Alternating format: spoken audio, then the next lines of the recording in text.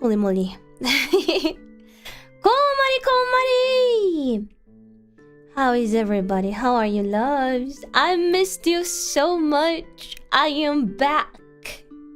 It's literally been only 1 week, but this 1 week, it was very... How to say it? I learned a lot about myself and how parasocial I am. My body was itching.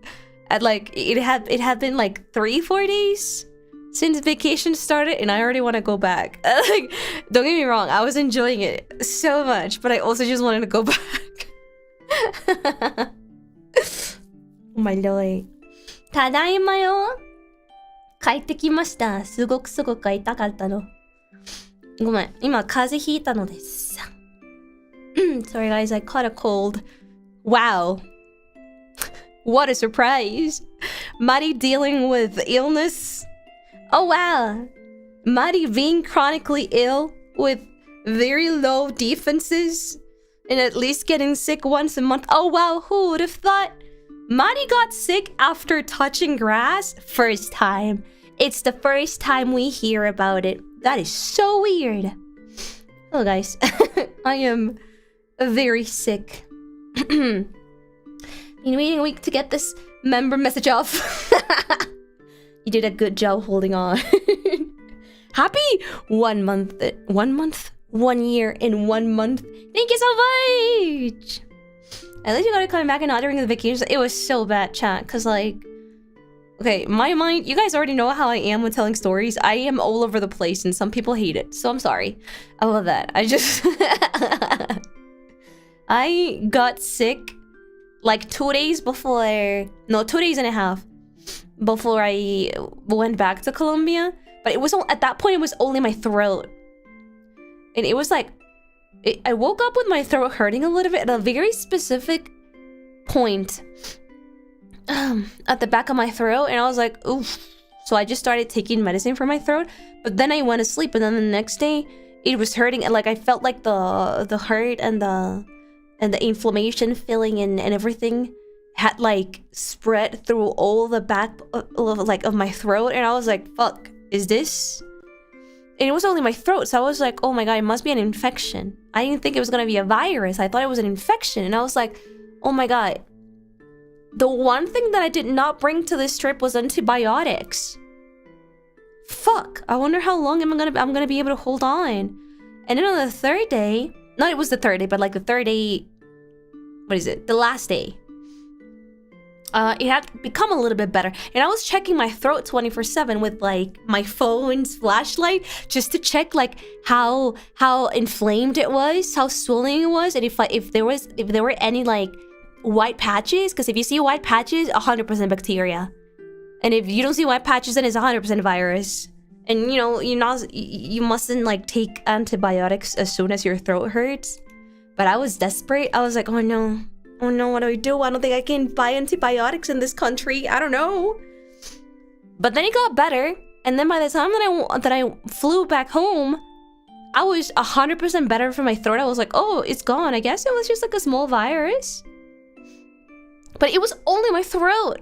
And then literally, chat, as soon as I landed back in Colombia, I noticed that I had the need to blow my nose every 5 minutes. And I was like, wait a second. Nice, fine. It must be like the change of weather. It's just a change of weather, right? And then I went to bed, and then the next morning I was like... By the way, that's like my nose blowing. It's not me pooping. I was like...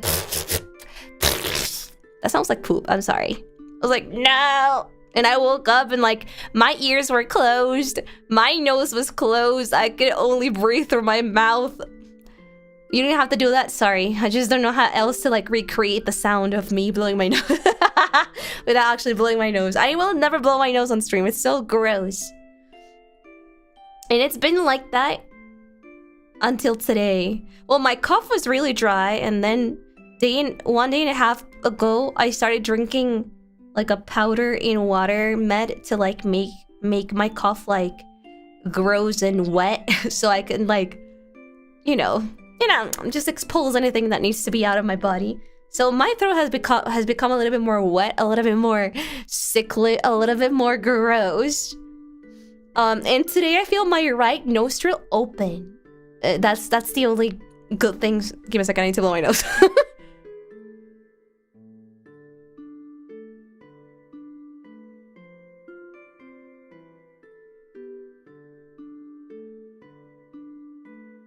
Sorry, this is gonna be happening a lot. I'm so glad I'm not eating. Hey! You got any cough drops? I did! I bought them! I still have them here. But my throat is fine right now. It's just my nose and this horrible cough. And I've been blowing my nose so much and so often for the past 3 days that the tip of my nose, like under my nose, it's so dry and it's red. I look like Rudolph. And it's red and it's like the skin is so flaky. And it hurts. But like, I've been trying to moisturize my nose like every 5 minutes with cream. And it's still very, very, very sensitive as of right now. I've gotten similar cold start with itchy throat for a few days and runny nose for a few more. I hope that I just hope that it doesn't last for that long. It already lasted for more than my throat hurting me. It's been 3 days officially. My throat felt bad for 3 days, but then it's okay right now. But it's been 3 days since my cough and my nose blowing and it's still the same. Oh my gosh, I'm so sorry. Let me look at all of this. Gosh. Mermaid, happy 26 months. Tadaima. Silly. Happy 9 months. Congrats. So glad you're back. Thank you. Sorry if I end up doing some gross sound with like phlegm and stuff like that. I am so sorry. I cannot control when it comes out. I'm just speaking and then it randomly goes like and I'm like, oh, sorry. Boo. Happy 9 months. I missed you more. Hamboy. Happy 9 months. I am back. Thank you. Normal size handsome. Happy 9 months. My computer's cutesy buttons reading are off the charts. That can only mean one thing. Oh, I thought you were gonna troll me. It's Marie. Even when she's sick, she's a cutie. Am I? I feel like I sound so gross right now. I feel like I sound very nasal. And it's not me trying to be cutesy. I feel like I'm speaking really, really nasal right now. Marie, I missed you. I missed you too. Dan, thank you so much for the Streamlabs. Welcome back, Marie. I missed you. I missed you too. I'm sorry I couldn't read your super chat in the last stream. I nearly finished stream and then I checked the Streamlabs and somebody else had said like, oh, she donated. And then I looked literally at the spot above. And I was like, fuck! I couldn't read the super chat. I'm sorry. Desi, thank you so much for the Aka Streamlabs. Mwah. Ow, my nose. I did not do a good job waiting. Welcome back. Hey, I love it when you keep me, like, updated with, like, small things that you do daily. I really do. Sorry you got American sick before leaving. Yeah. Oh, I went to New York. It's been 15 minutes. I went to America, the land of the free. Free to get sick. I went to New York. It's my first time going to New York ever. I've only been before to Florida and to Texas and to LA. But I've never been to New York. When we were planning, you saw your Broadway show. I saw 3, baby. Okay, let me explain. Let me explain. Were there many people? There's so many people. There are so many Colombians in New York. I was a little bit shocked. Like, I've been to so many places. I've been to Florida. I've been to LA. I've been to Texas. I've been to Japan. I've been to Spain and I've been to France. And the place that I have seen the most Colombian citizens have been New York by far. Like I feel it was every like 10 minutes, 5 to 10 minutes, I could hear Colombian Spanish. Or 5 and 10 minutes and I would see Colombians wearing the Colombian football, like the national football, what is it, team shirt. They were everywhere. I was like, oh wow, I feel at home. Like, New York is so diverse. I didn't know that. That's like another shocking thing that I didn't know about New York. Because like, oh true, I've been to London too. London, I thought it was very, very diverse. Like, there is so many different kind of nationalities in London. But I feel New York was like 10 times more strong. And I love it. I love it. New York and New Jersey have a lot of Colombians. It was wild. There's so many. They were everywhere. You could turn to the left, there was a Colombian. Turn to the right, a Colombian family. Turn to the left, a gringo with a Colombian dating. They were everywhere, chat. Oh my god, but yeah, I've never seen that much diversity. And I loved it. Like, I would just be walking on the street and it happened only like 5 minutes. And I could have heard, like, I could have sworn that I heard at least 5 different languages. So cool. I really liked New York. What a surprise. Like, don't get me wrong, I was shocked. I thought I was gonna hate New York. Because I've only heard things about like, oh, New York is so dirty. I mean, yeah, it was dirty, but who cares? You know, it's so dirty and the people are so mean. They treated me so well. I don't know, I didn't meet a single mean person in there. Everybody's so, if anything, I feel maybe they're a little bit too like genki. Like I don't know. It's been a while since I've been to America. Like, it's been years since I've been to America. So I don't know if I was just not used to America's genkiness, like high energy. But every restaurant that I would sit and like eat, the waiter and the waitresses were like, hello! Where you from? Ooh, do you like it? Yeah. I was like, oh yeah. Oh yeah, I like it a lot.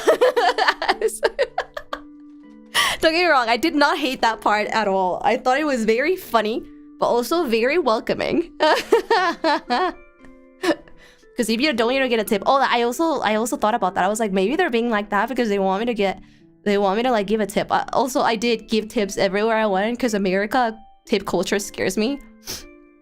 So I did tip 20% all the time. Give me a second, I need to blow my nose again. Wait, no, I need to blow my nose.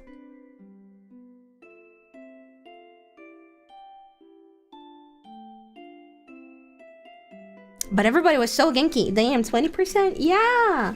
When you get the receipt, they show you like 18%, 20%. When I saw 18%, I would pay 18%, but other ones were just like 20%. It was a lot. But everybody was so genki. Hello, do you like the cheesecake? Do you want me to give you a surprise? And I was like, huh? And then they would bring like strawberry sauce to pour on my cheesecake even though I didn't ask for it. Like, yeah, how about that? Welcome to America, baby. And I was like, oh, thank you. It was so random. I was like, this is so American. This is American energy. 120%. I'm not even lying. They were pouring in the strawberry sauce. They were like, welcome to America, baby. Yeah. And I was like, oh my god. It's hilarious. I forgot how funny Americans can be. Funny, non-derogatory. Like, I mean it. I forgot how funny Americans can be. The energy was definitely hyped up a lot because of that. Plus, you were there during the Knicks stuff. Oh, yeah! I don't know anything about the NBA. But my Japanese friends... Okay, so I went with 3 Japanese friends who I will not name just yet. You'll probably notice later who it was, honestly. I feel like at this point it's very hard to like keep stuff secret. People just piece 2 and 2 together, even if you don't name anybody. Yeah, I don't know anything about the NBA, but we were walking and then we saw the NBA stuff everywhere. My friends are like NBA fans and we went to like NBA buildings and they bought... I felt like the husband that would just walk around with like 0 interest in what their wife was doing, but I was just like there having a nice time. And they were just buying like t-shirts, like long shirts. And I was just there walking and waiting. I was like, I don't know anything. I don't know anybody. I don't even recognize the names of these teams. I don't know anything about the NBA. I was like, I'm glad that they enjoyed it.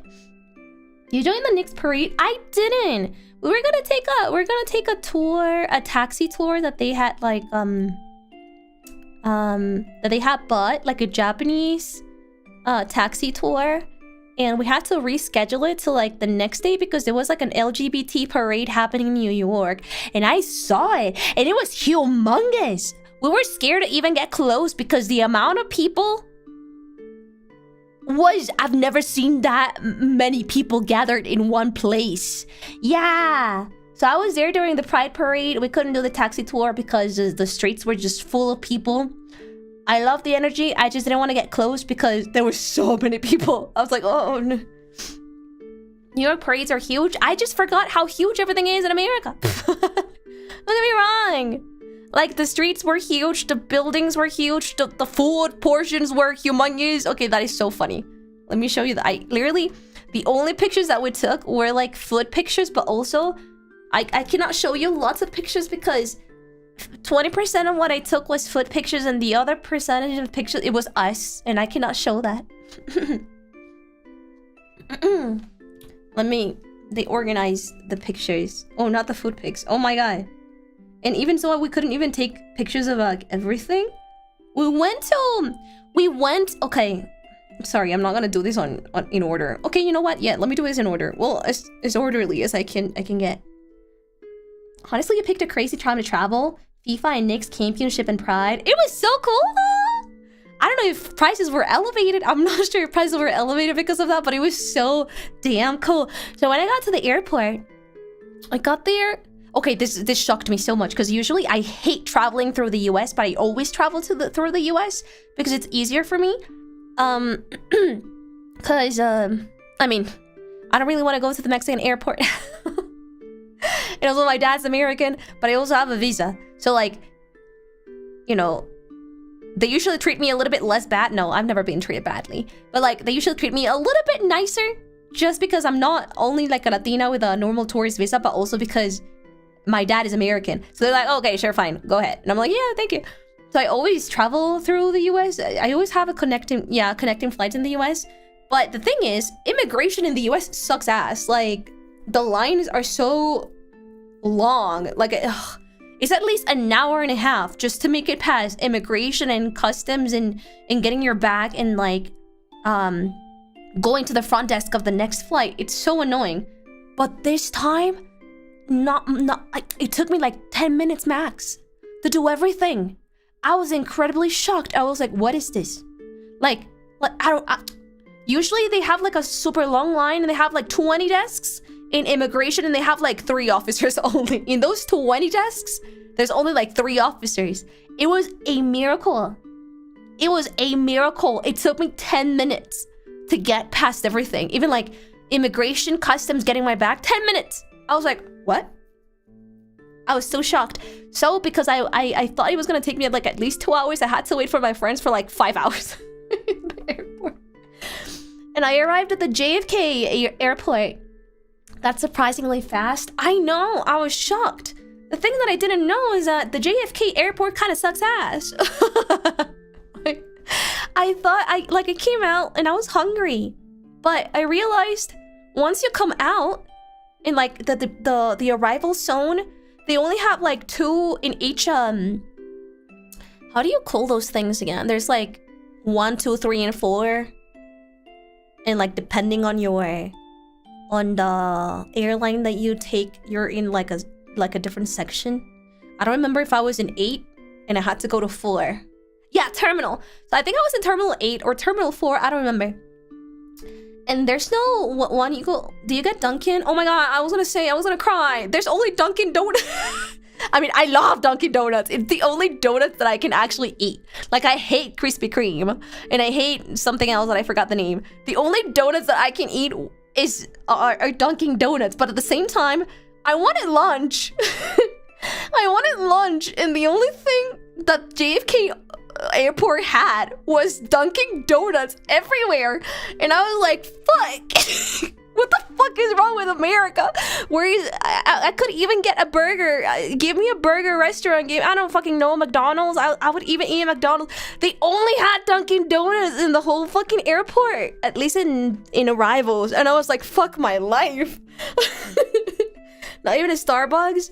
There was a Starbucks in Terminal 2 or something, but I'm not gonna go all the way to Terminal 2 to get a fucking coffee.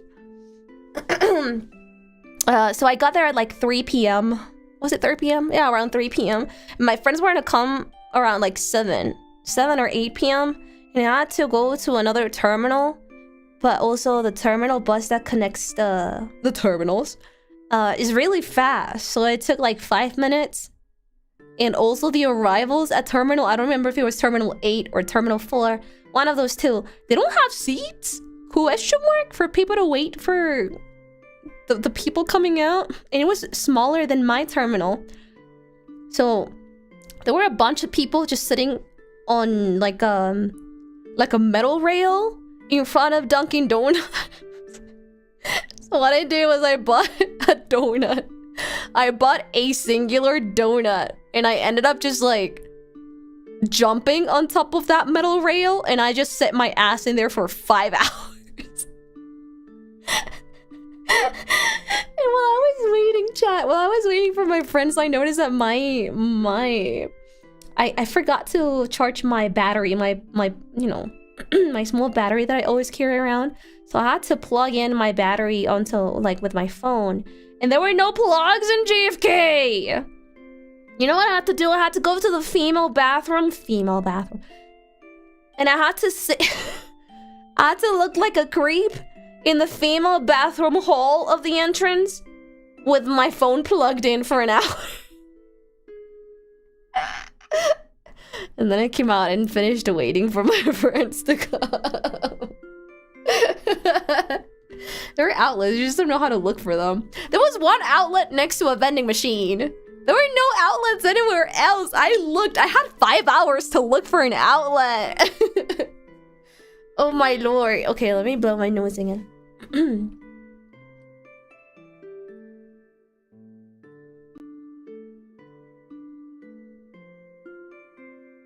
No, I did bring my portable charger, my power bank, but I just forgot to charge it the night before. So it was just there occupying space in my bag. I bought it once I charged it once we went back to the hotel. It was nice. I finally found it was a little bit annoying. The waiting was a little bit annoying. It was a little bit uncomfortable, and also for some reason their flight was taking a little bit longer. Like I would see so many Asian people coming out, but it was not my Asian people. I was like, oh, I know they're Japanese. I just know it. Where are my Japanese? Like they wouldn't come out. And then they told me they were having troubles in custom or something. I guess it's like because they got separated, and only one of those 3 Japanese friends that I traveled with, only one knows English. So I guess the other 2 were like, oh, hello. So I mean, I think that's why they told me they were taking like a little bit longer to just to pass through. Vacation, New York. Yes. And I was like, oh lord. My portable chargers were stolen when I went to Europe last year. Oh no, what the fuck? How did they even get stolen? I think it was gonna magically charge itself. I didn't think I was gonna have to wait 5 hours. Well, we got reunited. It was very nice. I hadn't seen them in a while. I think the last time that I saw them was like I don't remember if it was December 2024 or January 2025. I mean, we kept on talking in chat, but like in person, I hadn't seen them in a while. The airport stole them. How the fuck does that even happen? That long? Yeah, we were. Wait, was it? Yeah, it's been a while. I mean, we've been talking on DMs and Discord pretty much every single day, but that's not too long. That was in person. But we started planning the trip in like August of 2025. Around August 2025, we ended up planning it. We were deciding in between Las Vegas or New York, but I was like, I really want to go to Broadway. And one of my friends, one of my other Japanese friends also likes musicals, so she was like, oh yeah, I'll go to Broadway. They go through your bags, dude. They can just take whatever. Ah, fuck. Ah, fuck. No, but I do think that's how my luck, like my bags come with like already like their own lock. That's, by the way, that was not working. I had to buy like a have you seen those lockers? Have you seen those locker locks? Like the little locks that you kind of just like close like a little door or something. I had to buy one of those for my bag because the lock that comes with the bag was broken. I was like, oh, I bet it was them Americans. Yeah, so as you said vacation, it was like, oh, she's going to her Broadway show. How do you know? Surprised you guys picked New York. I really wanted to go to Broadway. My main reason for wanting to go to New York was only Broadway. I have many other different surprises that I really liked about New York, but I was only gonna go there for Broadway and for whatever the other girls wanted to do. That was my plan. I was like, I don't care about anything else in New York. I really just want to go to Broadway. So we went there. We went to the hotel. We got into an Uber. Thank you so much for the Streamlabs. What is this? If you feel like you're getting a bacterial infection coming up, you should look up cholestreptis. Oh, I know what streptils is, but over here it's only like a cough drop. It doesn't really deal with bacterial infection, but hey. I'm so sorry. Thank you, though. You go for the World Cup? No, I wanted to see Jeremy Jordan. I travel the world for a man. For an American man. I don't know how worse it can get. It was so worth it. It was so worth it, though. It was so worth it. I think I became a gachikoi. My friends were making fun of me because I was already a big fan of Jeremy Jordan, and then I finally went to his show and I came out in love. I was a die fan before, and then after the Broadway show I became a gachikoi. Do you get BTS tour or just tickets to the show? What is BTS tour? I went to 3 musicals. I want to see Hamilton because one of my friends wanted to see Hamilton. I had already seen Hamilton with Lin-Manuel Miranda as Hamilton, but this time he wasn't in. So it was another person. Do I have the pictures?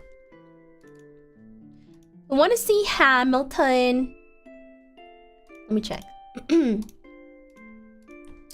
want to see Hamilton. The theater was really cold. It was very cold. I forgot to bring my jacket. I was not wearing a jacket out because it was summer. And I'm used to 10 degrees Celsius.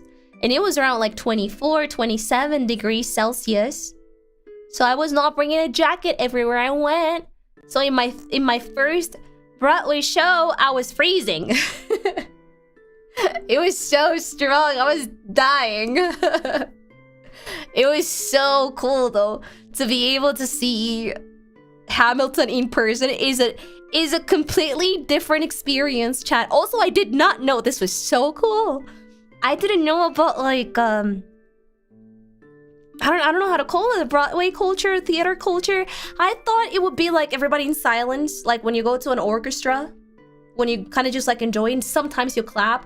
No, it's so cool. I'm so glad because I really wanted to fangirl for Jeremy Jordan, and I was able to fangirl for Jeremy Jordan.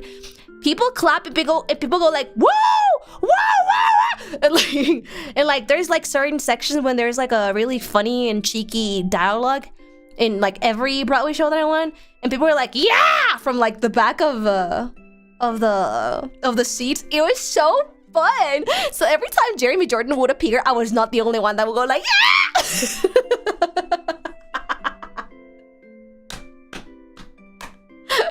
I was so happy. I was like, oh, I wonder if I'm gonna have to like actually like a normal person. I wonder if I'm gonna have to hold back. Nope.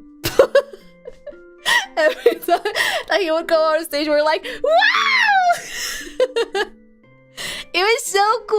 I didn't know that's how Broadway shows were. I enjoyed them so much. I love Hamilton. Just finished dinner. Welcome. Hey, what did I do? I feel like this was like on the second day. Oh my god, chat. So on the first day, the first thing that we did, literally the first thing that we did after we got into the hotel, my friend wanted to eat Chipotle. Out of every single other food. I mean, I don't know. I was not expecting it because she was like, there's no Chipotle in Japan. And I was like, you guys don't have Chipotle? Chipotle's so fucking meat, by the way.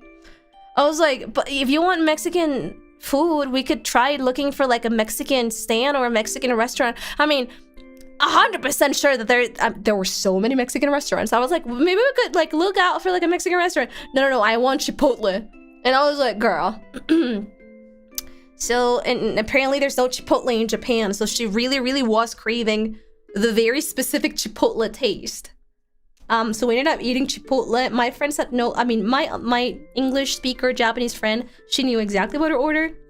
With my other friends, with my other friends, I kind of like explained like what each meat is, the sauces. So one of them got a bowl, the other one got like a huge burrito. She was so shocked. I was like, yeah, welcome to America. She was like, how do people eat this? Like, it's so mid though. It's so mid. But hey, my friends wanted to go there, so I'm just gonna go there as well. I mean, the food is not horrible. It's very mid. We can definitely get better Mexican food out there. But she wanted to go to Chipotle. There's no Chipotle in Japan, so let's just go to Chipotle, whatever. With fork? No, it was a burrito. So she had to like bite the burrito. She had to like take like 3 bites. You guys get pizza at last? Yeah, but it was one of the last days that we got pizza. What was it? The 2 bros, 2 something like that. It's like a very cheap pizza. It's like $2 for a slice or something like that. Because my friend was like, oh, that pizzeria is so famous. We don't have that in Japan. It was like right in front of the hotel. 2 bros or something like that.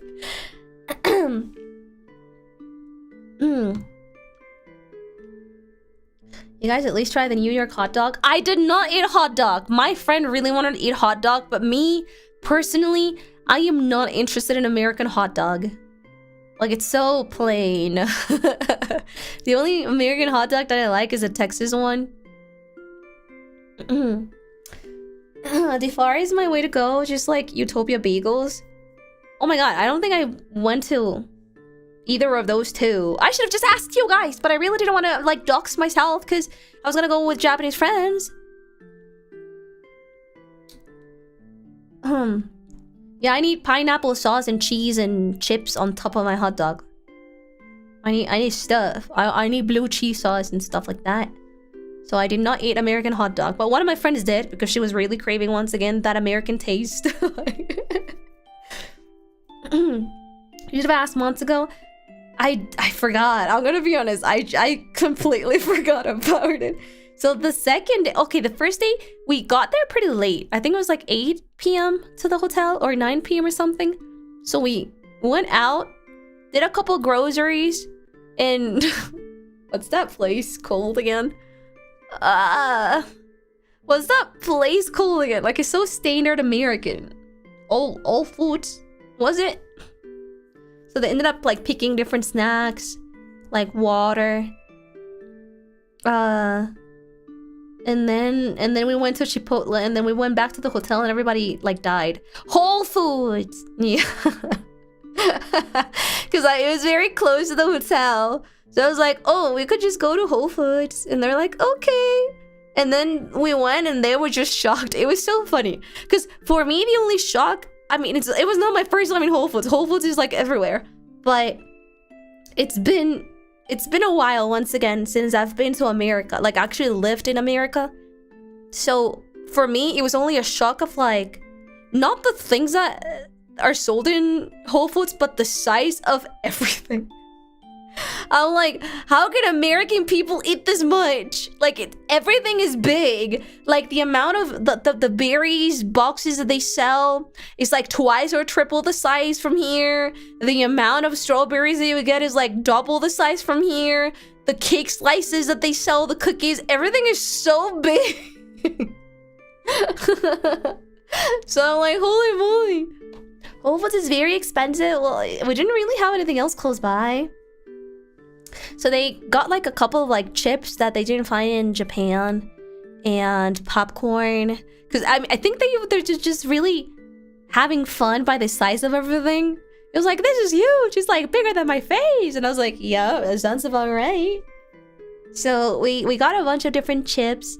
And they were having so much fun at the soda section.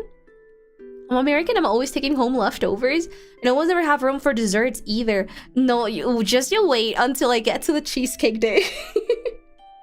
They're having so much fun in the soda section. Like, there were so many.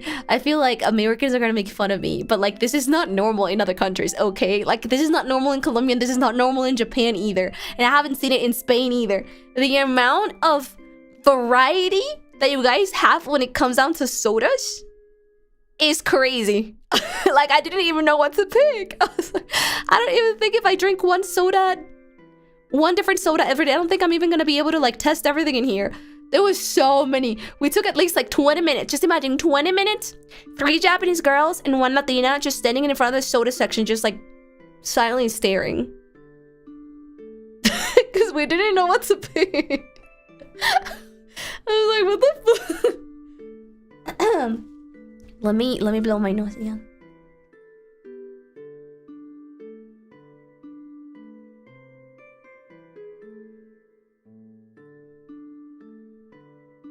My nose is bleeding again from the inside because I've been blowing it so much.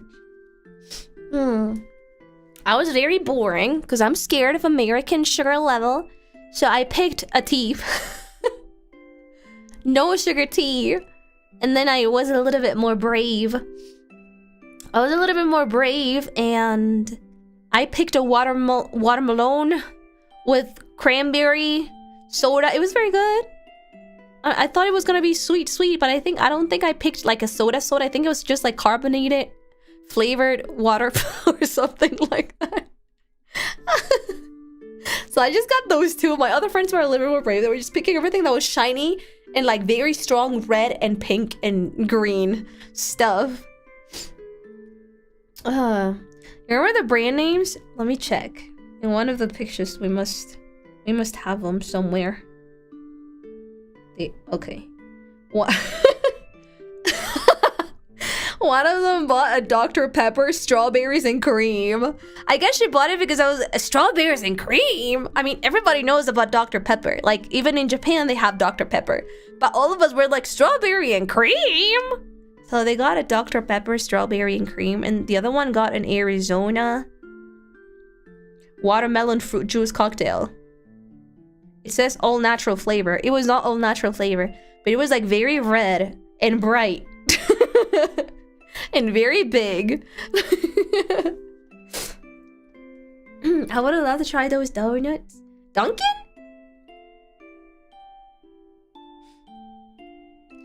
Oh my god, okay, this is for another day, but we also went to a tea house. Because of course. What else did we do on our second day? So our second day was Hamilton. And then right after Hamilton, Dr. Pepper also had a cheesecake flavor. See, those kind of things you guys only have in America. Nothing like that happens anywhere in the world, anywhere else in the world. Cheesecake flavored Dr. Pepper, strawberries and cream flavored Dr. Pepper. No. It's very, very, very American. So we're like, oh yeah, we need to buy those. Do you eat breakfast? I'm not a breakfast eater. I only ate breakfast like twice. The first time we ate bagels. I don't remember the place. And the second time my friends were craving Japanese food. So I ate a little bit of, I don't know, it was like a sort of like bento. But also it was very American because everything was like the Japanese salad, the Japanese noodles, the like some kind of korokke, and they had fucking mac and cheese.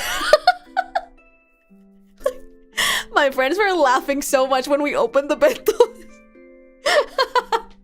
We opened the bentos and we saw the mac and cheese, and I could just hear an American in the background going like, "Welcome to America, baby." Have some mac and cheese.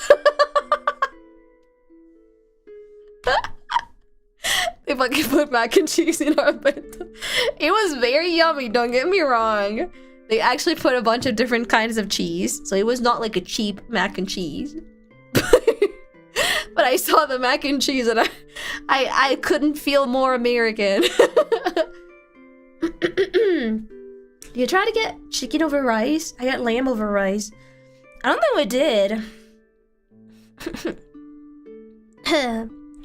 Okay, then after Broadway, after Hamilton, we went to literally crossing the street right in front of where we saw Hamilton. Do I have a picture of? I don't think so. Right at the front, there was a cheesecake store. Oh my god, what's the name? It's like extremely American.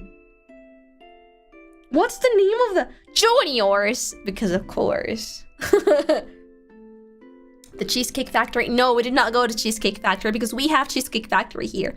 We don't have Juniors here. So we went to Juniors, literally right across the street. And it was hilarious because we were like, oh, we were gonna eat dinner later that day. So I guess we should only get like cheesecakes and some kind of like entrance, right? An entrée. I don't know how to say that in English. Like appetizer. So I got, chat, it was one appetizer. We got, and let me look at the pictures to remember. It was very good. Okay. Americans do some very unhealthy but very yummy sauces. I have forgotten about that. No, we got like some kind of like chicken, like fried chicken with, what the fuck did we get? It was some kind of like American contraption of bacon. I don't even know what I was eating. It was very yummy. It was a lot of cheese and a lot of bacon and a lot of sauce. I don't even know what it was called, but it was very yummy. It was some kind of waffle and bacon stuff. I don't know what the fuck I was eating. I know that it was super unhealthy, but it was very yummy. And the chicken came with like a honey mustard sauce. I don't think I've ever had a more yummy honey mustard sauce than the ones that I had in Juniors. Pigs in a blanket. Let me see. No, those are different. We got those later. When we went to see the Statue of Liberty. Just imagine some kind of like waffle with tons of cheese and bacon on top of very crispy bacon. I only eat crispy bacon. It was so yummy. You take a pic of it? Yeah, but it's only with like all of us, so I cannot show that. And then we ate that, and it was only an appetizer, but the portion, it was the portion of a normal lunch. So we're low-key full. We're low-key full, just censor. No, because our face is like effort. Like 90% of the picture is like for us. It's like it was not a picture of the food, it was more of a picture of the group. So we had two cheesecakes. Even for me, I never get appetizers because they pretty much are big courses. It was a whole damn lunch.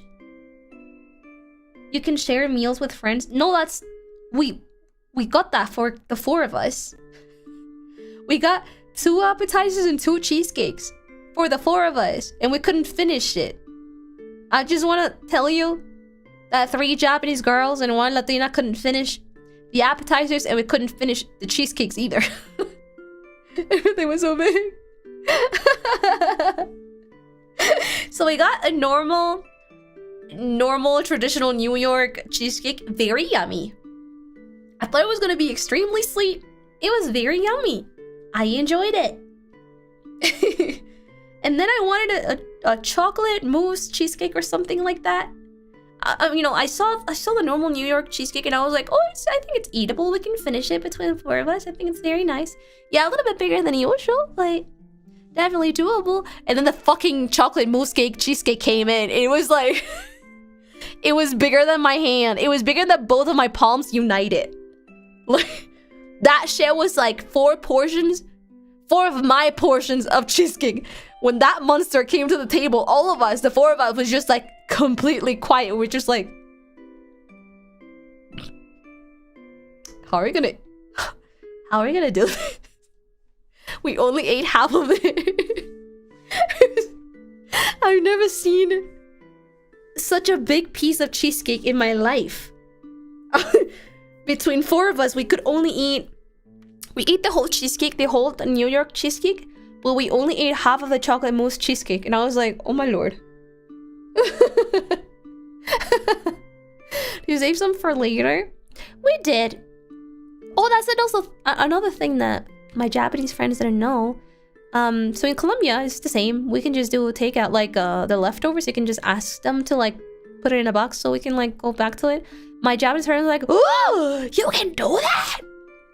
In Japan, you cannot do that. Like they're just gonna tell you no if you ask, but like nobody asks. But if you ask, they're not gonna let you take leftovers because they have a very strict health rules. So the restaurant doesn't want to be responsible for your health. Like if something bad happens to the food, it's gonna be their fault. So to avoid that, you cannot really do leftovers, the takeout for the leftovers in Japan. So it's not allowed. That was a cultural shock for me. But in America, it was the same Colombia. I was like, can you pack this up? And my friend was like, oh, what do you mean pack it up? And I was like, yeah, we can eat this later at the hotel. Like if we want some sort of dessert, or if you're like craving something, I can just put it in like the little freezer thing. And they're like, oh, America psycho.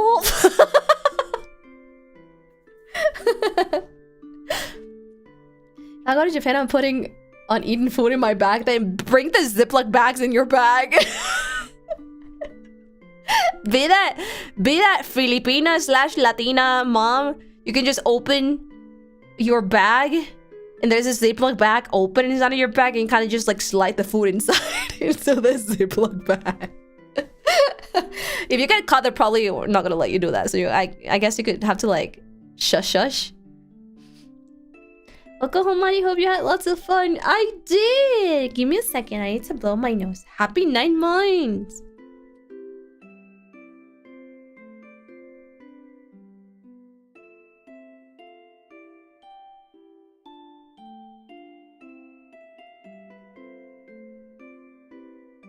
Oh my lord. There's so much goo. Gross. Yeah, so I never do that in Japan because I'm scared of getting nagged. But it was really nice to just bring stuff from juniors. We brought the cheesecake back. That's where we got the super kind waiter. He was the one that he was like, do you want me to give you a surprise, girls? And my 2 Japanese friends that don't know how to speak in English, they were kind of not scared, but they were a little bit taken aback because you know how Americans are loud, but also Latinos are loud. So for me, it's not loud. Well, it is a little bit loud, but not to the point of being like, ugh, you know. But for a Japanese person, it's very on your face, very like, hello, you know what I mean? That kind of energy. So they were a little bit like, every time the waiter would come to the table, do you want girls to surprise you? And they're like, come on, like, what's going on? And I was like, oh, なんか びっくりさせたいって聞いてる. And they're like, どういうこと? Like, what does he mean? And I was like, わかんない. Because I didn't know either. I was like, sure. And I was like, sure. And then the waiter came like 5 minutes later with the strawberry, what is it? Jam, some sort of strawberry sauce to put on the left, like the half of our New York cheesecake. And he was just like, you know, putting it over cheesecake, and he was smiling like very white, very, very American. Love that energy, by the way. Me, I was enjoying it. My Japanese friends were a little bit like, huh? I was also smiling like a dumbass. Like I was just like looking at us, wide-ass smile on his face, and he was nodding like, yeah. He was very friendly. We gave him a tip. As restaurants teach you to smile a lot. Oh, he was definitely smiling. He was shining. Wait, I think people could see his light all the way from like 2 streets back, 2 streets down. You can definitely hear him. You were just happy with the strawberry? I was just happy because of his energy. It was very contagious. I think he did deserve the tip. It was one of those days that I was like, I'm so annoyed to pay the tip. No, I think he actually did deserve it. So we ate. Why did we do that same day? I just looked at the next picture and I just saw my friend in underwear.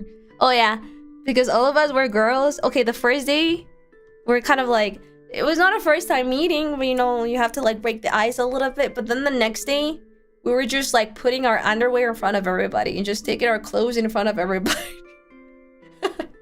So like, there's multiple pictures of like a photo taking like sneaky of, for example, me putting my pants down and then just looking at the camera like, huh, you taking a picture? The picture like that, and I'm just looking like a goblin with like my jeans halfway down, just looking at the camera like, huh? There's plenty pictures like that. And I just saw one with one of my friends with her like long boxers. She just has both of her hands on her hips and she's looking at the camera like, 写真撮ってんの? Like, are you taking a picture? There's so many pics like that. Oh my god, so the restaurant, Animal Planet type of pic. Honestly, yeah. In the hotel that we were staying at, we had like, how do I even describe it? There was like a bar on the first floor, and we had like $30 free quote unquote, like a free $30 how to say, voucher every day to like have like free quote unquote free drinks at the bar. So we took turns every day to go down. Yeah, like a sort of voucher. We took turns to go down to the bar every night. That was by the way, we did not have alcoholic drinks. I did not drink alcohol in New York. I'm gonna be honest. I'm in my healthy era. Let's go to Junior's and eat cheesecake. But I do not drink alcohol. I had mocktails pretty much. And this night it was very, very fun because it was Argentina versus, who did Argentina play against that night? And it was full of Latinos. It was an Argentina football night. And I had forgotten about it until we came down to the bar. Oh, I think it was Argentina versus Austria, yeah. And then I went down and I was drinking and everybody else was screaming in Spanish. And I was like, what's going on?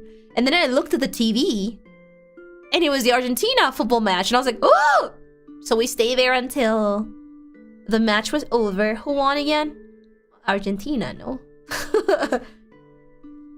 It was very fun. We had like this little table, and right outside it was like the entrance of the hotel. It was like a very nice view. That's why I took a picture of this. I was like, oh wow, look at that, it's so romantic. And then at the background I was like, yeah, God. It was so funny. Like, it looks so like pinky finger up. It looks like so like a romantic date night. But the actual mood, you just imagine that and literally just like look backwards and everybody was like, what? It was that kind of energy, but it was very nice. I generally remember I watched Life Was the Gamer. We did another 7-1. Oh! What match was that?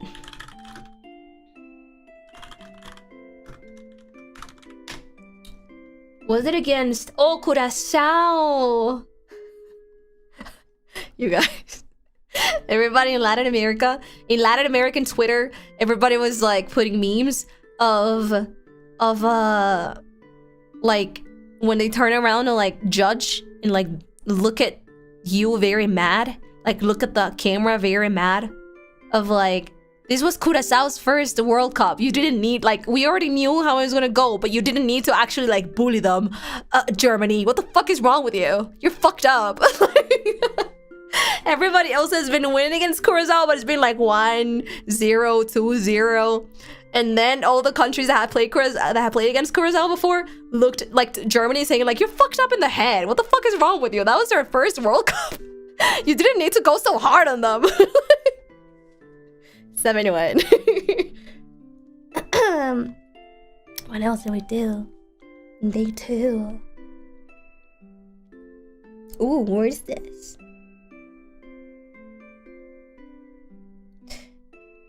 Oh, I think this was day 3. So in day 3, so I really cannot show lots of pictures because we're like there. We're like there. And they're not really comfortable with like showing anything at all. So I'm just not gonna show them. Good timing for me. Welcome! We went to this very... Okay, I really wanted to go to Little Italy. I was not expecting Little Italy to be so little. I thought it was just a name. It's really a street. But it's very pretty. Little Italy's so pretty. It's so... I got so many like cute pictures in there. We went to a little cute Italian cafe because I really wanted to eat gelato. I just really wanted to go to Little Italy. We said little. Yeah, I was not expecting it to be so little. We went to... There's no name in this photo, but we went to like a very cute and small Italian cafe and gelato thing. My friends were super obsessed with like coconut flavor in this trip for some... They would get coconut everything. So they got coconut gelato and they got stracciatella. It's been... so... It's been so long since I've had actual legit real stracciatella ice cream. I was so happy. The last real stracciatella ice cream that I had was when I went to Rome, and it's been years. The stracciatella ice cream that you find in Colombia sucks ass. It's it's like vanilla, and stracciatella is not vanilla flavor. It's very milky. It's milk. It's stracciatella. It's nata with a little drizzle of black chocolate, but it has a very milky full milk flavor. It's not vanilla. It's not anything else. It was so... I was in heaven. I was just eating my gelato, looking through the window, and I was like, oh, this is such a pretty little place. I'm so happy that we came here. You want a big Italy? Go to over Staten Island or New Jersey. Oh, did I tell you this? When we're taking the taxi tour the next day, we went... Okay, the taxi tour actually showed us so many things that we couldn't, like, go walking. I forgot the names of the places. If you write them down, I'll probably remember them. But we went through, like, so many other places that we, like, weren't hanging around the first days and the last days. Because it was by car. And he mentioned New Jersey, and I remember that my childhood crush, high school crush, hello Carlos, he's been living in New Jersey for so long, and I was like, ooh, not gonna go say hi. But it was the first thing that I thought about New Jersey. Oh, he lives there. It would be a Carlos. Everybody's a Carlos. I think he went to live to New Jersey with his dad before we even like went to middle school. So he's been there more than half of his life. So I was like, oh! And then I went to stalk him a little bit in Facebook. And I was like, oh, so this is how New Jersey looks like. We did not go to New Jersey though. Staten Island's the most suburban borough out there. Staten Island. So you even remembers his full name? I do! I mean, he was a very nice friend. He was my only guy friend at the... He was my only guy friend when I was little. I liked him very much. I don't like him anymore. That is so mean. I don't think he's ugly, but when I went to stalk him a little bit on Facebook because I was curious about New Jersey, I saw like his current picture and I was like, oh, I see. I don't even remember most people. He was one of my first crushes, so of course I don't remember him. What are you trying to say? He looks very... I don't know how to explain it, but if you're American, you probably will understand. But he looks very, very, very American New Jersey Latino. Like the first image that pops up in your head, hairstyle, clothes, very extremely American Latino looking. Like, so I was like, oh. Your first age-appropriate crush. Yeah, I think it was my only.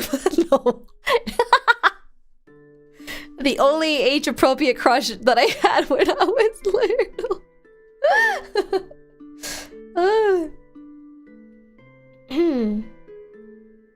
Hi, Marie. Hope you enjoy your vacations. Did you go to a World Cup game?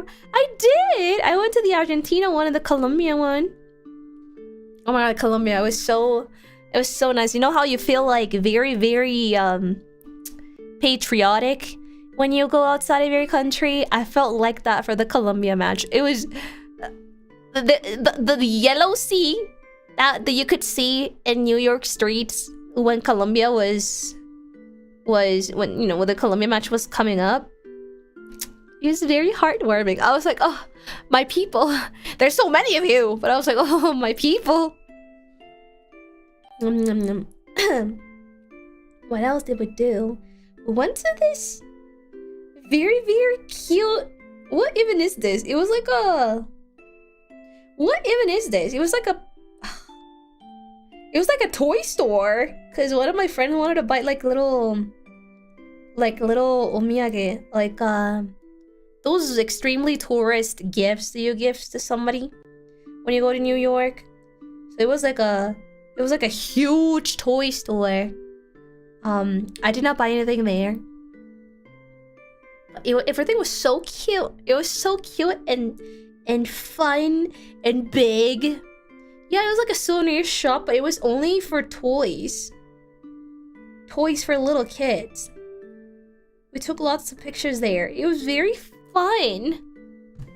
You get a Big Apple t-shirt? I did not. My friend wanted to buy the usual I Heart New York t-shirt that you see everywhere. I think she bought like 5. She bought one of those like I Heart New York t-shirts. One per size. 1 XS, 1 S, 1 L, XL, M. I don't know why she got that many. I'm not sure what she's gonna do with that. I'm not sure if she's gonna give it to like her family, or if she's gonna like do something else, do some kind of activity with that. But she bought like at least 5 to 6 I Heart New York t-shirts, and I was like, what the fuck? That's really funny. I did not buy anything I Heart New York. I mean, it's not to my taste, but it was very funny because my friend was really like, she really, really, really wanted to get at least something with the I Heart New York thing. I got for my sister's baby like a really cute thermo. They had like every single like, I don't know, like big symbolic thing or place of New York drawn in like a very cartoonish way all over the water bottle. And it's like a panda water bottle. They also have I Love New York, but like more cute. It's a very, very, very cute water bottle. I also bought, we went to, what's the name of this tea house?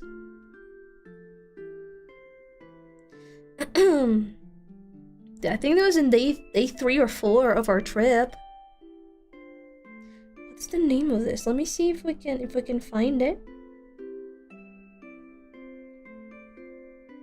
Do you ever stop by a Nintendo store? I did! I was about to talk about it, but like after the tea shop.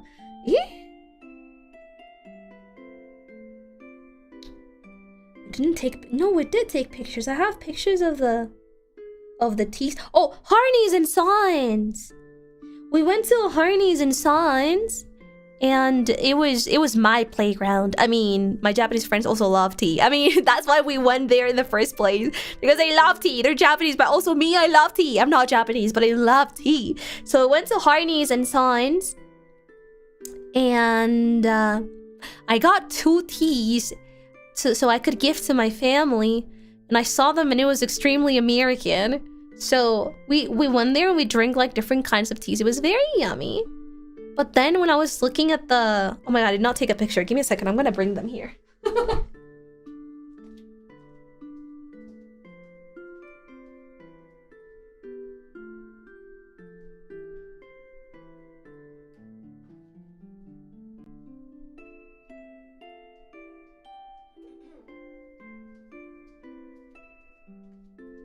Chat.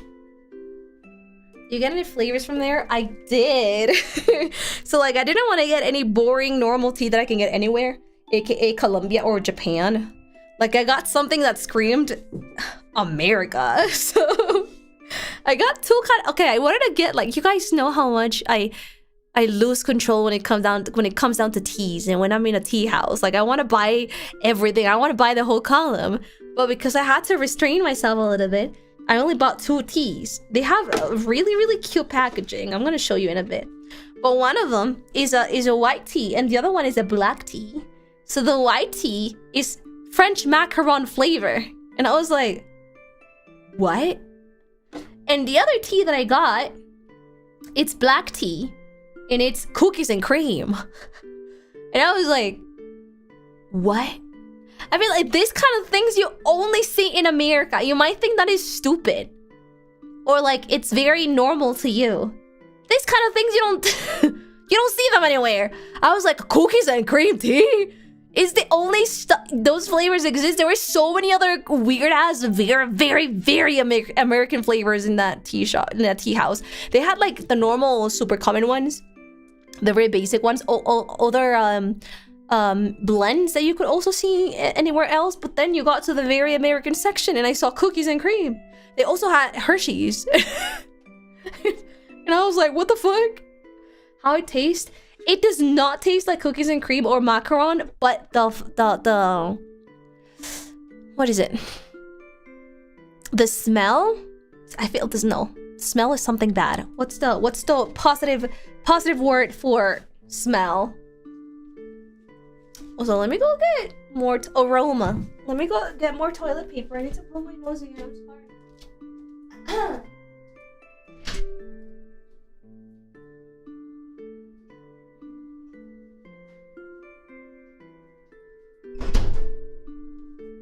Guys, the aroma is wild. The aroma is so strong, and it actually smells like French macarons, and it actually does smell like cookies and cream. I was shocked. The flavor is very soft. I mean, white tea is the softest you can get when it comes down to teas, and black tea does taste like a normal black tea, but the aroma is wild. Yeah, I love this too. Let me take a picture.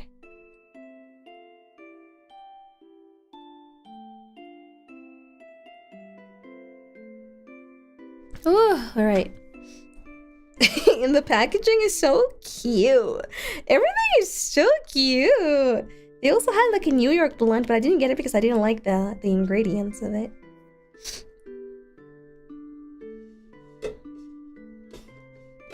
French macaron. Trying to like take a picture without showing you all the disgusting toilet paper that I have on my desk, because I've been blowing my nose like crazy. Wait, I'm gonna turn this one. The cookies and cream one is so cute. I need to show you the cookies and cream one, chat. You don't have tissues or Kleenex? No, I just use toilet paper. My toilet paper is like 4 layers toilet paper. Rich people toilet paper. I always make sure that I buy the Gucci toilet paper because I want my butt to feel nice. So I actually get like the 4-layered toilet paper, the super extra cushiony toilet paper. So I use that for my nose as well. 4-ply, she rents. Yeah, I get the 4-ply. If you don't get the 4-ply, it feels like you're using like a serrated kind of toilet paper up your ass. That is so bad. Why not use 4 while you're at it? If you lend me yours, I'll use it. I need the 4-ply for my butt. My butt is a very sensitive body part. I want to take care of it. You can stack the thinner ones? No, it does not work like that. Feels like you're stacking cardboard pieces. It really does not work like that.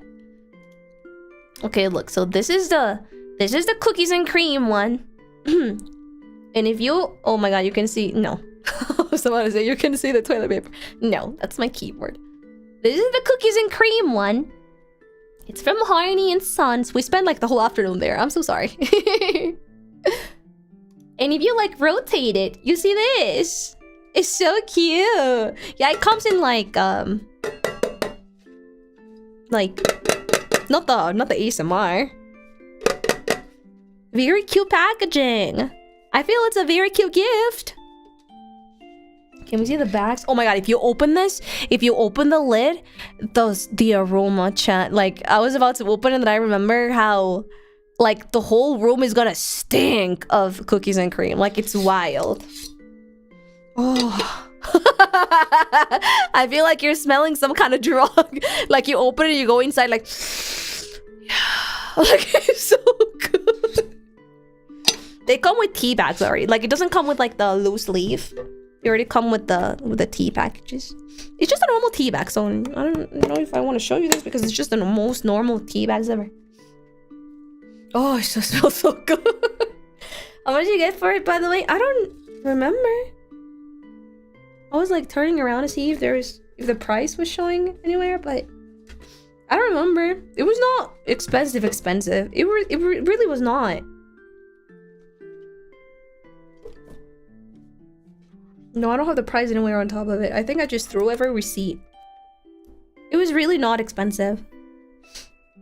And the macaron is this one. Telling you, like the kumamoe. Thank you so much for the 50 gifted! Welcome.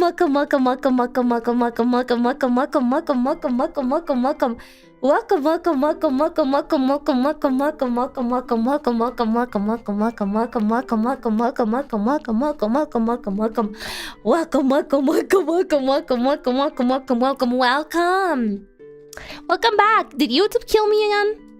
Sorry, it's not from my side. I can promise you that. Oh wait, are you guys back? Welcome back. Did she notice she went off flag? No, I was welcoming this whole time. She's called MarieFD for a reason. The FD stands for fantastic. Stop it. And that's why she's gonna get the expensive stuff. I gotta get the 4-ply, the golden toilet paper. I think Streamlabs may have genuinely sent so many requests via web stores that OBS exploded for a second. I don't have any notice coming from OBS. So these two teas, they smell amazing. I am extremely happy with this tea. It's probably my favorite thing, but I did not get a lot of things in New York. I'm gonna be honest with you. What else did we do? I mean, we did a bunch of other things, but let me see if I can like organize them chronologically in my head. Oh my god, so okay, this is kind of funny, but hear me out. I came back home and I weighed myself and I did not put on weight. I was kind of shocked because American portions and American food, you know, and eating out every day 3 times a day for 6 days in America. Well, you guys want to know why I did not put on any weight? Because we were walking so much every single day, but also because we only took the New York subway once. You guys want to know why? It was super funny. I think it was in the 3rd or 4th day. We wanted to go to the Museum of Modern Art. So we took the the subway to go there, and well, for me, I hated it because why the fuck is it so warm? Like I was so scared that my makeup was gonna melt. Yeah, Moma. I was so scared that my makeup was really gonna melt, and every time that we walked out of the subway, I would just like run so I could get up the stairs as fast as I could, so I could get like fresh air, because it was so incredibly hot. Like I hated it. But also, my Japanese friends got so scared. We went in the afternoon, so it was fine. It was still fine. Very loud, but also I've taken the subway in London as well, and the London one is extremely loud and it's horrible as well. The tube. So I kind of like, it did not take me by surprise, but it's extremely fucking loud. I can smell marijuana everywhere. Oh, that's another thing. I already know how marijuana smells, not because I've smoked it, but because I come from a public university. So I know how marijuana looks like, and I know how a joint looks like, and I know how it smells. My Japanese friends have never ever been exposed to that sort of life. So I remember we were walking down the streets, they had like those marijuana stores, and they were like, oh! It was so fucking funny. I was trying to explain to them like, oh yeah, it's legal. I guess it's legal if they have the marijuana stores in there. If they have like, I guess like their own personal like amount. I told them like, I've never really smoked, but I know that it's not like, people just get happy and kind of silly. That's about it. I feel like drunk people are more dangerous than people high in marijuana. On marijuana. And they're like, oh, no. You know how Japan is. Like in Japan, you get your career is fucking over if you have like 3 grams of marijuana on you than cheating on your wife for more than 10 years. or you know, your life is over if they see you smoking a joint than what happened to the Rurouni Kenshin mangaka. That's how Japan works in that aspect.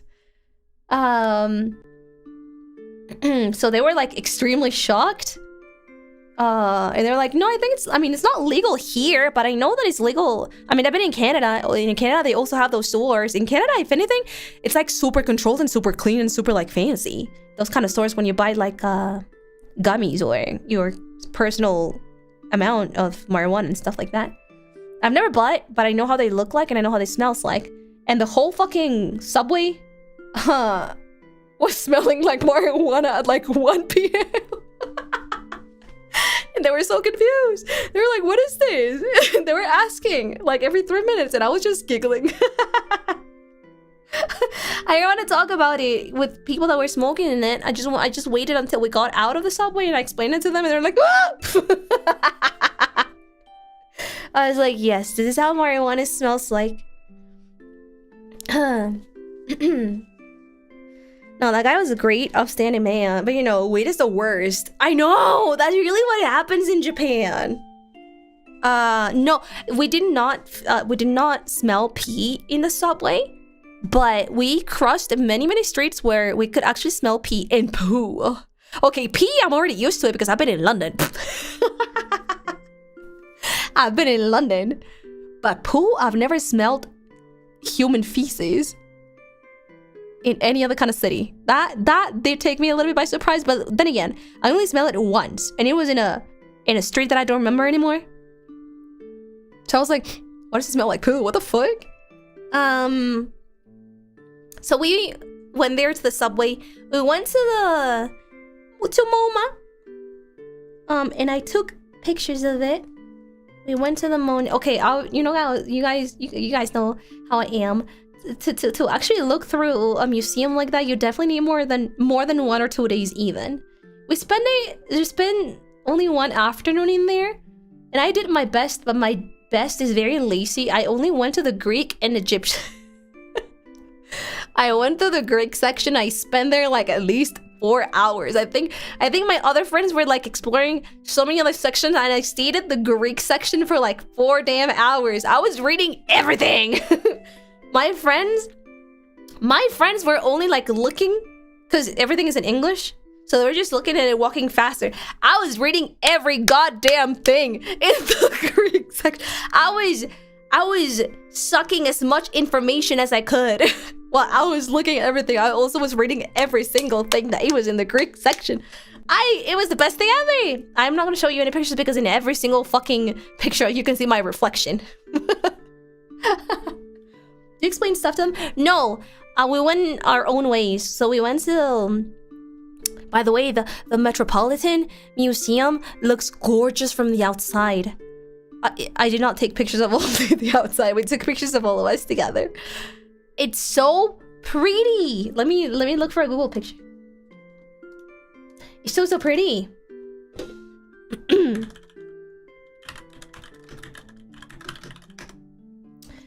York. It's so pretty. It's kind of wild. I was shocked. I was like, I'm definitely not gonna be able to see. Like when I went to France, I couldn't see. I probably saw like 2% of the Louvre. I thought it was gonna be the same thing here. Look at this. This is so pretty. So we went to the museum, and once we got into the museum, we kind of just decided to each one to like go their own ways because we had like different interests. And we're like, see you here at like 4 p.m. at the entrance again. So we had like pretty much like 4 or 5 hours by yourself. Any particular pieces you remember? I do. Well, I have pictures of it. Let me look for the pictures. It's so sad that you can see my dumbass reflection. There was I did not know how Greek tombs looked like. I think it was like my first time looking at the tombs, and I was like, oh wow, they're so artistic. I don't know. I thought it was just gonna be a boring ass sarcophagus, but you know what they did in Greece? They would pretty much carve the story of the family in like little mini sculptures into the whatever material was. I'm just gonna say rock. They would carve it from like the starts of the family, like the whole like history of the person that died in there.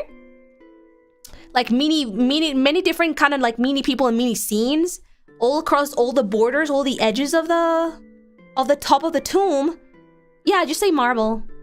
And then on top of the cover, not on the edges, but on top of it, they would carve into the marble the face of the person that had died, that was like resting in there, plus like the name like down. But like it was a whole ass like very defined, gorgeous face carving. And that was like for normal people, by the way.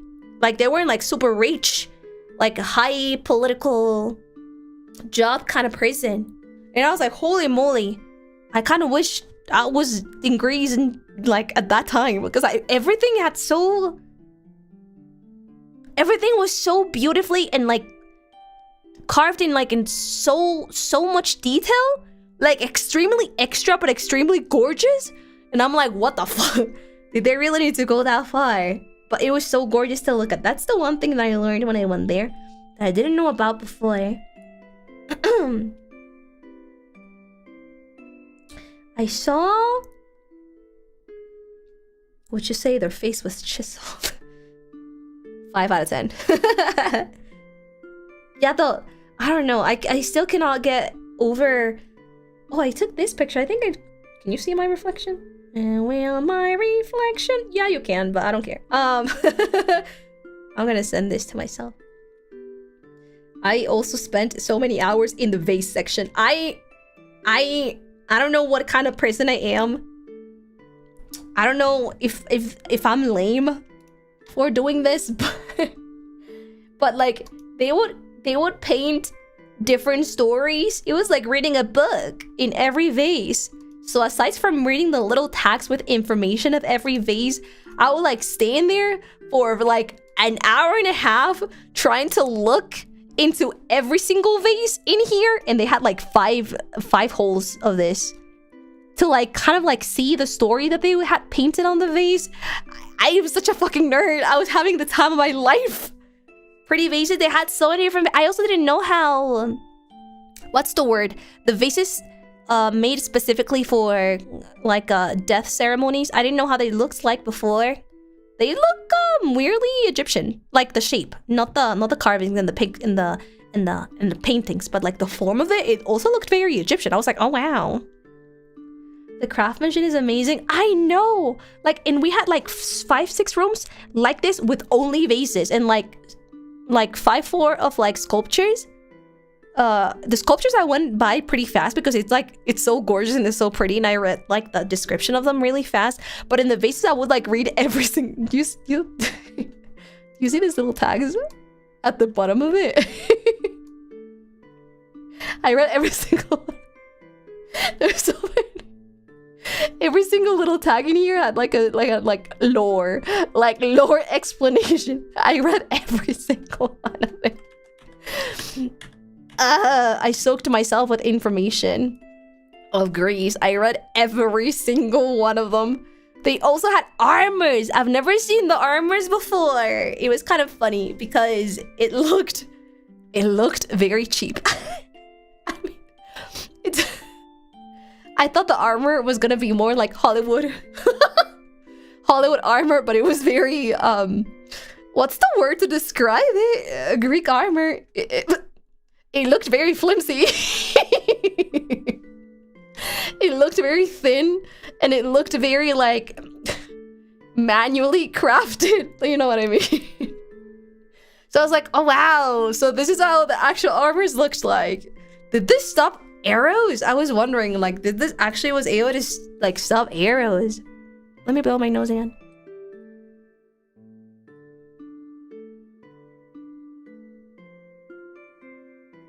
You know what I also went?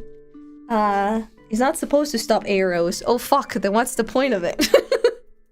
Let me see if Google shows any pictures. Greek armors. Because they're so... Okay, this one looks so cool, but like... The ones that I saw were not as cool as this one. It looked very flimsy. I was like, what the fuck is that supposed to like protect you against?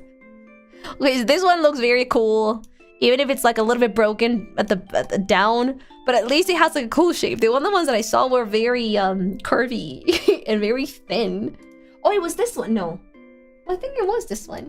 Oh, it was this one. This is the one that I saw. Here, let me show you the... This is the one that I was looking at. And I have a picture of, but like my reflection is like right over there. It's like, what the fuck is that supposed to protect? My head had a different image of what a Greek armor looked like. So I was like, what the fuck? That's just gonna get you killed. I don't know what that's supposed to like help you with. It was like so thin, and when you looked it on the sides, it was like very curvy. So I was like, what the fuck? I was like, okay. Well, hopefully it kind of did give them a little bit of defense. I hope so. Like,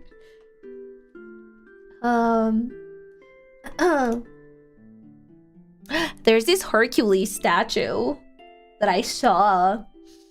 It was very okay. You could see who Hercules was because every single statue that was carved in there had like a very fitness kind of, you know, not gym bro proportion, but like a very fitness person. Like everybody had their abs and stuff like that, but like there was a whole humongous person, like a real gym bro at the back of the room. And before I even got clothes in there, I was like, that has to be Hercules. And then I noticed like the lion cape and the mace when I got close, and I was like, oh, 100% Hercules. And I read the tag and it was Hercules, but it was so fucking funny because he was huge, and I was like, eh, so that's how the Greeks. So I mean, Hercules was a real person, right? Not me. I mean, those stories come from somewhere. There must have been some kind of like super strong, famous person back in the days, and maybe he was actually called Hercules. I don't know. Do I have a pic of it? Hercules. Let me see.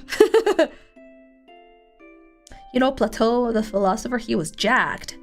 Yeah, but like Hercules statue was another. Let me see if I can find it. You mean Hercules? That was the line that came into my mind. Where are you? Where are you, sir? One other thing that I did notice, I mean, I did learn about it when I went to Rome. The statues in this museum, they had their pee-pee out. It was not censored. The ones in Rome, it was because of the fucking church. A lot of them had their pee-pee cut, like they actually broke it. And other statues had the pee-pee cut and they had like carved onto the pee-pee like a leaf. Like the usual leaf covering the pee-pee.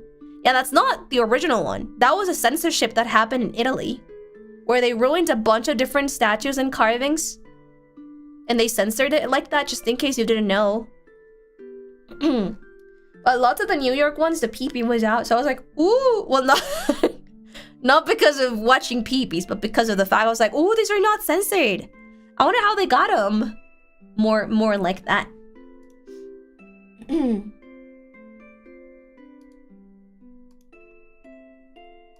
Wi-Fi. Okay, there's so many of them. There's so many statues of Hercules. But this is the one that I remember was at the all the way at the back. I mean, these pictures are not very high quality, honestly. Oh, look at that shit. Like everybody. Let me see if I can find like all the way at the back. I was like, why is that man so wide? It was huge. The rest of them were like slim, but like you could see the muscles. But then there was one dude at the back. I was like, why the fuck is that guy so big? And I was like, oh, that's him. Okay, it makes sense. We should have another one. Is this okay? This is the same one, but like from a different kind of angle. Like, what the fuck? You know what I mean now? When I was like, why is that guy so wide? Kind of scary. But like, you mean what? Like, he has abs under his abs. He has muscles under his muscles. It's like, it was like huge. I was like, oh shoot, that has to be Hercules. That was the first thing that I thought. I was like, that has to be Hercules. This page looks from a wiki page. Oh yeah, it's not my picture.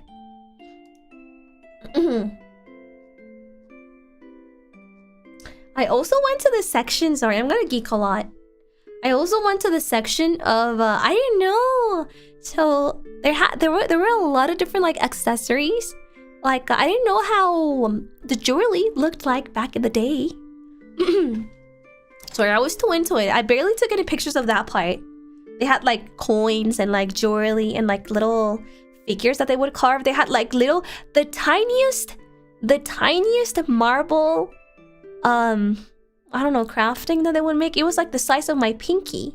It was like super small, but it had so many details. I don't know, I was gushing out. I was fangirling. I was like, wow. I don't know. Because we don't see that kind of stuff in here anymore. Like at this times anymore. I mean, we have our own cool stuff, but I don't think I've seen like marble carvings. Like the marble craftsmanship, I don't see it very often. I've never seen it, honestly. Back in my days. I don't know. I geeked out so much in there. So much. I also went to the Egyptian hall, and I also went to, there was at the time when we went there was like a special exhibition of like the human body mixed with like instruments, and they'd have like different kinds of instruments, and you could like see them, but also like take a video, like a whole piano that was sort of like a whole circle of piano around the person. They had like weird ass instruments that I've never seen in my life, and they had like In my defense, the pictures are not allowed in there, in that specific hall. And they had this weird like a trumpet. I don't know how to explain it. And they had like a violin that looked like a television. Inside of the television, it was like water. What is that? I don't know. Like you can see at the entrance that no pictures and no videos were allowed. And they had like videos next to the instruments where you could like put headphones on and you can listen to the sounds. And they also had like a like a light, like a piano on the floor made by lighting, but you could like step on it and like you could actually play the piano. So there were like lots of people, I am people, that were just like jumping like little kids playing the piano on the floor. It was very fun. It was very, very fun.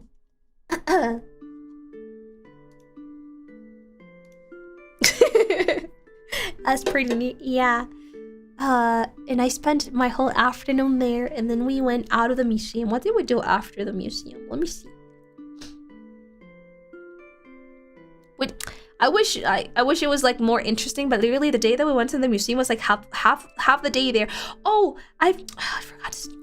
Jesus, I wanted to see the Monet thing because my feet were killing me. Especially when you know how to play. My feet were killing me at that point, but I took a couple of pictures. It was very pretty. I was able to make it to the Monet exhibition. I really want to get there. I only took like 3 pictures because my feet were killing me. So I would like sit down, take a picture, sit down, take another picture. I took this, and I took this one. It was very pretty. Also, for some reason, they let you. I don't know if they're copies, but they let you. In France, it's not that way. I wonder if it's because in France it's like the original. I actually don't know if they're original or a copy, but usually in France, you cannot get close to the pictures. Like it's either they have like a band that separates the people from the art piece, or they're just like surrounded by glass. But in here, it's just like that exposed. Like I was able to get super close to take the picture. And I also have this one. Oh, it's the same one, but I just took it like super zoomed in. It's most likely copies then, right? I was shocked. I was like, huh? You can get so close to that. I thought that was just the Mona Lisa. No, there's plenty others. No, the Mona Lisa has a glass and it's like you super far away from like the band that separates the people from the art piece. That's the Mona Lisa. But in other ones, they still have the band. And it's pretty like far away from, not super far away like the Mona Lisa, but it's like kind of like you cannot get this close to the art piece. Remember when cake was thrown in the Mona Lisa? I had no idea that had happened, but now it makes sense why it's like so protected. Because the rest of the pieces back in the Louvre are not protected the way the Mona Lisa is protected. That much I can remember. Even though I was not able to get through the entire Louvre either. That shit is gigantic. Like this one. I wish I could have gone through all the holes. I think to actually go through the whole museum at the very detail-y level as I went through the Greek section, I think you at least need probably like 4 days or something. If you just go very fast looking at everything, probably 2 days or like an entire day. But I'm not sure if you can stay there at night. I'm not sure. You didn't zoom for this pic? No, I was like there, like normal distance. I was like so close. That's why I was so shocked. I was like, oh wow, everybody can get so close to the paintings. What's happening?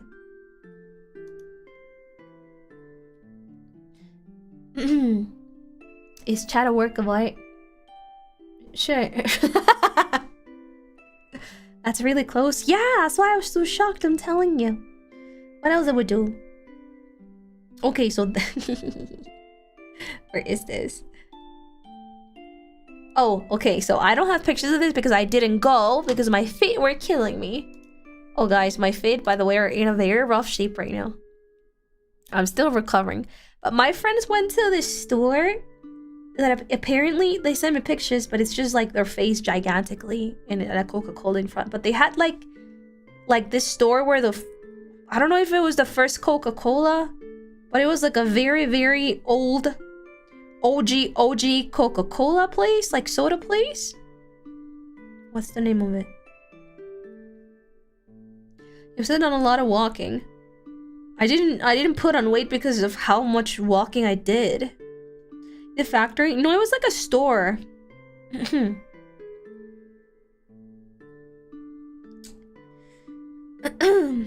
Where is it?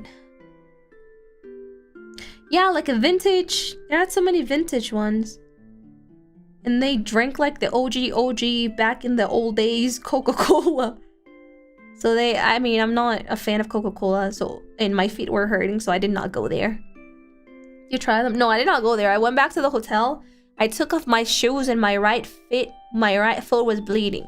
I'm still recovering. I took pictures, but they're gross and I'm not gonna show them to you. But like, you know how do you even call them in English? I don't know how to call them in Spanish either. But like when a small circular area on your feet, on your soles, have like water and it creates like a water bubble. How do you call those? Yeah, like a blister, but like full of water. So I had one that was like huge.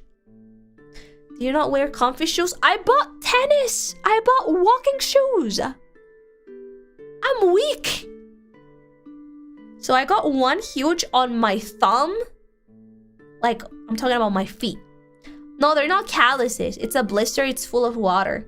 I got one huge on my thumb and another one on my, how do I say it? On my sole.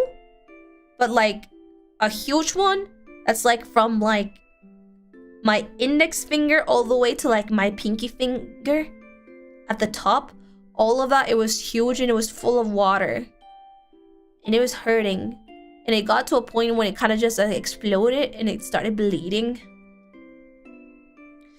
I hope that it hurt as much. No, the thumb one is not hurting because it didn't explode. The one that's hurting and I'm still like limping, it's still out on the sole of my feet. The one that exploded in the corners of where it exploded is, you can still see like trails of blood.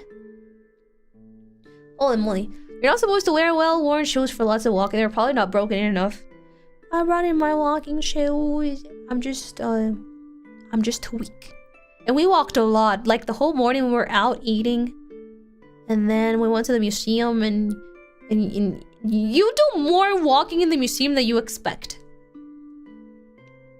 Yeah, it was just like the red fleshy portion of the skin. I did not notice it when because I was so into the Greek hull that I did not notice it. It was only when I went to the Monet section that my feet started hurting. I was like, oh, what the hell? And then after we reunited at the entrance of the museum, my friends were like, do you want to go to the Coca-Cola thing? And at that point, my feet were killing me. And I was like, no, I'm just gonna go back to the hotel. I guess you're really worth thing socks.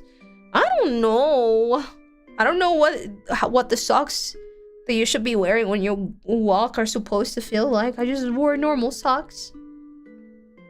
Did you ever use the hotel gym? What the no. I went out. I went out into the city. You only start hurting once you notice it. Yeah. So after that, I went back to the hotel. I chilled for like 1 or 2 hours. Because I was like getting a bunch of band-aids on top. The band-aids helped me so much. I was just using multiple, and it was only my right foot. I was using multiple band-aids, and then my friends told me that when they came back, it was already like 7 or 8 p.m. They went back through, like on the subway, and they said like they were never taking the subway ever again because there were like alcoholic drinks like empty on seats, and there were like people drunk and like fighting, but also there were people rapping, and they were like rapping at the front, people fighting at the back. They were drunk and the smell of marijuana was like stronger. And then ever since that day, we did not take the subway because my friends were too scared to take the subway. So that was the first and last time. This day, the day that we went to the museum, I remember it. It was the first and last time that we took the subway because my friends got too scared of the subway. When I went back to the hotel, it was still like 6 p.m. It's still fine, I guess. I mean, there was nobody fighting in the subway, so I didn't have that experience. So that was the first and last time. Let me take these off. Wait. It's been like day 4. What are we doing day 5? The one after that, we'll just call it a day. We went, let me see.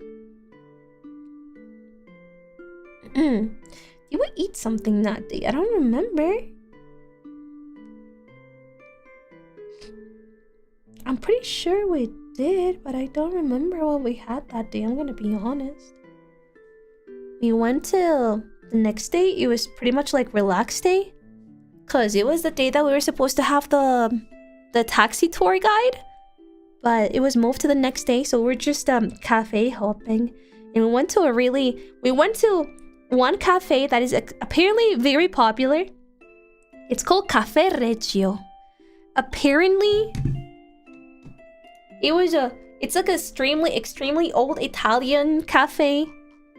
And back in the days when the Italian mafia was apparently like super strong and super present in New York, they would like serve them there or something like that. Let me show you. I have pictures of the Cafe Reggio. Very yummy, by the way. We had tiramisu in there. I had tea. Also had coffee. Not me mixing them. We had something nata something with strawberries. Did she eat pizza? I did. Like the last day. Somewhere. Oh, yeah, 2 bros. I don't know anything about New York pizza. My friend was like, oh, that pizzeria is very famous. How about we go there? I only have pictures of Broadway. All the cafe pictures are just us. We got a very nice spot because it was like a very vintage looking little window that went to the street, and in the other side was like a coffee machine, but very old, and it was like metallic, so it would just like mirror everything that was in front of us, which was our face. Let me find you a picture from Google. I really liked it. New York Cafe Reggio. Found it. We went here. The food's very nice.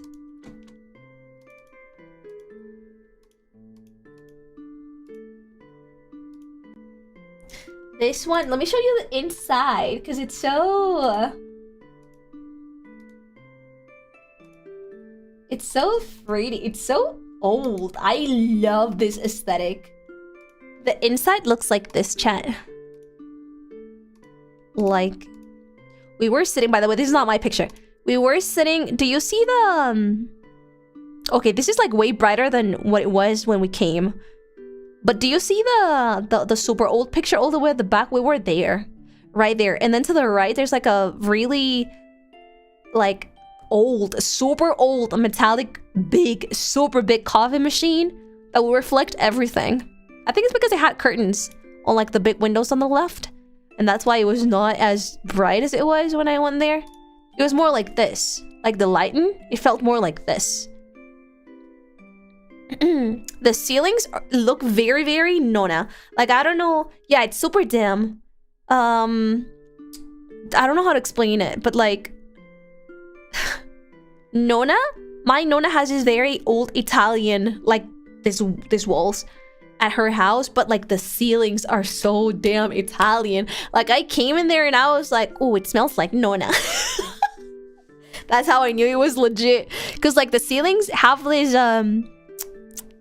like old chocolate shape, like the little squares, and every square is a different shape because it's done like manually with the ceramic.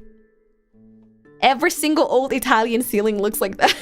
I don't know how to explain it to you. Every single old Italian ceiling is those chocolate squares. Apparently it's very old. It's like, this is the picture of the same cafe back in 1927. Also, apparently this was the first shop that started selling cappuccino in the US. Like, the first ever cappuccino in America was apparently in this store in 1927. It's been there since 1927. The first cappuccino store. So we definitely had to go there. Learning history. Yeah. We had to go there. Oh, man. So many first ever in the US. No, but they have a history. Like, I don't know if it's true or not. I mean, I choose to believe. They had a bunch of pictures with, like, I don't know, old people in black and white. And a bunch of them looked low-key like the mafia. I don't know how to explain it to you. They were, like, serving them or, like, doing some kind of handshake. And a lot of them look low-key like the mafia back in the days. I don't know how to explain it to you. So I was like, ooh. This must be legit. So I was your cappuccino. The coffee was actually really good. Everything in there looked so old. But like very nice old. What about this picture? No. You can see... Oh, maybe this one. You can, okay, this one I can show, I think.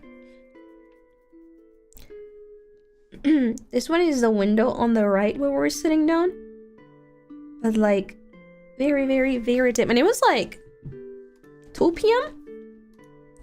2 p.m. and it was very, very sunny outside. But it was this kind of light in there. It's very nice, isn't it? We're just sitting in here. And we're drinking coffee and we're watching people walk. It was very yummy. Oh, let me blow my nose again.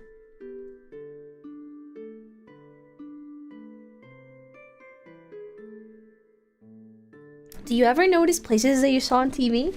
I didn't until we went the next day for the taxi tour. Apparently the guy was like a huge movie fan. And he was like showing us, like there's been like so many, I couldn't even count them. So many movies that have been filmed in New York.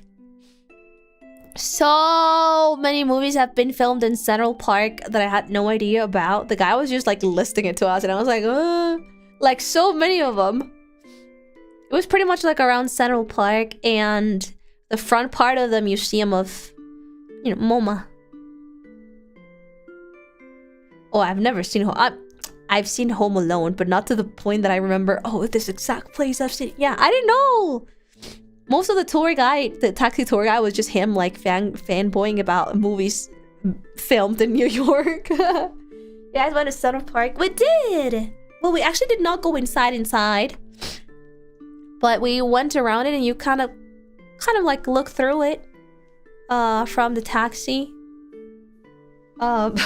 My friends in the back ended up sleeping like halfway there, even though they were the ones that wanted to get the taxi one, because the only reason that we got the taxi tour was because it was with a Japanese person. So the Japanese person was supposed to explain everything to them, but the two idiots at the back were sleeping half of the travel, and it was just me and my English speaking Japanese friends, the ones that were awake talking with the guy. I was like, what was the whole point of it? We ended up giving him a tip too because they felt so embarrassed because they had slept like half of it. Let me look at the calendar. It's so funny. A lot are filmed in Times Square. Oh, he said that too. Let me look. Let me see. Oh my god. So that day, okay, we went, that was eating day. So that afternoon, we had a very late lunch. We had it at this other Italian restaurant. Let me see if I can get the name.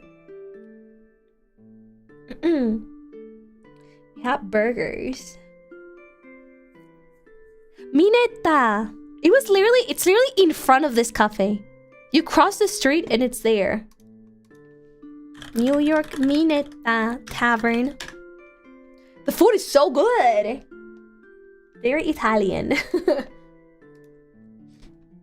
We did Italian Max that day. We did. It was probably Okay, the cappuccino store was the one that I wanted to go. And another friend wanted to go to this one. And we kind of figured I was like literally in front. Very dim. Very Italian. But we got burger. We really wanted to eat a burger. We were in America. We were in America, so we really didn't want to eat burgers. So we got 2 burgers. Okay, we were 4 people. We got 3 main dishes. 2 burgers. Oh my god, they're so yummy. I don't think I've ever had. It's so yummy. I don't know how to explain it to you guys. One was some kind of like aged beef with caramelized onions. And the other one was a normal burger. But they were extremely yummy. And the amount of fries that thing has, it was so huge. You'll slice them in half. No, we slit them. We cut them in 4 portions. So like a crust, because we were 4 people. So we had one little like cake portion of each burger. And we were full because the burger was huge. Out of all the food options. Yeah, and we had a risotto. This is so funny. We go all the way out to go to a very nice Italian restaurant called Minetta Tavern. We're like, can we have burgers? Oh, and since this is Italian, can we get risotto too? Risotto was really yummy, don't get me wrong. Oh my lord. Burgers and risotto. Yeah, pretty much. And because we had eaten at Minetta Cafe Reggio like 5 minutes ago, and we had like coffees and dessert. We didn't get dessert, and that's why we were so full. Hey, but I loved it. I loved that day. It was literally Italian maxing. Oh my lord. That's a wild combination. Yeah, and my Japanese friends wanted to do shopping, so we went to that day as well. We walked all the way to Times Square, back to Times Square, and we went to the NBA store. That's when they brought the shirt. We also went, I don't know why, they wanted to go to the Lacoste store, and I was like, you can get Lacoste anywhere. And they're like, yeah, but they have like a huge crocodile in there, like a crocodile statue that comes in the store, comes out. So they wanted to go there. So we went there. We also went to Louis Vuitton. I did not buy anything, don't worry. I did not buy anything. I just went there to be a clown and drink their free water. While my friends, both of my Japanese friends, had like Louis Vuitton wallets. And apparently, I did not know about this. I'm not a brand girl. You can get stamps. You can get like stamps that represent a place. Like stamped onto, like printed stamped onto your wallet. And you collect like different Louis Vuitton stamps on your wallet. Let me show you. I didn't know. And the stamps actually look pretty. I'm not gonna buy a Louis Vuitton wallet because of that. But it was actually pretty. So I was like, oh, okay. They're like, you wanna come with us? I was like, sure. I just went with there and I was waiting and I was sitting down and they gave me a free bottle of water. Louis Vuitton bottle of water. That's what I did in that store. Louis Vuitton stamps. Here, let me show you. Apparently, bougie bottle. Apparently, this is not their picture. I just got it from Google. Apparently you can get all of these stamps. You go to different locations of Louis Vuitton, like a New York one or a Japan one, and they stamp you like their own very personalized stamp for that place. And they stamp it on your Louis Vuitton wallet. And you can have... Here. Oh, this one is very pixelated, but... So it becomes like a memory of you traveling around the world. So each location has like a very iconic thing into the stamp, and they stamp that. Yeah, so kind of like a Louis Vuitton achievement. That's such a flex. I know. So they had one stamp, which is the one from Tokyo, and both of them had one, and they wanted the other one in New York, so we went to Louis Vuitton. Also, the Louis Vuitton store in New York is like a huge Louis Vuitton suitcase. I was like, ooh, cool. So we went there. Well, let me see. Louis Vuitton, New York. Louis Vuitton. It looks like a gigantic suitcase. It's super cool. Actually. Here. It's a crazy building. I know, I just went there to drink water, but... Look at how the building looks in real life, chat. This is the building. This is where I went with my friends to drink water. This is how the building looks. It's a gigantic Louis Vuitton suitcase. It's so cool. That looks insane. Yeah, we took a picture in front of it. That's the store. Yeah, that's the store I went to. It's a huge Louis Vuitton suitcase looking like building. It's so cool. And I got the fancy water. Yes. I only have a Louis Vuitton scarf that my previous partner gifted to me. And I gave it to my cousin. That's the only Louis Vuitton item I've ever had. It was a present, but because we already broke up, I just gave it to my cousin. I don't own it anymore.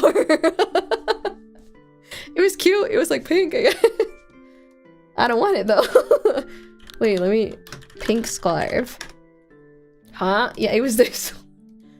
I have this scarf. I had it. Past tense. Now it's my cousin's scarf. This one. This one is the one that I have. Now I have my Oshi Kanae from Nijisanji white scarf that I still don't wear outside because I'm too scared of wearing anything Nijisanji related on my body. But his scarf is great. I have this one. Honestly, it's low-key better. It's very soft and very big. But it's just there decorating my closet because I actually don't wear it outside because I'm terrified of wearing anything from my Oshi on my body. It's extremely soft and really big, and it has Kanae tag at the bottom with his cat. My favorite scarf that I never wear. Nice scarf. I know, right? Hello, Kanae fan spotting you in the wild. Yeah, I'm terrified of wearing his scarf outside, so I just don't wear it. I just have it as a decoration. That's super white. Yeah, it's like you just walk and boom, you guys, your eyes just go on top of it. I think they have this. Oh wait, no. They have a picture of somebody wearing it. Oh, this one. Like you just go outside, and it's like, boom. I Oshi Kanae. It's not the same scarf, but it kind of gives the same vibe. If anything, this one is more cream. You just go outside and boom, I watch Kanae. Gigantic sign on top of you. It looks stylish. Everything from my Oshi stylish. Just saying. What else did we do that day? I love gigantic scarves. It's huge. It's really big. It is really soft. It's so soft and it warms you so much. Clearly should release maiden merch that matches his scarf for the cultured. Bruh. No. I'm terrified of gacha quiz. And then that night, oh my god, we were in day 5. Day 6 was just no, day 5 was this day 4 or day 5. I think day 6 was just a taxi tour guide. We took like all the morning in there. All morning and afternoon. It was pretty long. I mean, we saw so many different places. We also went to see the Statue of Liberty in that one, like free how do you call that little boat ride? There's like a free little boat ride that crosses a little lake in front of the statue and then goes back. Ferry. It was like a free ferry ride. I don't know why it's free. I took a video of the free ferry ride. Where is it? Where's my video? Oh, it's here. Give me one sec. It was not a cruise, it was a ferry. A very small boat. Wait, actually, just in case, let me... Because the video is, like, huge. Ah! Wait. Don't look at it. I wanna...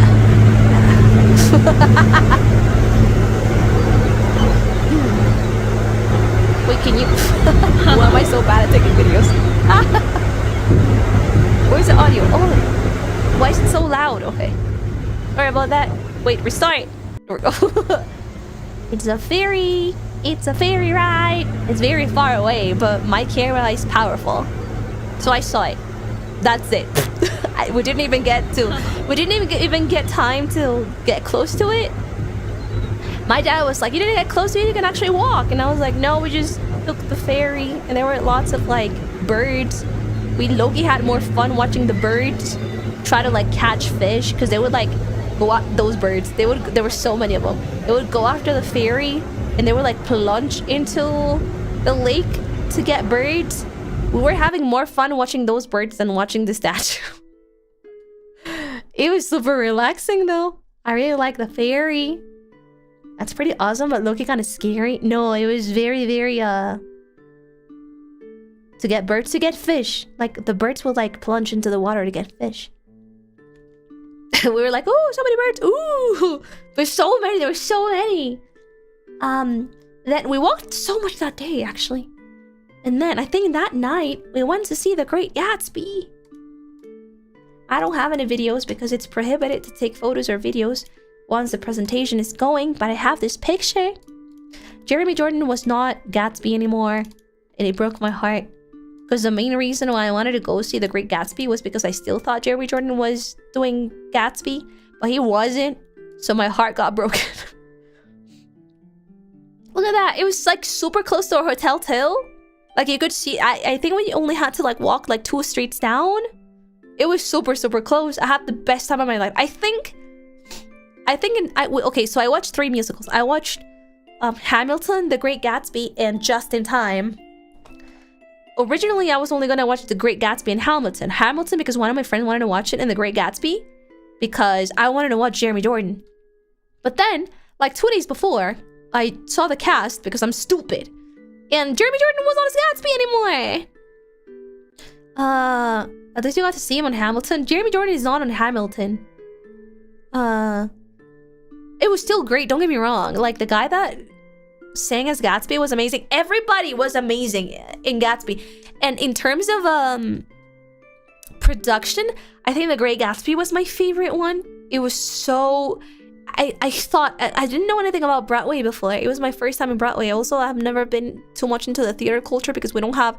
I'm a theater kid. I am. But I think I would have been a super extremely gay and socially awkward huge theater kid if I probably had lived in America, because in America in high school you get like the theater club and the musical theater club. We don't have that kind of stuff in here. So I thought, because I didn't know anything about it, I thought Broadway was like one stage, like one theater, and everything was done in one theater. But no, Broadway is they have so many theaters. It's like the whole district. I think it's called the theater district. I don't know. They had so many stages. So in Hamilton one, the Hamilton is the one that everybody sees in the video. They always do it in the same stage. It's like the okay, here. It's like circular, and different circles inside of that circle move around, but it's just like circular in like two levels. You can see them on the side, but it's circular. The Great Gatsby was very 2D. It was very, yeah, Broadway. It was very flat, but like it was a normal straight rectangular stage, but also they had so many layers. Like imagine like different layers of curtains, but instead of curtains they have like you know, the stage, what do I call those, stage props and stuff like that. It was wild. Okay, let me show you, since I couldn't take any pictures. Google must have one. The Great Gatsby Broadway. It was so bright, it was so all over the top. They brought a car onto the stage. They brought 2 cars onto the stage. Everything was light. Everything was confetti. Everything was like water droplets. The bottom part of the stage looked like a pool, because spoiler alert. and by the time that Gatsby fell, spoiler alert, at the end of the play where Gatsby gets shot and he falls into the pool and dies, the actor fell onto like outside of this, like at the front of the stage, but I think at the bottom of the stage was a hole. So from where I was sitting, he fell, and then you could hear like a plunge of water, but then people would just like look, and he wasn't there. I was like, oh, magical. I was having the best time of my life watching The Great Gatsby. Look. And also the singers would have like one suit, and like literally in 2 seconds, it was that fast. Like you could, like the dancers would like cross in front of them doing their choreography, and in 2 seconds where they crossed, he had a different outfit. I'm a fan. I wish I could have had that in high school. I would love to be in there. I would love to be on that stage and sing and do goofy stuff and change my outfit. Like it was this kind of like view.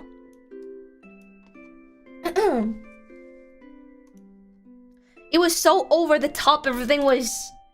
It was the best musical out of the 3. If I ignore my Jeremy Jordan bias, in terms of production, this one was the best. It was so cool. Look at this. Okay, wait. Can we get a non-pixelated?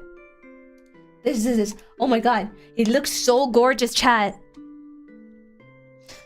In an alternate universe, you would have been a theater kid performing at Broadway. Oh my god, Broadway is like the very last level. Look at that stuff. It's the same stage. Do you see the bottom? Do you see the bottom? You know what I mean? It's a pool. Because spoiler alerts. But the bottom of the stage looks like a pool, and the actor, he acted like he was shot, and then his body fell down onto the ledge, and he fell down the stage. But then when people looked, he wasn't there. It was so cool. It was the same stage, but like they had so many different levels of curtains of like different props for like different places that the stage would look like an entirely different stage every time. It was so grandiose and so cool. I had the time of my life when I went to watch The Great Gatsby. It was the best thing ever. They have a fucking car on the stage. They were driving a real car on the stage. Well, I don't know if it was real, but it looked real. Looks amazing. I know. Also, this is another part of the stage when the gasoline pouring guy is singing. Like, remember this stage? This is the same on the same stage that like the scenery would change with like the props and different layers that they have. It's the same fucking stage, but like every scenery would change so much. I was having the it was the best night ever for me.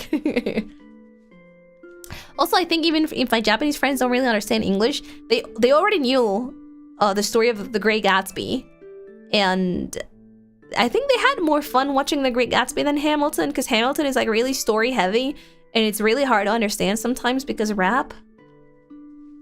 Let me blow my nose.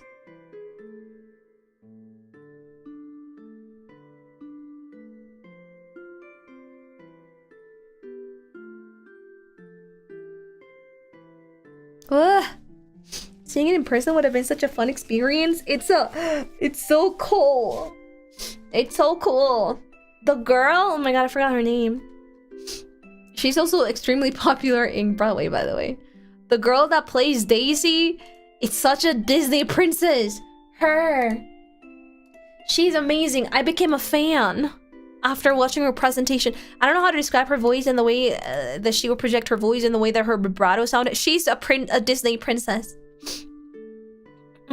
I also have forever in my mind the freaking song Daisy, la la la la la, la la la la la la. Ah! It was definitely my favorite musical of the 3 that I watched, and also I think it was the best day of the whole week in New York. It was so cool. Also, this is the same stage. I just want you to realize how much the stage somehow changed for The Great Gatsby. The production was mind-blowing, in my opinion. Your Japanese friends see the movie? They did, but they had already like known the story even like previously. Amazing pics. Oh, I didn't took this ones. I took them from Google because it's prohibited to take pictures of it. But because I was so like, I mean, I had the best day of my life, but also I was like super sad because Jeremy Jordan was not Gatsby at that time. I I was super sad. So we were the three of my friends were like sad because they were seeing me a little bit sad because I mean I had come all the way to New York to see Jeremy Jordan, and Jeremy Jordan was not at Gatsby anymore. And then we found out that Jeremy Jordan was not acting in Gatsby because he's currently doing another show called Just in Time. So we that was the last day of New York, by the way. We only had one day left. It was the Great Gatsby, one day left, and then I went back home at like 6 in the morning, so it was only one day left. So we ended up buying tickets. It was, they only had 6 tickets left. And I bought 2 because my other 2 friends were tired already. Too many musicals. So I went with my other Japanese musical lover friend. And we went to Just in Time. Let me show you the... Wait, Just in Time Broadway. Oh my god, I love you, Jeremy Jordan. Oh, by the way, and after going to every Broadway show, they give you like pamphlets. I brought those home. They give you like a pamphlet with like so many different pages of like what the story is about and like other Broadway sponsored things. But like I brought the brochure with me of every Broadway show. So the Jeremy Jordan Just in Time pamphlet looks like this. It's not even a pamphlet, it's like a little brochure. It's like a little book. Show us. I'll take a picture. It's this way. And I guess the show is like super big because I would see his face like like printed on buses. So Jeremy Jordan, like the same day that I want to see The Great Gatsby and the day after, Jeremy Jordan was everywhere. You're supposed to keep them. I kept them. I'm gonna like keep them in a really safe place. He looks so small. I love Jeremy Jordan so much. You don't understand. I literally went to New York for him. So I bought tickets. They only had 6. And then we went to watch it in another stage, by the way. This was very cool. Okay, this one was super cool. They only had 6 seats left, and by the time that we went there, it had sold out. Like the whole show for the whole week, it's set on the ticket part of the entrance. It said everything sold out, and I was like, oh, I'm so fucking lucky. So the stage for this one was like, okay, imagine the stage. Okay, it's so weird. Do I have a picture of it? I think I do. Okay, so let me find a picture of it. The thing is, like, it's okay, I found it. It's very, very dark. Okay, so let me try to explain. So that, ignore the blue part. It's like a whole circle. It's like a semicircle, okay? And I was sitting like up on the center. So imagine like a semicircle of a stage. What am I looking at? Okay, let me explain. You see the yellow lightens at the back of the stage? So that's one of the stages, and like in between, do you see like a rail, like a black rail? It looks so blue because it was like this, like the whole thing was blue all the time. It felt like a concert. Do you see the black rail on the left going down? Okay, so once you go down all the way down to the rail, there's like a mini circle, like a mini stage. That's another stage. And between that mini circle and the blue yellow and the yellow light stage at the back, there's like people sitting in like tiny little circular seats. And the actors and singers go through those seats. They interact with the audience. Okay, in the first Hamilton and The Great Gatsby, it had 0 interaction. Maybe like one cheek comment here and there, but not, it was that interaction. But in this one, it was fully like, Jeremy Jordan came so close to him. Yeah, I'm like, Jeremy Jordan was so close. Like they would like walk from the yellow lighting stage, and they would like jump on top of like the tables that people were sitting watching the show, and the tables would like rotate, and they would like be singing on top of your table.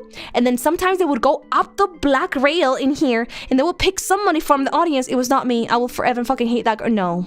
But they would pick a random girl, and then Jeremy Jordan would start like spinning her and like dancing with her, and then her sing one part of the song. And like other actors would calm down, like just right, because you were paying so much attention to the show that when you looked like on the left, because there was a spotlight like right next to you, there was an actor already waiting. Like on your left, on the hole, super close to you on the railing. It was the best stage ever. You sound like a diehard fan, because I'm a diehard fan of Jeremy Jordan. They let us film the last song though, so I filmed the last song. You guys don't understand. I have two videos. Let me show you. I look like a K-pop fan doing like the fan cams because I mean everybody in the presentation was phenomenal, but I was zooming hard on Jeremy Jordan. All right.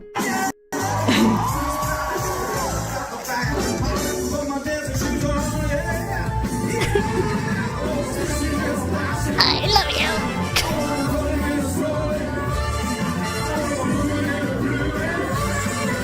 It's literally a Jeremy Jordan fan cam.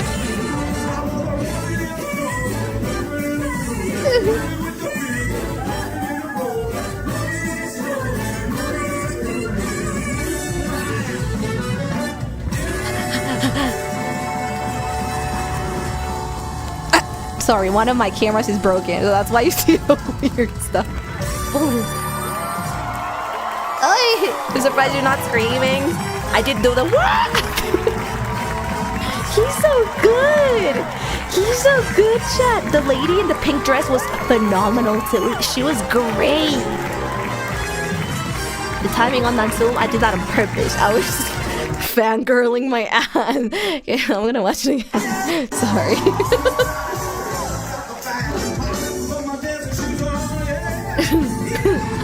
I love you, Jeremy Jordan. I'm so happy I was able to see you to understand. I love this man so much. I became a gachiko after this presentation. Why is he so good? Oh my god. I was so far away, but like it felt so interactive. It didn't feel far away. This was literally the last day in New York. I met Jeremy Jordan my last day in New York.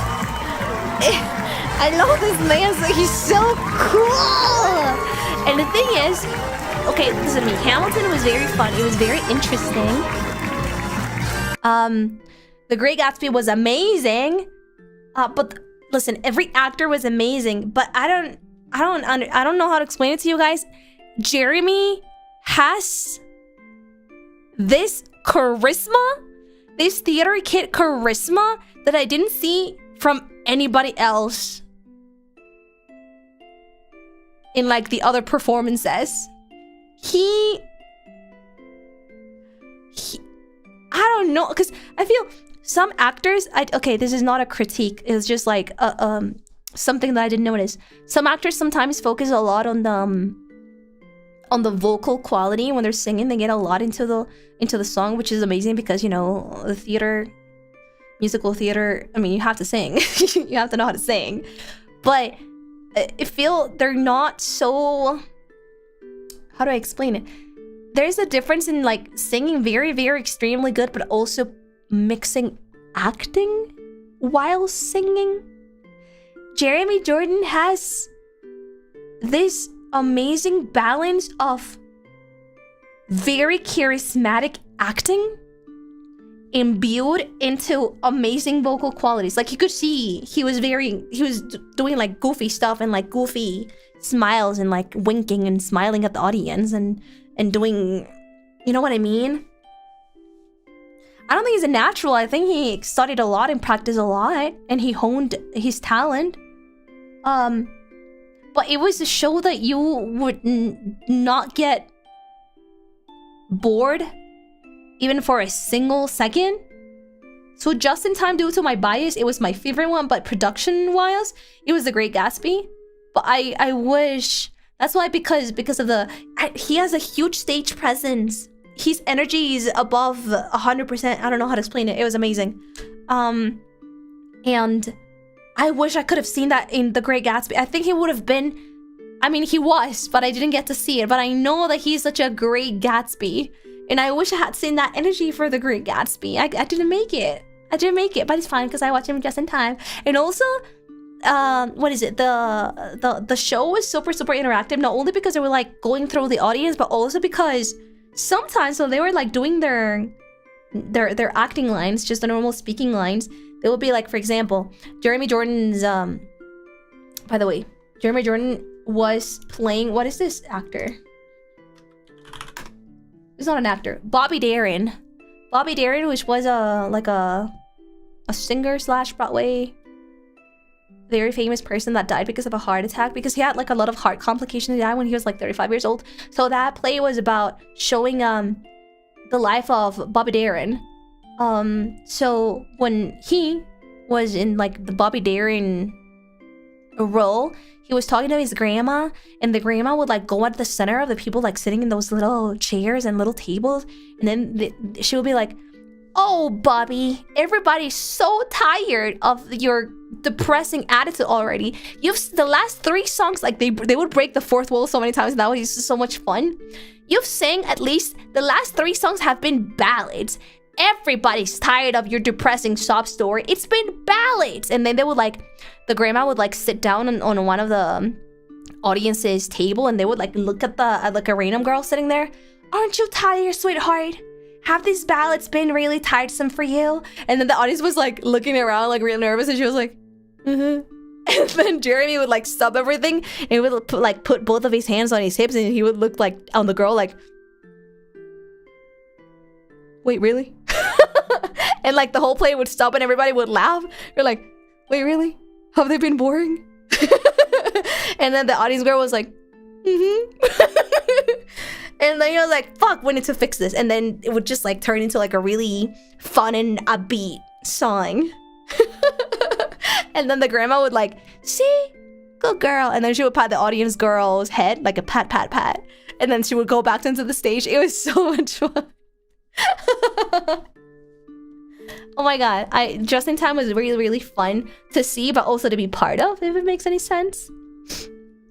So that was my last day. Oh, we also went my last day. Same day we went to a really fancy restaurant called Daniel. I had only brought jeans, chat, so one of my English speaking Japanese friend, she had to lend me like a fancy long black dress, because like they didn't tell me they were gonna get reservations for that. Daniel, yeah, the restaurant is called Daniel. I have pictures. They did not tell me that they had like gotten a reservation. I thought the last thing that they had told me online was that they couldn't take the reservation, but that they had me call the restaurant to like confirm the reservation. They had said that, yeah, we had taken the reservation. So we went to this restaurant. It had a dress code, yeah. Like men had to go in suits, and girls, you know, you have to go like fancy. So I had to take a my Japanese friend lent me her long black cocktail dress.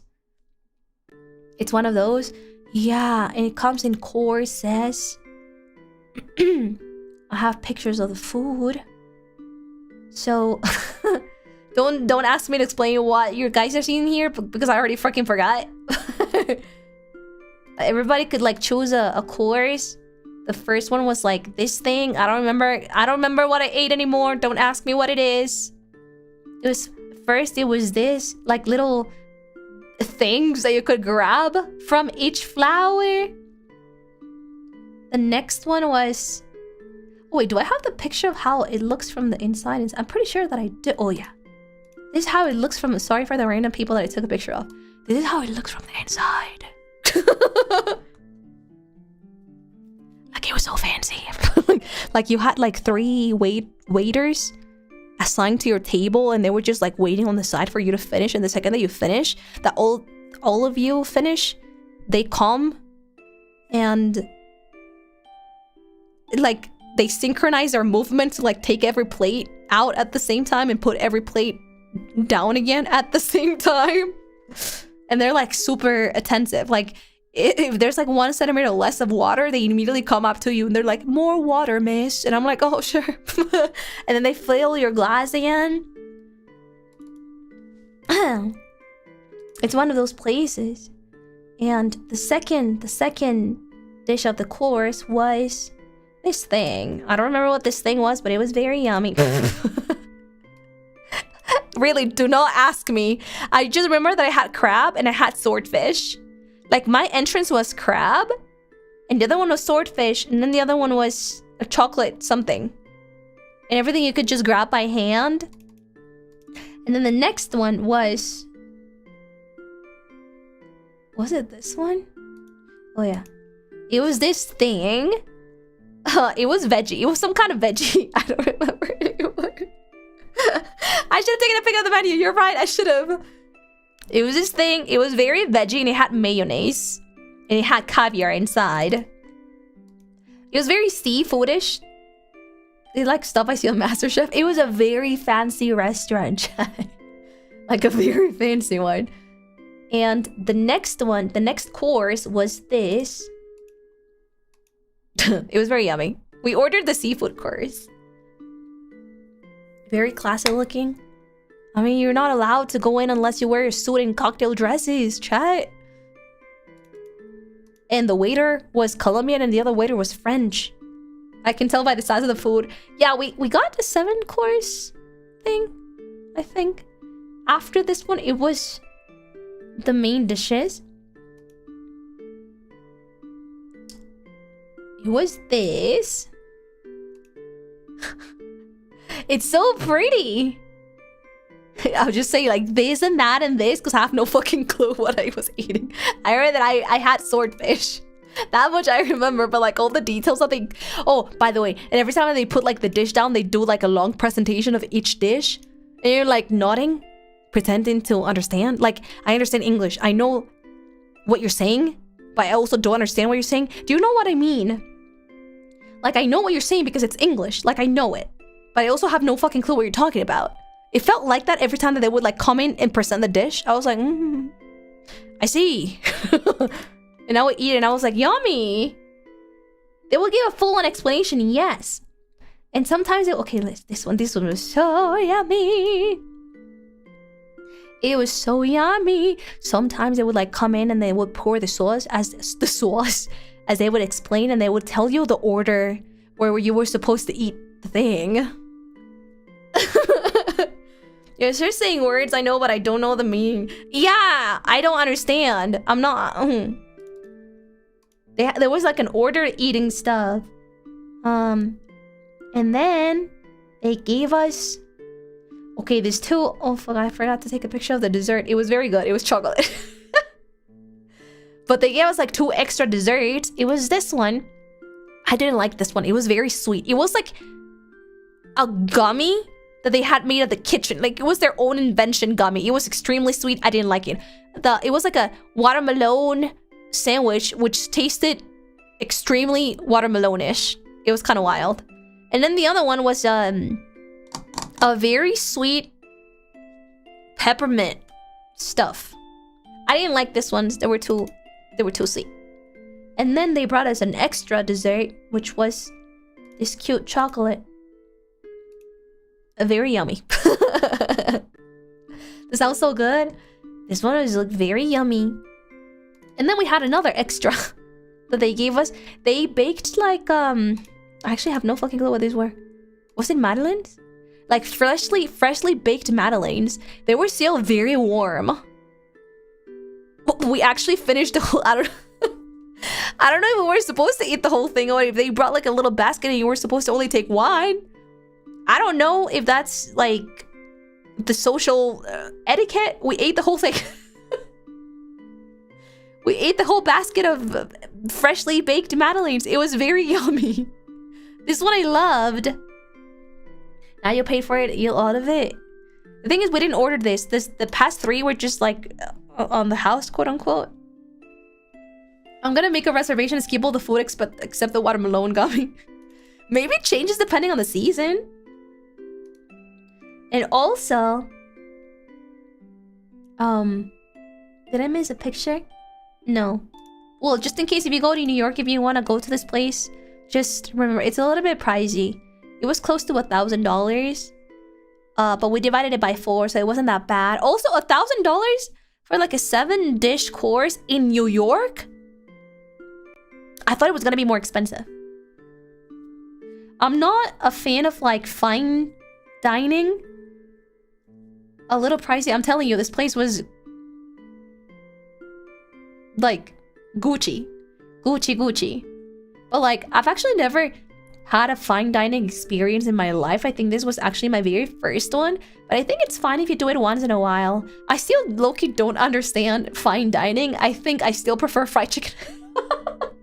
I mean, don't get me wrong. Everything in the restaurant was very yummy. It was extremely delicious. It's a nice experience to have once.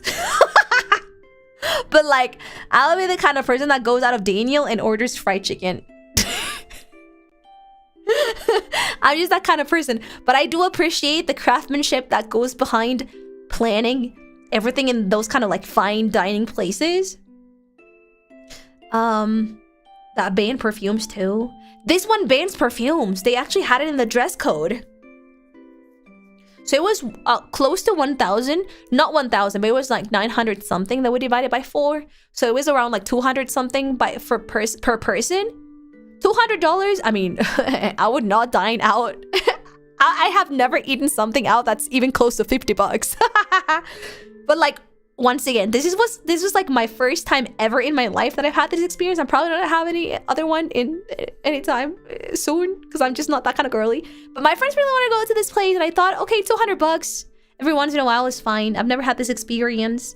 It was very nice to know how it works. To have every dish presented. It was actually very yummy. It was nice. It was cool to have. That's a bit out of my tax bracket. Yeah, you have to save up a little bit. So it was like 200 per person. So I was like, I mean, sure. Sure, but let's only go to one. Let's only go to one restaurant that's like this, which was Daniel. We didn't really go to any other fancy place. We also went to a steakhouse. The only kind of steak that I've had has been Texan. And it has been years since I've had a Texas barbecue. My friends have never been to a steakhouse, so we went to... What's the name of it? I don't remember. But because it's America, we literally ordered one entree, one steak meal, and one salad. One steak meal filled 4 people, let me tell you. The entree was delicious. Do you see? Can you see the name of the thing? Let me open it.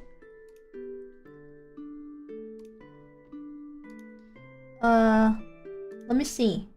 It was actually yummy. This one was probably my favorite one. It was crab. It was a crab cake. And they had guacamole. And they have lemon. And it was the most delicious thing I've ever had. It was even more delicious than the meat. What should be like Longhorn? No! The taxi dude had recommended us something that was called like the red... I'm not sure if it was the Red Lobster or something like that. We didn't go there because it's just too far away, so we went to another one. Fuck, what was the name of it? Can I see the name on the plate? I wonder. Is it even visible? Can I read it?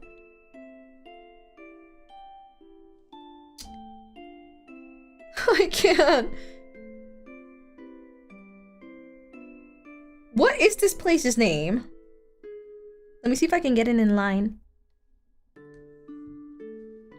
Also, let me blow my nose.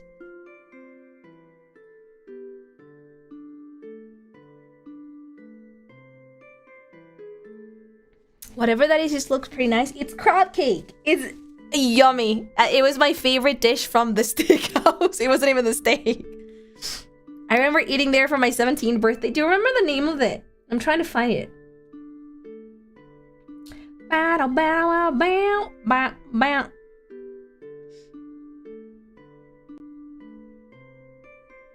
There's no way that we didn't save up the name, really?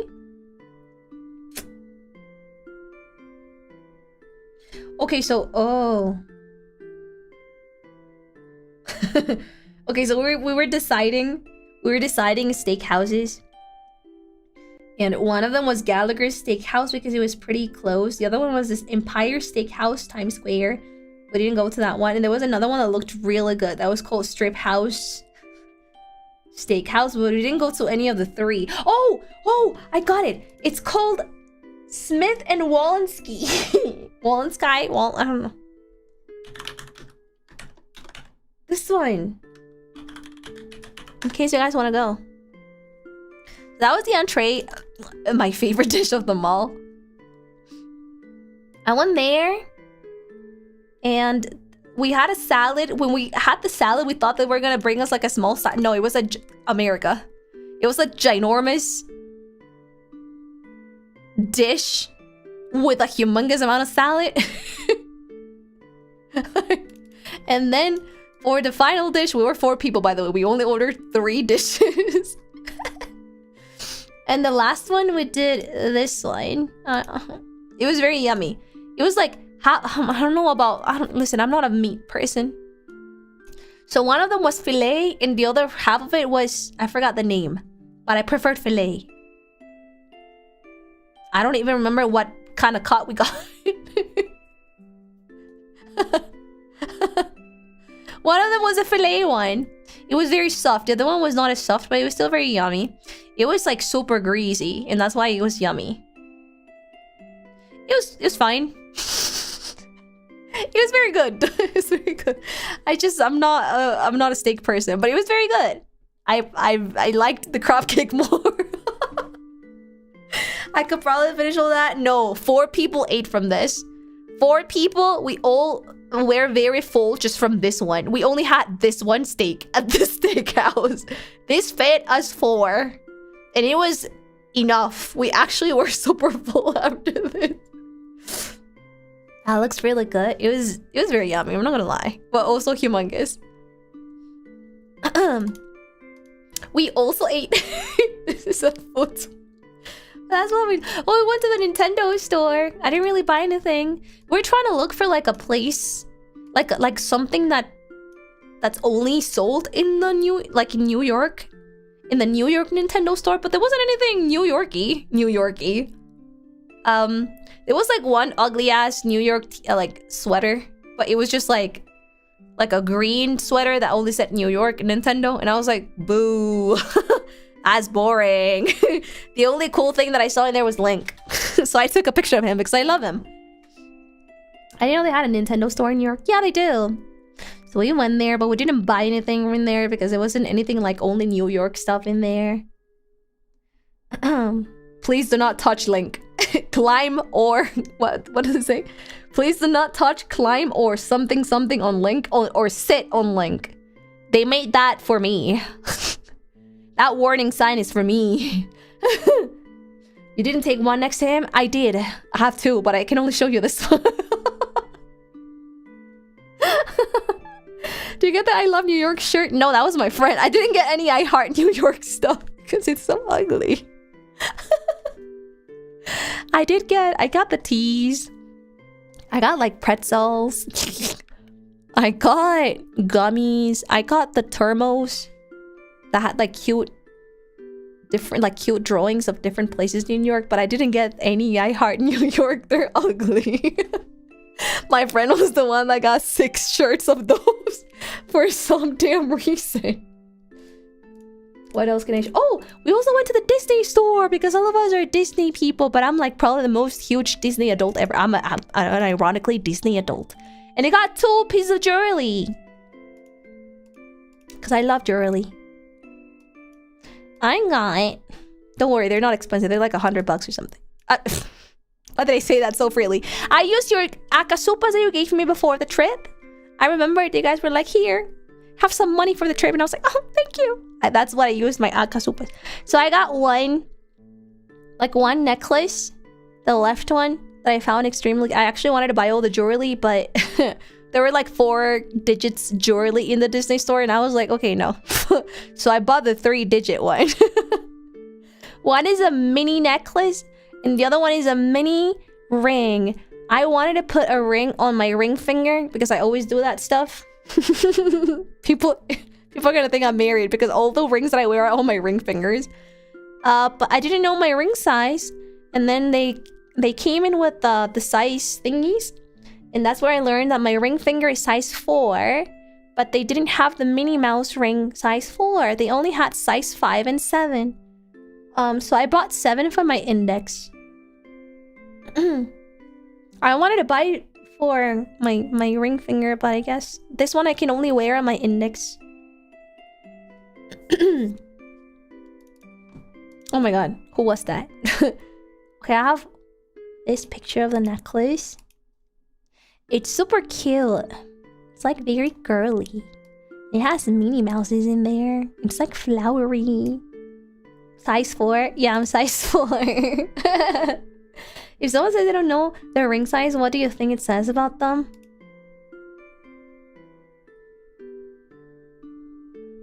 What does it say about them?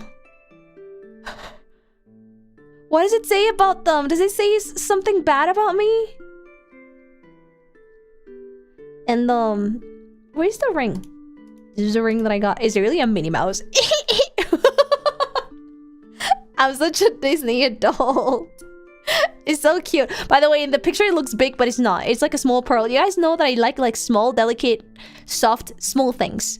So it's actually like a small pearl, and the earrings are like really small as well. You can only see that it's a mini when you get like super up close, like zoom, like phone zoom. So I got those 2 things, and I'm really happy. I love this ring. It's so cute. I don't know my ring size. Okay, good. I thought I was the only one that didn't know the ring size. I found out in this trip, I guess. Do you wear it every day? No, because I'm in the house. But I do wear rings. I love wearing rings when I go outside. Yes, they're so easy to just put on. And because they're these kind of rings, I feel they look good with everything I put on as well, in terms of like clothes. Is it gold or silver gold? I think it's silver gold. That's why it's like the 3 digits instead of the 4 digits. They have 4-digit jewelry in there. It was a gorgeous necklace. And I was like, I really want it, but you gotta be crazy. Maybe when I get a rich boyfriend or a rich girlfriend, I'm gonna tell them to buy me a Disney necklace. How much is this cost? It was like around the 100, 200 bucks. It was cheap. It's like really cute. But they were like necklaces of like 100, 1.5k. There was another one that was like almost 3,000. And I was like, no. And they were really pretty. All of the jewelry in the Disney store was gorgeous. But like 70% of it was 4-digit stuff. And I was like, no. I wish.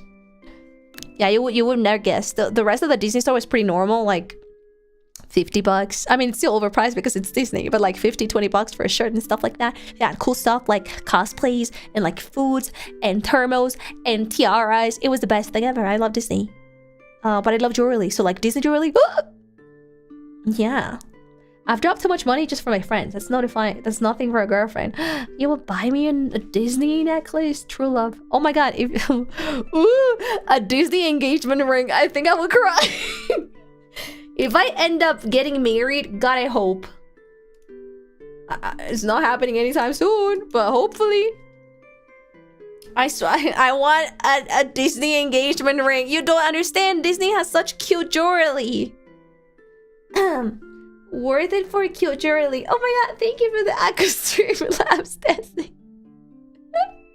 That's so Disney. But you understand, there was so many cute jewelry in there. This one was very, very much Disney. But there was other jewelry, the 4-digit one, that had like the smallest details, but it looked like normal jewelry. It was like high-end jewelry. It was gorgeous. This girl, the one from the necklace. What was the name of it? Where do I have the pictures? This one? Rebecca? Rebecca, what? She had another one, like right next to it.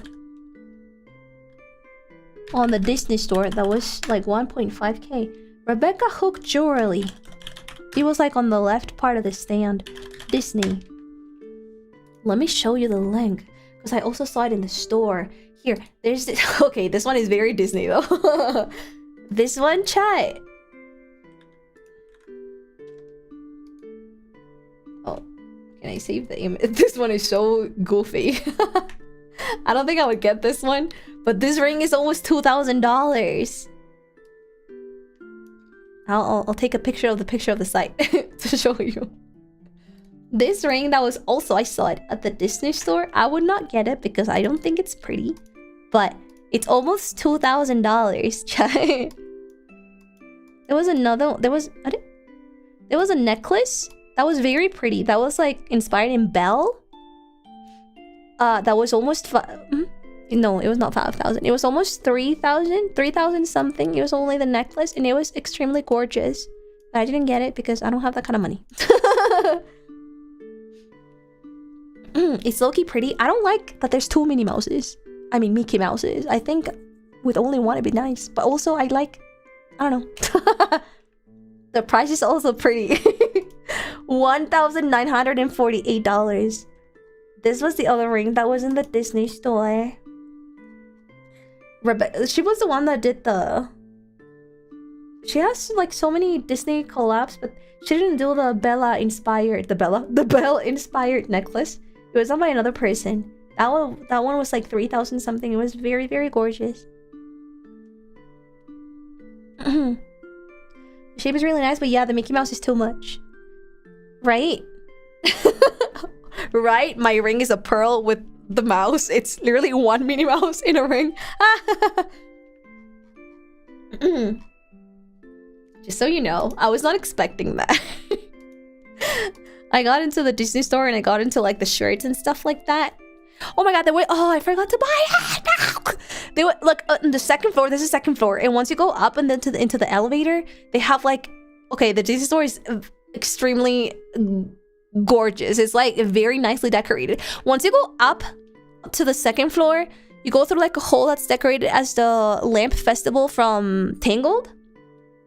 And when you go to the second floor, they were selling some like sporty not jerseys, sporty jackets, I guess. Oh my god, I forgot to buy it. There was one that I loved that was Hercules, and Hercules is my favorite Disney movie. I forgot because I was too into the jewelry. I really wanted to buy like a Hercules jacket because it was like a soft blue, like a pastel blue.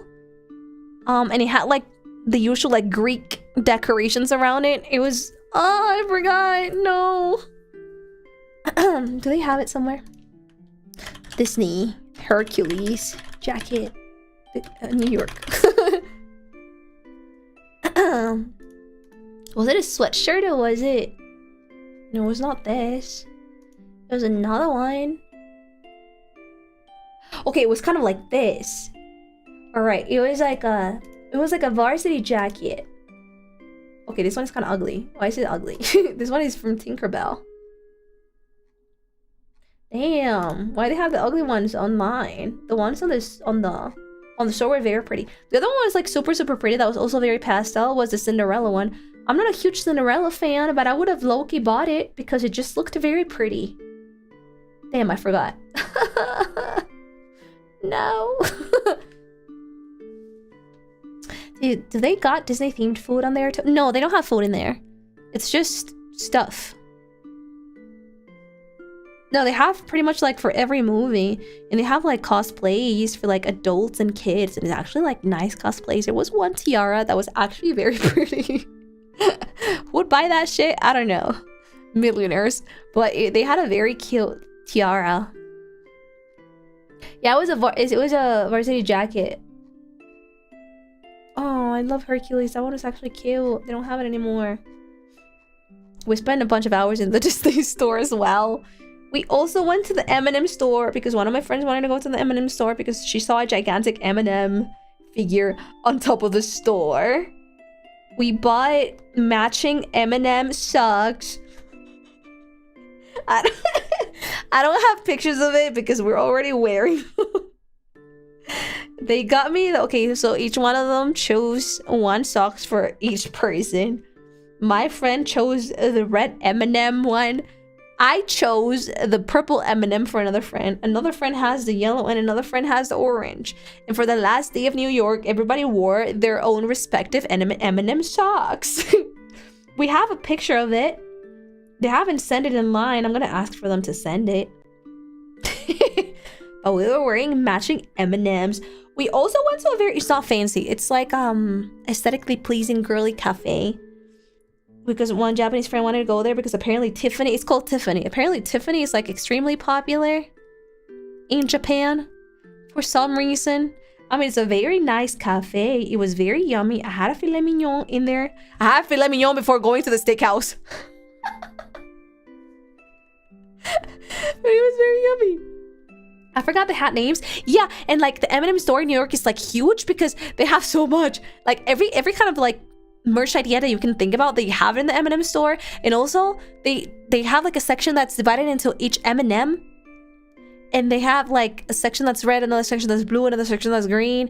And above each section, they have their signature. And you can see their like personality shine through their signature. It's fucking amazing. It's really funny. No, we had like a brunch kind of situation at Tiffany's. It was very dangerous for me because the first 2 floors, I think the cafe's on the 6th floor or the 5th. I don't remember. The first 2 are jewelry. And I was like, fuck. Don't look. Marie, don't look. You're gonna buy. Do not. Don't look. So I went through the very hardship of going through the jewelry store of Tiffany's. And then I took the elevator and then we went up. One of my friends stayed there a little bit longer.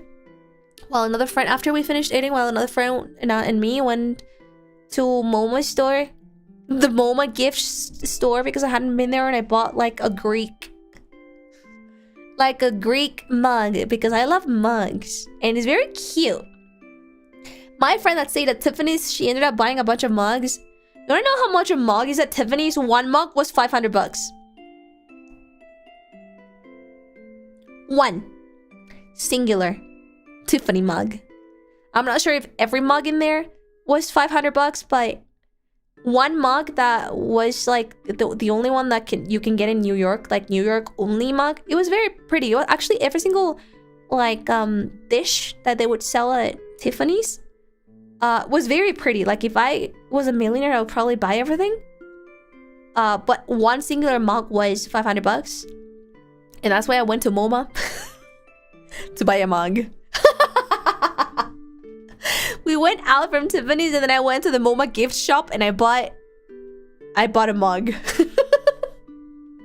It's a very cute mug. Oh, I have it on the... Let me take a picture.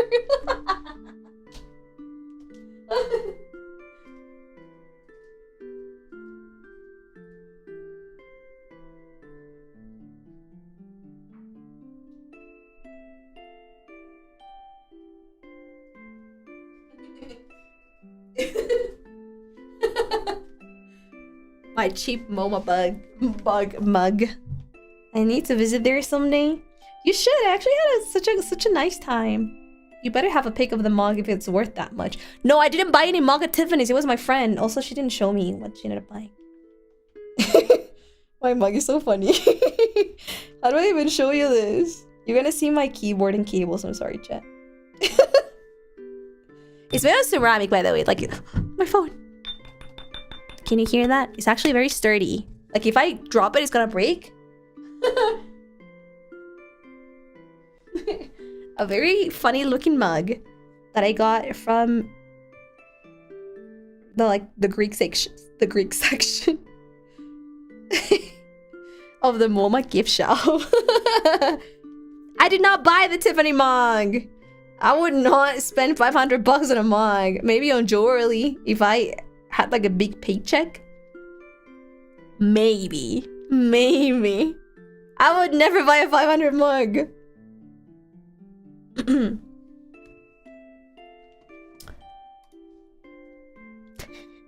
This mug is so goofy, but I like it. Leave me alone. Let me show you. Don't judge me. It was a very cheap MoMA gift store shop, and I like it. And you're not gonna use it. It's gonna be me, so you better not laugh at my mug. It's not a $500 mug. It's a MoMA gift store mug. Sorry, it's a little bit dirty.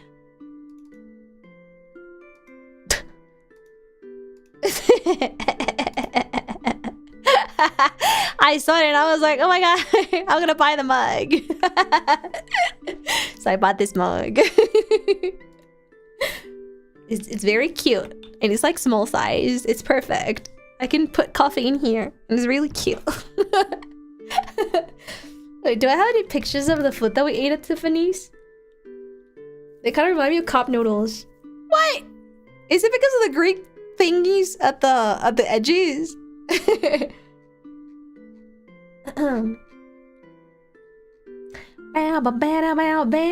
I did not take... The thing is, we have so many Tiffany pictures, but it's us as a group, so I cannot show that. The Tiffany's cafe is actually so pretty. Like, aesthetically pleasing. I wonder if I can get it. You cannot censor any of this. Damn, do not tell me do not take a picture of the filet mignon. It was actually so yummy. I thought it was cup noodles too. Leave me alone. You guys are making fun of me because I didn't buy my 500 bucks Tiffany mug, aren't you? I should have just bought the 500 buck mug.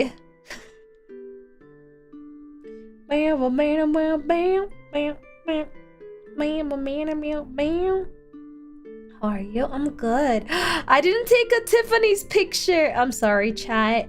The food was so yummy. I didn't even... Wow. I usually take pictures only on my food. But I didn't take a picture of the filet mignon at Tiffany's because it was so yummy. I just ate it. Let me find a picture of Tiffany's though, so I can show you. Don't spend 500 on a mug. Tiffany's, New York. Oh, it's this one. You'll see what I mean. That it's like very aesthetically pleasing, like a very Instagram cafe. We went here. We went to this place. See what I mean? It's a very pretty cafe slash restaurant. Over here. My eyes like this. Yeah, we were sitting all the way at the back. At the back on the all the way to the left at the back and like super close to the window. That's where we were sitting. This is not a picture of mine. This is from Google. Just to like show you the... That's so pretty. I know! The interior of Tiffany's because I'm gonna show you any picture because we're just our faces are there, like it's our whole body. I cannot just censor that.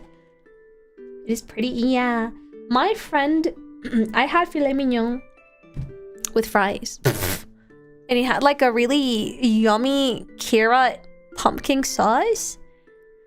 Another friend, what did my other friends get? I don't remember. Oh, one friend had already eaten because she was like super hungry because we were skipping lunch to eat at Tiffany's and then like 2 hours later we were gonna eat at a steakhouse. So we skipped lunch. But my friend wasn't able to skip lunch because she really got hungry, so she ended up going to like a pizzeria store, but she ended up getting like a normal sandwich, but like it was a huge sandwich. So she only had dessert in there. I don't remember what she had. She only had one dessert. My other friend had like a salad. I think she had a salad.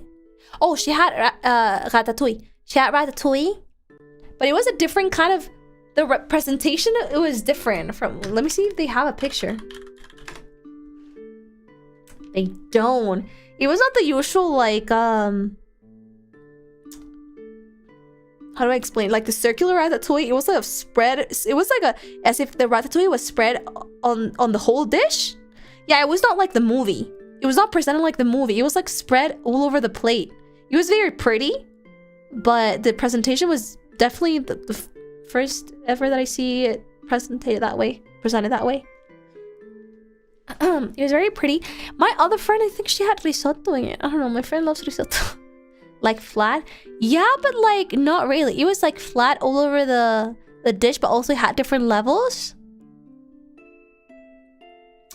So the volume was there, but it was like delicately placed. I don't know how to describe it. She didn't send a picture of her ratatouille. Let me just double check online because we send all our pictures online. We have so many pictures in the NBA store, but I'm not going to show those because I'm not interested in the NBA.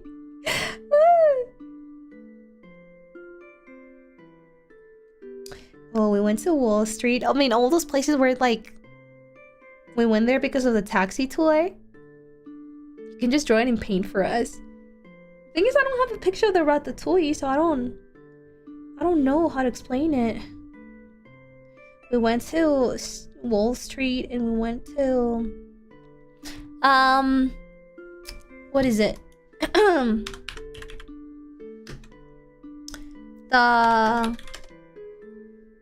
Oh my god. I forgot the name. I don't want to say anything.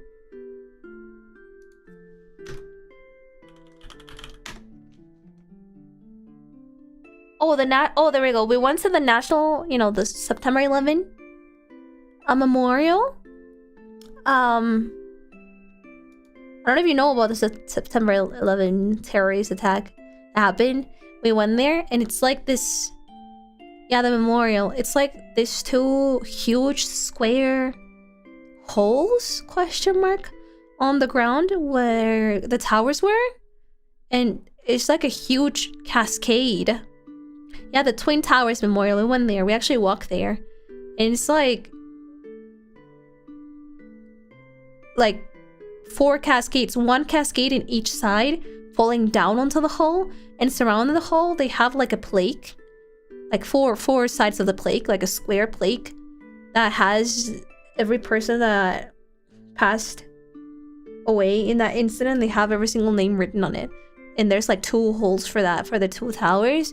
And for certain names, they have like, I guess it's like their familiars or something. They sometimes leave like very shortly cut roses, and they kind of just like stand it on top of, on like the name inscription of the plaque. I could see those a lot. It was very pretty. Out of respect, I didn't take any picture. I don't know if it was like, if it's okay to take pictures. But I thought with like sensitive topics like this, I just prefer not to act like super touristy of like, hey, look at me, and like a selfie with the Twin Towers Memorial on the back, and I'm like, yay. So I didn't take any pictures. I just saved it in my mind. Let me blow my nose again.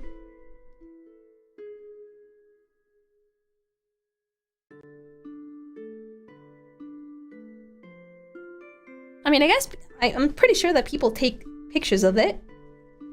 I think it's still okay to take pictures of it. I don't know why I feel wrong, so I never do that. It's like when I went to Hiroshima, I also didn't take pictures of the museum and stuff around it because I felt it was, I don't know, I felt wrong. I'm pretty sure that it was 100% okay to do. I don't know why I felt bad. No. So I didn't take pictures of that, and I also didn't take any pictures in Hiroshima.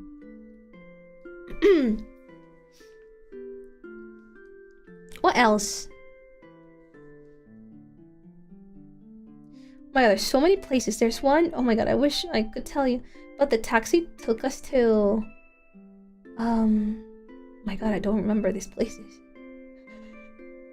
I have the pictures of the streets. It's like further away places from where we are. Like just imagine like Central Park, the memorial, and the theater district. It's very far away, and they had like built like close to Wall Street. They had one place where he said that before, like a long time ago, it was just full of gangs, and then it slowly started to like become more safe, and there's like stores that moved in there. There was also like a not a subway, but like a train above that was abandoned. But because it was abandoned, it got like got decorated with a bunch of plants, so it became like a natural little path to walk. And when we went up there, it was actually so gorgeous. It was so it was so green, and it was so fresh. So many places to remember. I'm just really bad with names. That's all. New York was really fun. And we walked so much, my feet are still hurting. Like, in specific places where we wanted to go, that's pretty much all we did. And then the taxi just gave us like a more general look to places where you cannot reach just by walking. What's the name for like the big... People living in New York are gonna be so confused. Like the big bridge in New York. Big Bridge, New York. Oh, the Brooklyn Bridge. What was it? I don't know. We went through a really popular big bridge. And we stopped at the other side and we took pictures there. because you can see like water. Like it's divided by water. Could be like 5 bridges. Let me see. List of big bridges. Let me see if one name rings a bell. Bridges in New York. There's like rocks and water and it was really pretty. So we took pictures there. Oh, maybe it was just the Manhattan Bridge.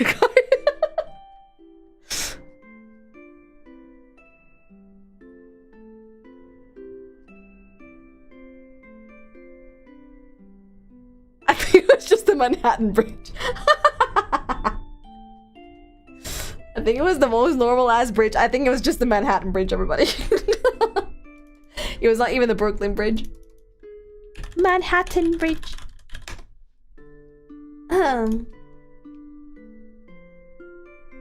It could have been the Brooklyn Bridge. But I looked up the Brooklyn Bridge and it doesn't seem like the bridge that I saw.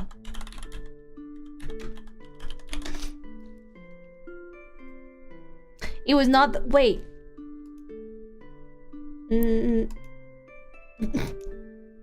I don't think so. They had— I think it was the Manhattan Bridge. If you have lived in New York or have heard of it, remember there was an incident with that one bridge where there was like a Mexican boat or something that like crashed into it because the boat was like too long, like too high? Actually, let me look it up.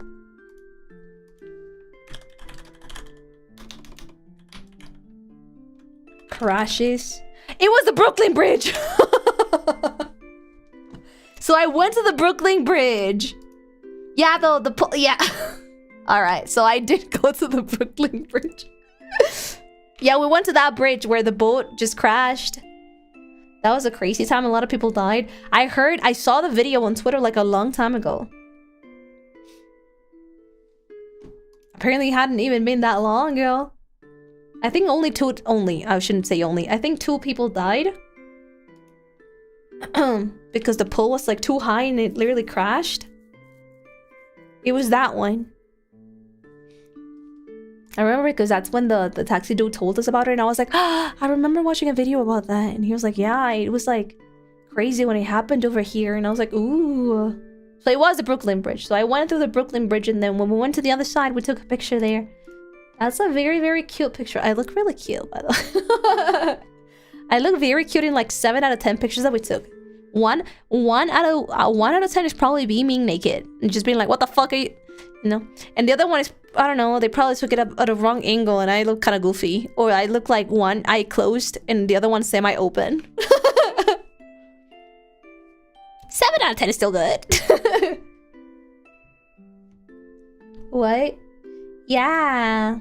Oh my god, it was so funny. It was like a little silly story, but when I think it was like a second day there, we hadn't opened the curtain. And one of my friends really wanted to, because one of my friends is taking a video, took multiple videos. I think it's 2 of them. They're gonna release like a vlog. I'm not sure when, but they're gonna release a vlog. That's why they took a bunch of videos. No audio, by the way, because they didn't want to like dox each other. And one of them was like taking their shirt off and she was like only like bra, and the second that she had like her shirt all the way up to her face covering it and she had all the boobs out and stuff. One of my friends opened the blackout and in front of our hotel it was like it was like a business, it was an office building. So there was a bunch of offices at the same level as we were. We were like in floor 29, I think. It was pretty high up, but also it was just a bunch of offices at the front. And when we found out, this is all recorded. They're definitely not gonna put this in their vlog. But they were recording it like first morning in New York. They wanted to record like this aesthetically pleasing like first opening of the curtains in the hotel. And then when we opened the hotel, one friend was semi-naked. And then we opened it and we saw a bunch of people just walking in their office in front of us. And we're like, close it! Like, you can actually see in the video. Like, the camera shakes and, like, rushing towards the window. Close it!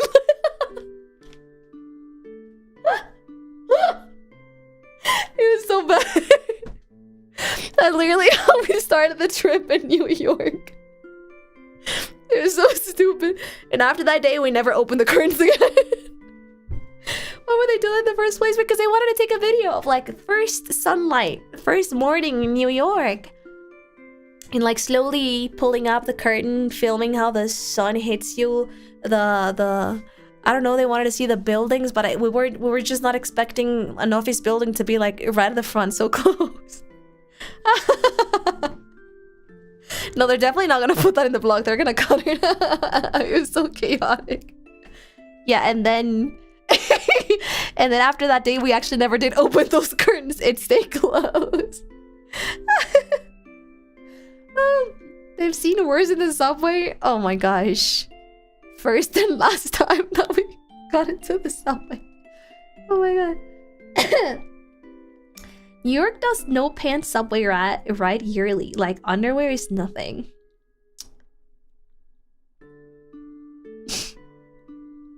Why? Ew, you're sitting on the same seat. Oh, don't do that, please. I'm begging you. This is what happens when you try to be aesthetic. No, it was so fucking funny. So we couldn't take one of those super aesthetic photos. First rays of sunlight in New York. No. They took so many pictures.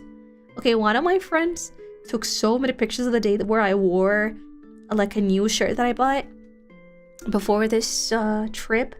It's from a new clothes designer, Colombian clothes designer. She does weird clothes. Like she likes drawing lots of like heart patterns on her clothes that kind of like tell a story. And she does weird cuts onto her clothes. I'm not a fan of her patterns, but I'm a fan of the cuts of the clothes. So the one that I have is like a long sleeve white t-shirt and it's backless. Like it kind of like, just imagine like a normal white shirt, but it kind of opens in a white V cut. Imagine where your bra strip goes at the back.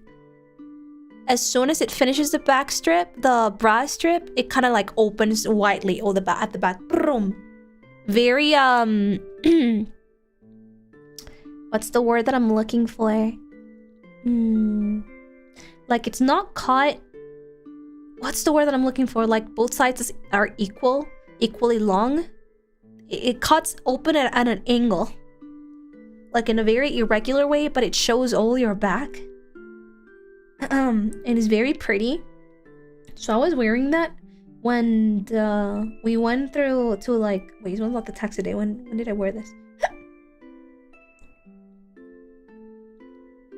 Well, I wore this for the Italian Maxim day. And we were walking so much, and my friends took so many pictures of me crossing roads and just walking down the street. Very aesthetically pleasing looking pictures. But it was just, I think I have like at least 10. I think she liked my shirt. She took so many, I didn't even know she had taken so many pictures. She just sent them at the end of the day and I was like, oh my god, these are so pretty. But like 9 out of those 10 pictures is just like my backless shirt, and it's just me crossing the road in a very aesthetically pleasing way. Because I also wore like a high ponytail and like a really cute big transparent creamy bow at the top of my, and I clipped it at the top of my high ponytail, and I looked very cute. I looked very cute that day. Marie's photogenic then? I don't think I'm photogenic. I think my body's my face is not photogenic. I think my body looks kind of cute on pictures, but then if you look at my face, I'm I have like one eye closed and the other one semi-open. And you have to take like multiple pictures so that both of my eyes are open. I don't think I'm photogenic. I really am not. Most of these pics, it's just me It's from the back, so I'm not even looking at the camera. There's some where I'm like on the side, like looking on the side when I'm looking at the building. But I look pretty in there too. There's another one when I'm pointing. I don't know why I was pointing, but we were walking. Oh, that was the day where America was playing against Australia. It was the fact that oh my god, I'm such a lame person. The fact that I can order chronologically what happened based on the World Cup matches that were happening that day and not like a normal ass person that remembers their trip correctly. Yeah, I remember the football matches though. There's another one. Okay, damn. Okay, there's another one. Okay, I looked gorgeous in this one. There's another one where I'm like holding like bags. I don't know why I shopped that day, but I'm holding bags and I'm walking down the street. I'm like crossing the road and the air was hitting me from the back forward. So like the shirt was not, the cut was not showing at the back. It was like blown to the front. And you could, my butt looks very nice there. Like you can see my whole back, but because of the way that the clothes flow, it kind of flows on top of like my lower back onto the side of my butt. So it looks like my butt is bigger than it is. I mean, it's already big, but it looks bigger than it is. It looks very nice. That is one of my favorite pictures. And the bow looks very pretty. Like my hair looks very pretty that day. You had a Marilyn Monroe? Yeah. I'm like, oh wow. That's the first thing that I saw in that picture. I was like, my eyes immediately went to my butt. I was like, nice picture. Oh, I think my hair looked very, very nice. It's just pretty. The big bow looks very pretty. I wish I could show you, but no. That was my trip. Any questions? I feel like I left out so many details, but that's what I remember right now. I'm probably gonna start remembering later as the days goes by. Also, my throat is starting to hurt. Oh my god, I had a very lesbian moment in my trip. Can you say this? One of my friends, a very dear friend, one Japanese friend that doesn't know English, she wears very cool clothes. She's not girly. She's a very cool looking girl. I wouldn't say tomboy. She's elegant, tomboy, cool looking girl. And only one, yeah, it was only one day. When we were going to Daniel, the super fancy restaurant, she wore a suit. She wore a really cool gray suit with, she likes brands, with like Gucci shoes, and like a Gucci long wallet. And she was the one that paid the bill that day. We later split it, but she was the one that paid the whole bill that day. She was so, I saw her and I got doki dokis. I'm not gonna lie, I was a little bit flustered that day. I was a little bit embarrassed. I was like looking to the side. I was like not looking at her eyes that day. I remember I was feeling slightly lesbian. Oh, let me blow my nose.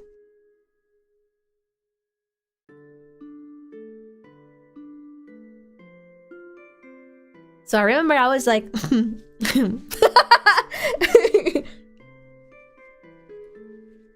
she was so cool. And we took pictures. Oh, by the way, the Daniel Colombian waiter, because I was Colombian, he was like, why are you speaking Japanese? Why do you know Japanese friends? How do you know them? And I was like, oh. And all of us were sweating. We're like, oh. Is it because of your work? And I was like, oh, yeah. You can say it like that. What kind of work do you do? So, where do you mean? Was it Japan? Yeah. Something like that. Like, way the way would answer was so sus. It's so, why are we so awkward? Like, I don't know how to answer when you have this kind of job. We're like, yeah. So he took us to the kitchen. I don't know why. I don't think they take everybody to the kitchen. But that day I think it was only us, and they took us to the kitchen. They were presenting every chef, and they were like showing us every station, and we took pictures in the station. stations with Taprisa in the kitchen, and she looks very cool in the kitchen. You could have just said you met them in Apex. No, I mean, all my friends were saying like, yeah, like a nervous, yeah, work. Really? Yeah, we have pictures at Daniel's kitchen. All the chefs were really nice.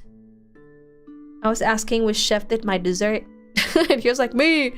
Was it good? And I was like, it was the best thing ever. The chocolate dessert.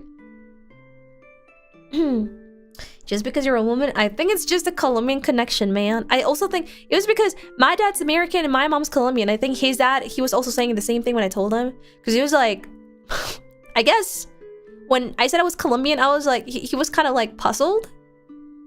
I guess it's because my accent is really strong for you guys, but I guess like a Colombian, fully born in Colombian to like Colombian parents, I guess, I don't know, question mark, they have a stronger accent when they speak in English. I don't know how that works. So when I told him that, he was like, oh my god, my dad is also American and my mom's also Colombian. So I guess it was, I don't know. I don't think it's really strong. No, it's definitely strong. I think Americans can definitely know I'm not American. Every American person in chat right now, they know 100% I'm not American, by the way, from the way that I speak. So I guess it's just that. I'm like, oh my god, I'm Colombian too. Oh my god, my dad is American too. Oh my god, my mom is Colombian too.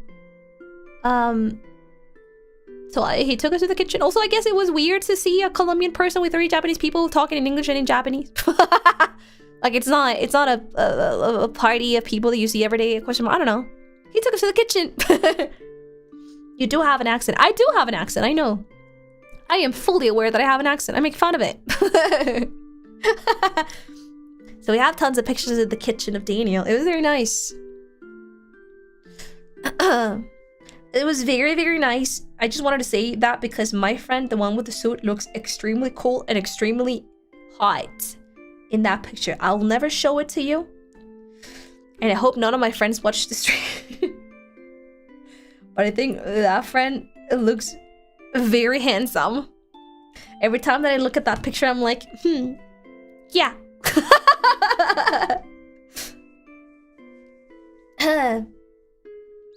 I do have many American relatives born over there, but I don't think you have that much of an accent. No, I definitely do. For your eyes only. It's for my eyes only and my other 2 friends are. She's very cool. I mean, I always looked up to her. I always thought she was like very pretty looking, but in this trip, it was the only time that I was like, wow. You think it was a suit? I don't know. It was the only time that she wore a suit. She likes brands a lot. She likes Gucci and she likes Louis Vuitton. She was the one that went to the Louis Vuitton store to get the stamps. And then she went alone to like check the Gucci store. And I was like, wow. No, you can go. I don't think I like... I remember that day I went back with my English speaking Japanese friend back to the hotel after we went to the Louis Vuitton because we got like secondhand embarrassment. Like, cause we had to come back from Trader Joe's. Like, our Japanese friends had never been to a Trader Joe's before. So all of us were grabbing a Trader Joe's bag with like snacks and goodies from Trader Joe's. And I felt kind of embarrassing going into Louis Vuitton with a Trader Joe's bag. I sat down there with a Trader Joe's bag and I drank Louis Vuitton water. And then when my friend told me she was going to Gucci, I was like, I think I'm just gonna go back to the hotel. I didn't want to go to a Gucci store with like a huge ass Trader Joe's bag with stuff. That was like a very American thing to do. I don't know why I got embarrassed. I could have gone if I weren't holding a huge Trader Joe's bag. They just thought you were you just thought you were a hipster. I don't know. I felt so out of place, so I just let her go to the Gucci store alone. I had a very, very nice time with them. You were grocery shopping? Yeah, because it was like the last days. It was not the last day, but it was like probably the last days in New York. So I was just buying like gummies and like snacks, like very, very American snacks that I could take home. The gummies did not make it past day 1. America has really good sour gummies. And I bought pretzels covered in chocolate with like salt pieces on top for my parents so they could like snack on it while they drink their cookies and cream black tea. How about your flight home? It was okay. I didn't really have any problems with the flights. I mean, I'm terrified of planes. That really hasn't changed, but we didn't have that much what's the word when the plane shakes a lot? Forgot the word. Turbulence. I didn't really feel any turbulence either. It was from Colombia to New York direct. It was like 6-7 hours, probably 6. But the other one I did have a stop. I had a connection in a Colombian city, but I did have a connection, and they took forever to get the bags. So I think the other one was actually like, oh, I don't remember how long. It was like 9 hours or something.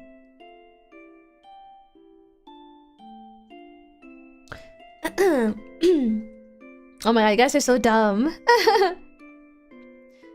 America has the illegal food technology banned in other countries with better food and health department. All the trashy food is extremely delicious in America. I'm gonna be honest with you. Like, I am not a sauce girl. I find sauces extremely unhealthy. Like, the only sauce that I eat occasionally, it's ketchup. I'm not a mayo girl. I'm not a mustard girl. I'm not what America has like 12 different other kind of sauces.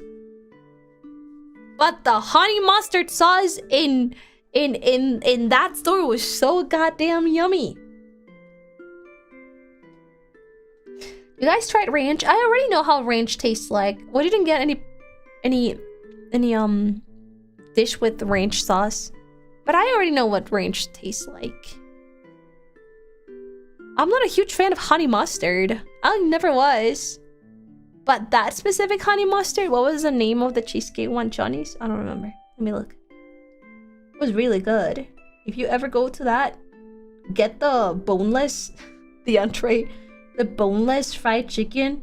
It comes with honey mustard sauce. That is the best honey mustard I've ever had in my life.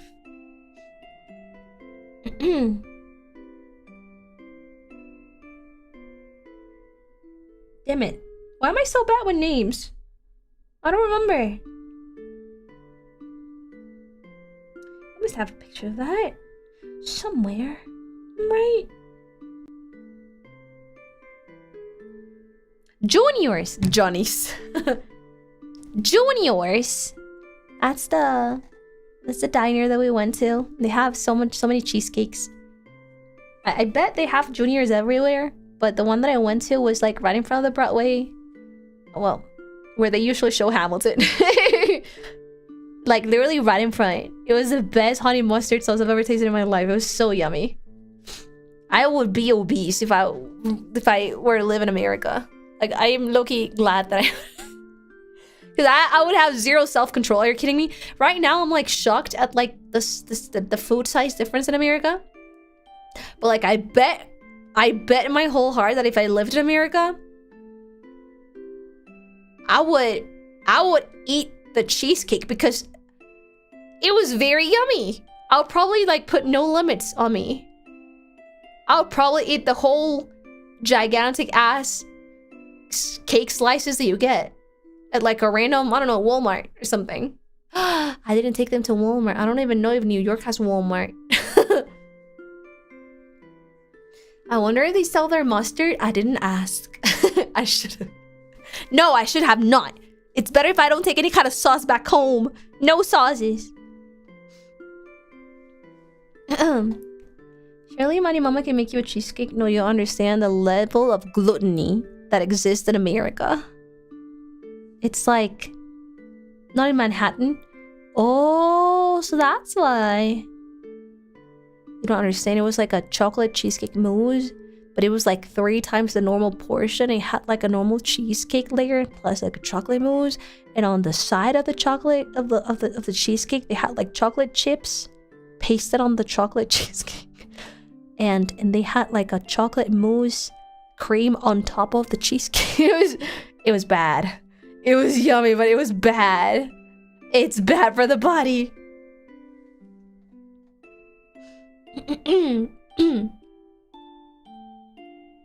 It will be time to get that stationary bike. I cannot wait to get like better, because right now I can only breathe through my mouth. I'm a mouth breather right now. I can't wait to get better so I can actually go back on my walking band thing. Like, I can't wait. I did not put on any weight, but I cannot, like, I feel guilty after having 1 week of eating outside every day in New York. I cannot wait to go back to walking on my machine. I bet mommy can make it. She definitely can, but she won't.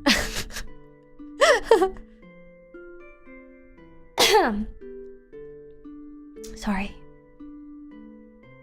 Surprised because you're a singer? You don't breathe through your mouth.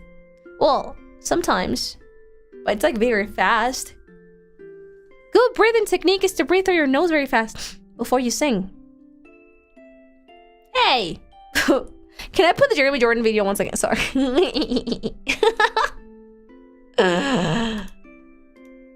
It was the best day of my life. I'm gonna look this video off stream so many times.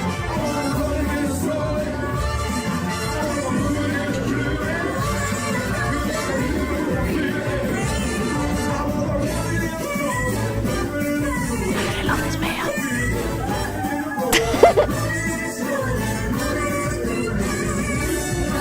Why is he so cool?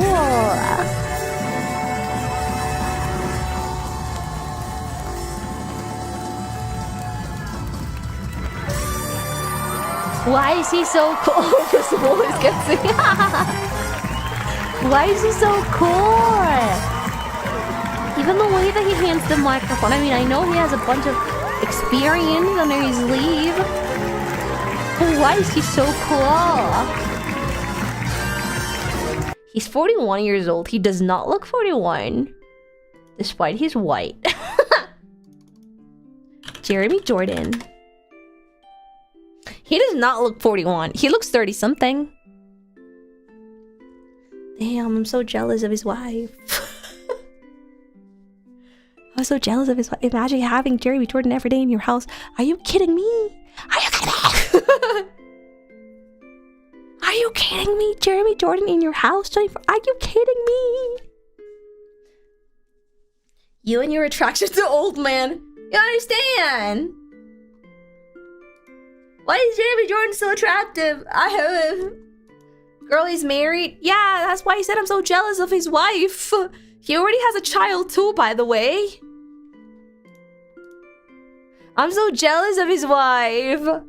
What? It's cool though because his wife is also a Broadway singer. Like she's a professional. She's a Broadway singer. Imagine your parents singing you a lullaby. Are you kidding me? That's such a cool couple. Like I cannot hate her. Like I've seen videos of both of them singing like silly, goofy little children's songs, but they're both like incredibly cracked. Like they're so extra. Being like, wah! For like fucking Disney songs.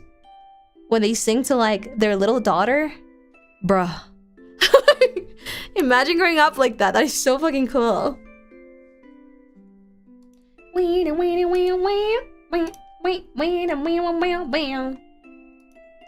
must have been such a fun household. I bet it is. Are you kidding me? You just need to find a singing partner to marry.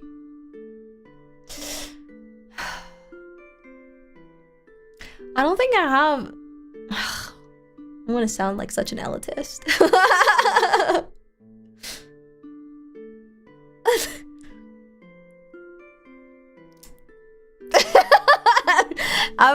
I'm thinking before I word what I want to say.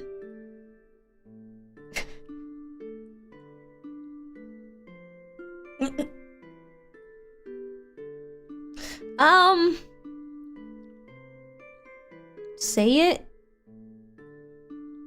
I don't know how to say it. I haven't found a lot of guys that impress me with their singing. It's probably been like 2. But you kind of don't say those things out loud because it's not that they're bad. They're not bad. But they're not Jeremy Jordan. But they're not Jeremy Jordan. You know what I mean? And I know in the eyes of a fan, they're amazing. And they're the best thing ever. But also, they're not Jeremy Jordan. So no.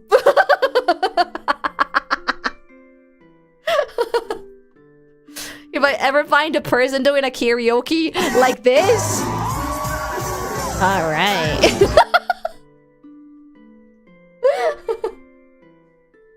I'm gonna be like, okay, finally.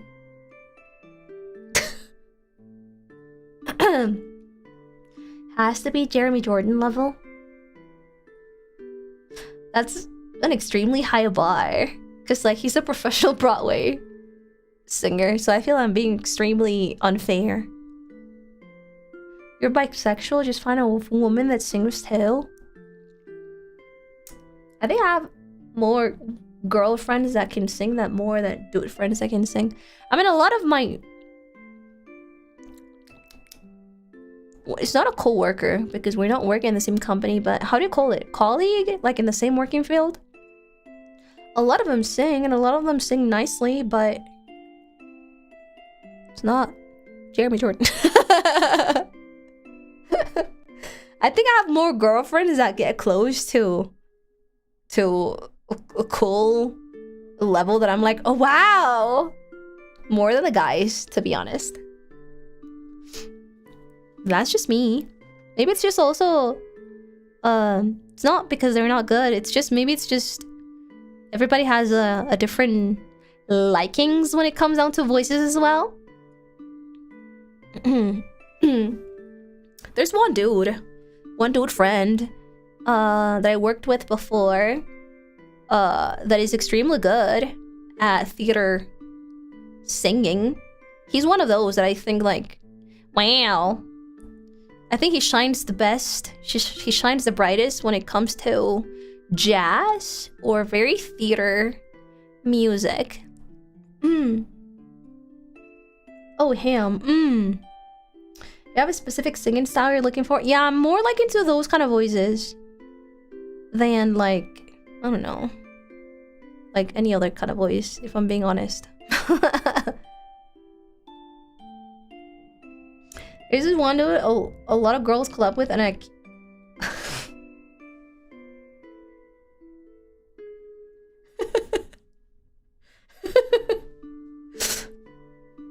Why the fuck do you write those stuff? You're gonna get me in trouble. I'm gonna blow my nose.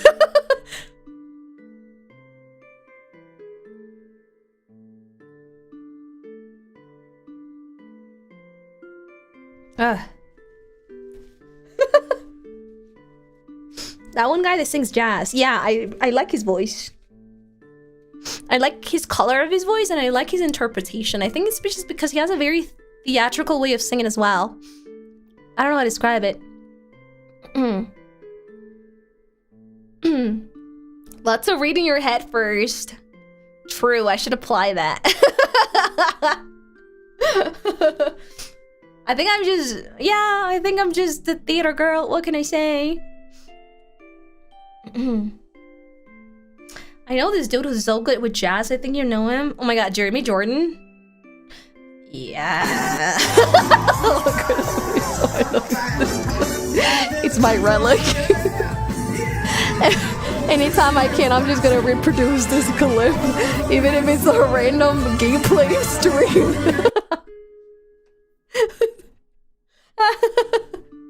This is the best thing I have on my phone. I'm gonna like upload it somewhere in my cloud, so even if my phone dies, I'm never gonna lose this clip.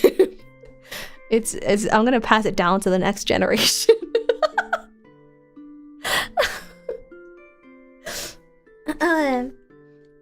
I like you unfiltered.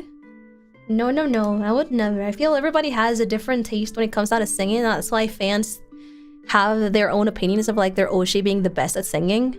And that's why there's also annoying infighting. My Oshi is the best at singing. No. Your Oshi's like B level. My Oshi, it's in the A class. It's so dumb. My Oshi actually knows how to belt. Yeah, but your Oshi never sings in English. And they do like tier lists of people depending on their singing.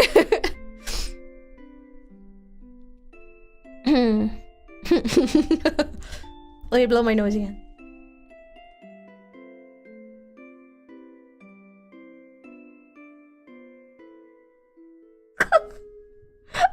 I ended up doing a really disgusting sound because I was like mid blowing my nose and the fucking my Oshi can rank in Apex.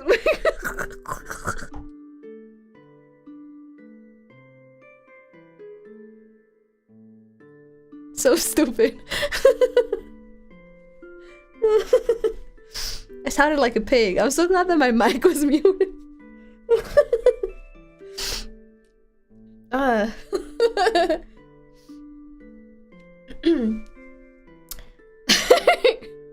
And that's person. I feel every voice is beautiful in their own way, but also Jeremy Jordan is the best.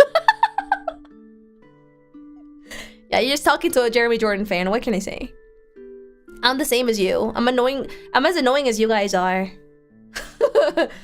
Every voice shines differently. Every voice has its own strengths and weaknesses, and everybody can shine in their own kind of genre and style. But also Jeremy Jordan is just way fucking better than anybody else. What can I say? He just shines beautifully in every kind of genre. Not everybody can be Jeremy Jordan, but hey. Are you Jeremy Jordan? Am I? Gosh. I need to watch more Jeremy Jordan. Thing is, you have to. I haven't found online because they don't tend to record Broadway shows. I understand why, but like so hard to watch other Jeremy Jordan performances. Rank these voices from 1 to Jeremy Jordan. That's so fucking annoying. I'm not annoying, I just force my friends to listen to your music even when they don't know VTubers. I just hope you don't show them the old covers. Oh my god. Still get comments in the super old covers and I'm like, please, no. Stop it. So you go to see them in Broadway, I guess. It's so expensive to go to New York though. I think in total, how much money did I use? I think my dad was right. Yeah, like $2,700 around. I think every time that you travel, I think it's like almost $3,000 per person. Every time that you like plan like an international vacation. So I think you have to like save $3,000 per person, around $3,000. That's low-key not bad. No, because remember that I bought the tickets super early and I found like the super cheap tickets. Including flights? Yeah, including flights. For the whole vacation was like $2,700. But I mean, it's something that I've been saving thanks to you, chat. I'm allowed to take I'm allowed to be doing this kind of thing because not everybody can like travel. I feel if you have a good job, you can travel like once a year, but I know that traveling once a year is not a common thing. Because it's like, I mean, like $3,000 per person. So it's not something that anybody can allow themselves. Hey, I was allowed to give to get a Jeremy Jordan video. Thank you for letting me see it's Jeremy Jordan. I'm so happy. Yeah, before I would travel lots, like 2 or 3 times a year, but it was because most of the things were paid for. I still had to pay for the food and most of the transportation. So obviously there was still some money being used in there, but still the tickets were pretty much paid for. So that's why I was able to go there quite a lot to Japan, for example, because of work. But it's different. Dude, you speak Spanish? Sí. Sí. Sí. Everyone deserves to have some vacation time and enjoy themselves. I'm so happy that I saw Jeremy Jordan, I love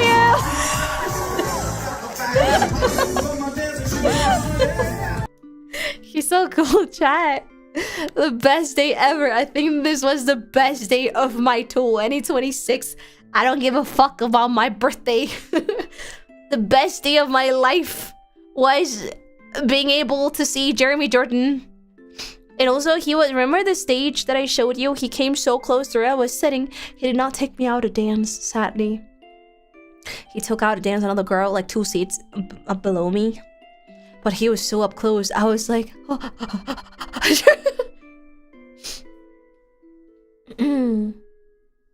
At this point, you should put this on your starting screen.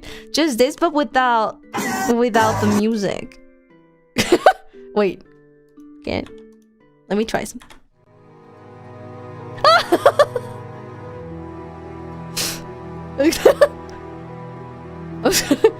What if I put it there instead of... I was gonna put this every time that we start this.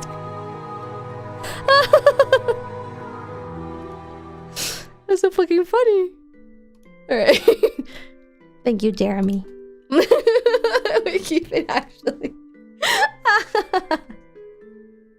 Put it over the Kumamur. Oh my god, there was another Michael Jackson Broadway show. If I go back to New York, I have another trip that I need to do. Another vacation that I'm taking. Probably in August. If we do end up choosing New York again, I wanna... That's gonna be with my mama, by the way. I'm gonna go with Noi. I kind of wanna... Cause I was really tempted to... go watch it, but I kind of felt embarrassed with my friends because they're not... The only one friend out of the 3 are like really into musicals, and I was already putting them through too. It's not like they didn't enjoy it, they did, but they're not huge nerds like me when it comes down to Broadway. And I already watched 3 Broadway shows in 1 week. I feel like 4 would be like too much. I thought it was with Mari Mama. No. And also the tickets are kind of expensive. I guess it depends on where you're sitting. But it could go from like $100 to $200 to like $300. I bought the $200 one. So I did spend quite a lot of money for my shows. But I enjoyed them, and that's all that matters. It's not that I'm spending that amount of money every single week of my life. It's not that I'm in Broadway all the time. I'm not even in America all the time, so I think it's fine.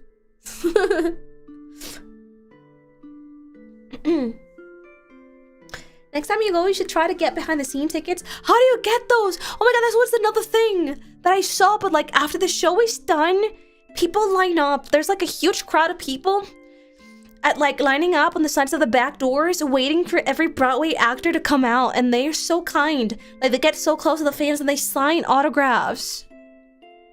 But sometimes you spend waiting like 2 to 3 hours in there. And I really wanted to get close to the backstage. So I could get a Jeremy Jordan sign on my Jeremy Jordan pamphlet. So it's like a meet and greet. Yes. But I don't know how these girls do it. But like, I rushed so fast to get out of the just-in-time stage, just-in-time thingy. And I ran as fast as I could because I had already noticed that people do that after I saw The Great Gatsby. And by the time that I ran to the back door, there were the multitude of people. They were already there. I don't know when they were able to run and get there in time so fast. And usually they only sign stuff to like the first row, the ones that are like super close to them. There was already too many people. I wasn't in time. I don't know how they do it. And I was like, oh yeah, I'm definitely not getting an autograph. So I just went away. Also, I was embarrassed with my friend. It was like, my friend likes musicals, but she didn't know Jeremy Jordan. So I was like, I didn't want to make my friend wait 3 hours until Jeremy comes out. And I'm like, yeah. It's VIP stuff more expensive, but it's an almost guarantee meeting of some stars. I don't know how to get them because I only saw they let you choose like the tickets for the seats, and like the ones that are closer to the stage tend to be around 300 something, 350, 370 bucks, 340. I don't know if they just don't offer VIPs every show, or I didn't see like a VIP option. It was definitely sold out by the time you got there. Oh. Time to go back to Broadway and get a VIP ticket for Jeremy Jordan. I don't know if he's still gonna be doing his shows in August. Because he has a family. He actually does not live in New York. I think he's in Texas or something. So, oh my god. Ow. I'll be like, Jeremy Jordan, I love you. I came all the way to Colombia to see you, and I love you, and I need to expand my vocabulary. Because I think if Jeremy Jordan was in front of me, I would literally just spam the word love. I love you, and I love your show, and I love your voice, and I just love you, and I need to expand my panicky vocabulary. He's gonna be like, oh, thank you. Can I get your autograph, please? I love you. Wow.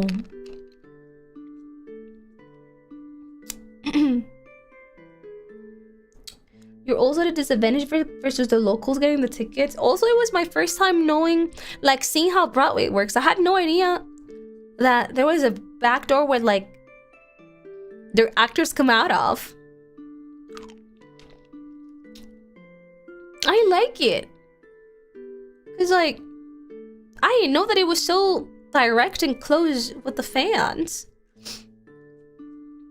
She's gonna hold those signboards during the show. Oh my god, no, that would annoy the other people. And I also did get them last minute true, and there were only 6 seats left, and that's why I ended up like so back, like behind, because in Hamilton and especially in the Great Gatsby, I mean, it was most in Hamilton I got the middle ones, but in the Great Gatsby, because I thought Jeremy Jordan was gonna be in there, I got the most expensive one. And then I found out he wasn't Gatsby anymore.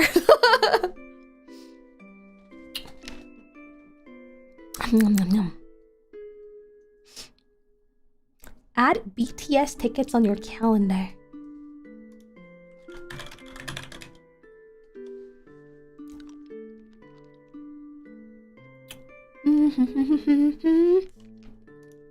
Splish, splash. Maybe some other time, maybe. Thank you for listening to my yapping into my fangirling. That was it. I'm probably not gonna stream tomorrow, not because I'm tired or I'm sick. I will 100% stream even if I'm sick. You guys already know me. But because I have very important offline work that I need to finish. Patreon people know. Well, not really, but they do know. I'm doing my best.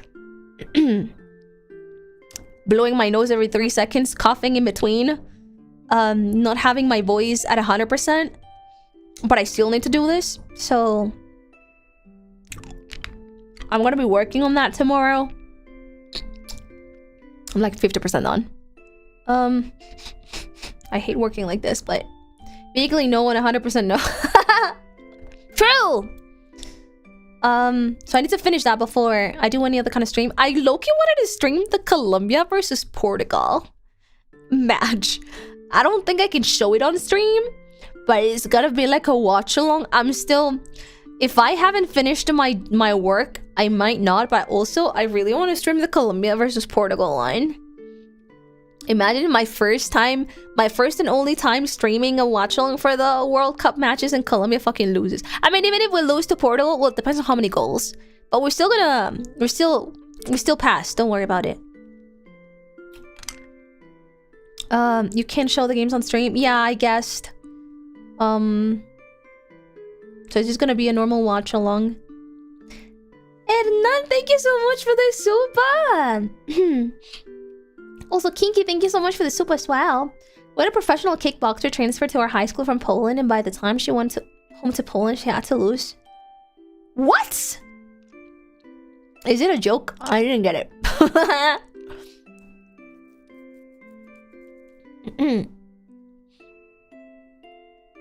What? You have an accent? Never been able to tell. Thought you were an American this whole time. Just vacation in Colombia, clearly. Amino Sabo Espanol. No, not a joke. What the fuck? She gained a ton in 1 year. Damn.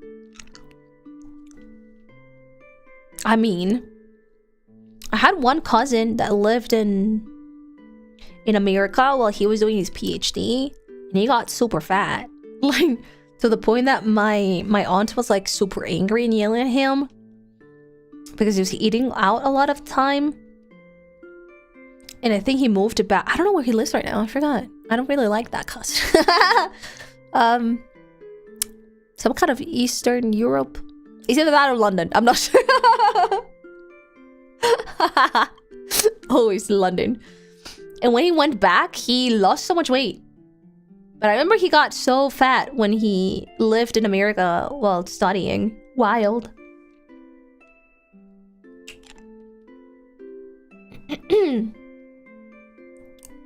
Glad you have fun. Broadway sounds amazing. It was the best thing ever. I mean, I enjoyed the rest of New York and I actually liked it.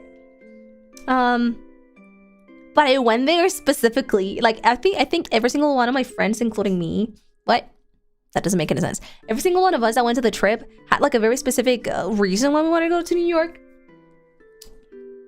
My specific reason was Broadway. And I mean, 3 shows in a week. 2, 1 being incredibly popular, Hamilton. 2 being an amazing production, which was The Great Gatsby. And 3 being able to finally see Jeremy Jordan. It was the best days ever. It became such a good memory because the last day that I was in New York was the day that I saw Jeremy Jordan. So it was like the best closure, the best day and the best way of close vacations for me. So I definitely enjoyed it. 10 out of 10. 10 out of 10. Jeremy Jordan out of 10. You never showed us pictures of Spider-Man while you were in New York, Marie. What do you mean? What do you mean? Thanks for the stream, Marie. Glad you had fun in your vacation. It was nice listening to your stories. Thank you! Let me blow my nose again. Oh my god, how many times did I blow my nose in this stream?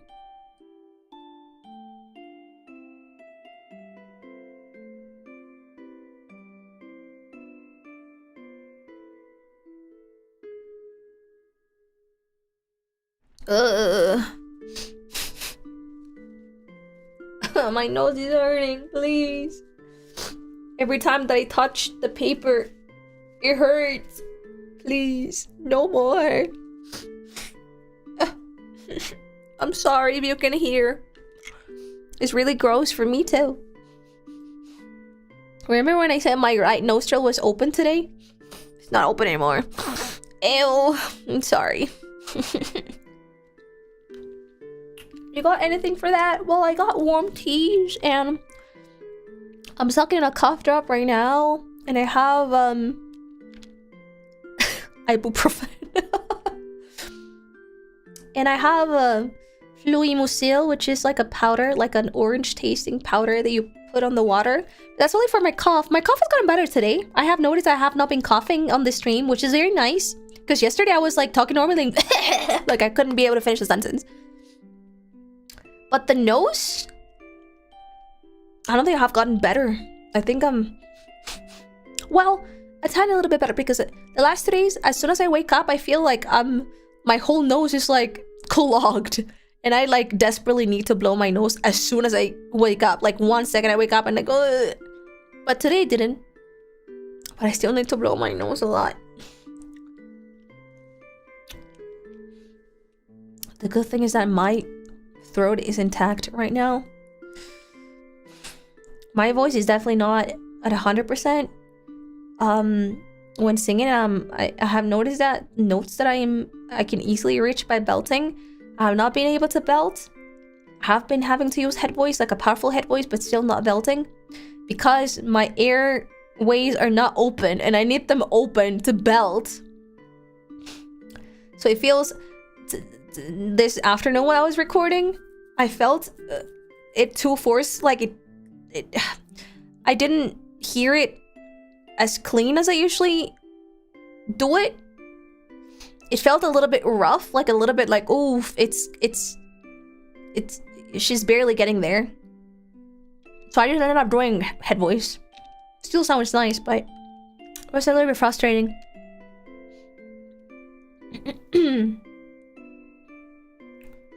Or is too soft and not be sick anymore. I'm gonna replay that Jeremy Jordan video when I wake up, before I go to bed, and before I record. When I feel life is getting rough, when I'm getting anti-comments, when an asshole comes to stream, I'm just gonna...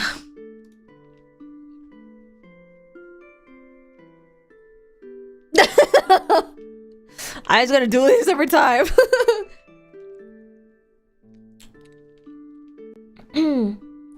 There are things you're not supposed to take while also taking anti-inflammatories. The thing is, I'm only taking that because, like, there's nothing else really that you can take when you have a congested nose.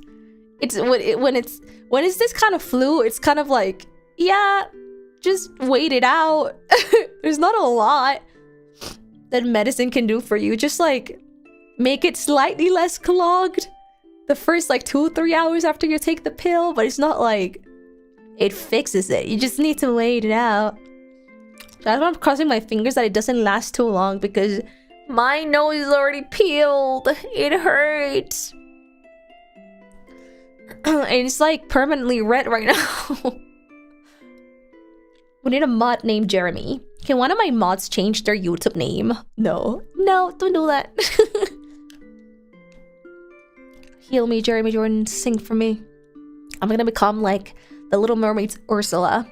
Sing, Jeremy! Sing!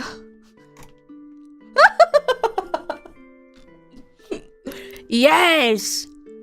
More! Sing, Jeremy! Oh my god. What about a Jeremy emote? Maybe not an email, but maybe I could make a Jeremy sticker for the Discord server. Since we have... This is so unserious. Maybe a sticker would work nicely. We already have Ben Star stickers in there.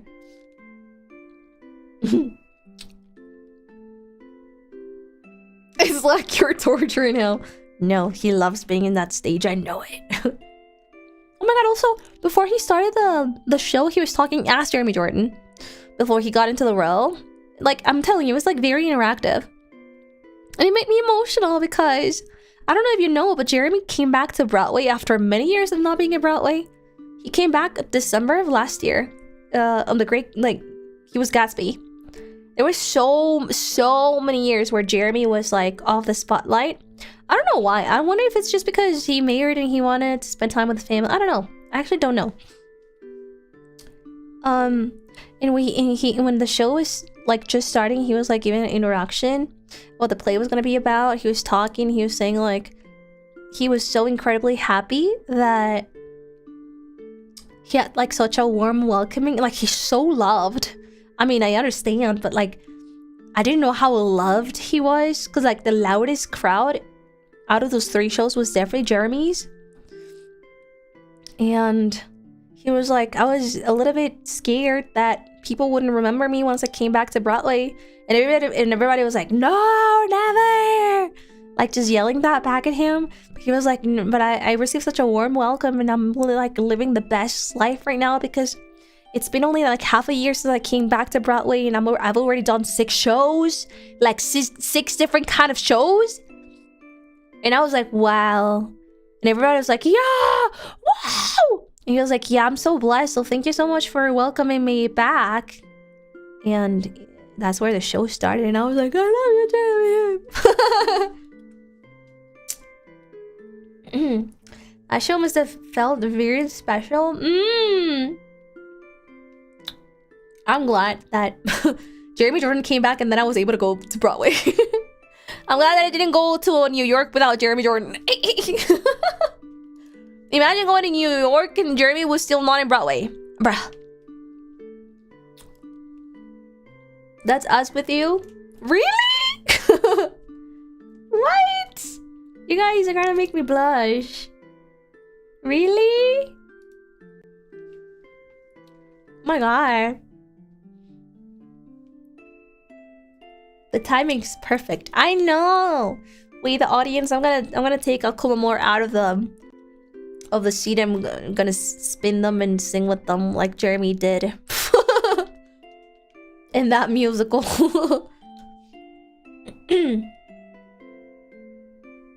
You really are Jeremy Jordan. Yeah, that feels so special. Not me finally understanding what that, like, the weight of that, the weight of those words. You have to equal it to Jeremy Jordan. I'm like, oh wow. No, I really do appreciate you guys being here.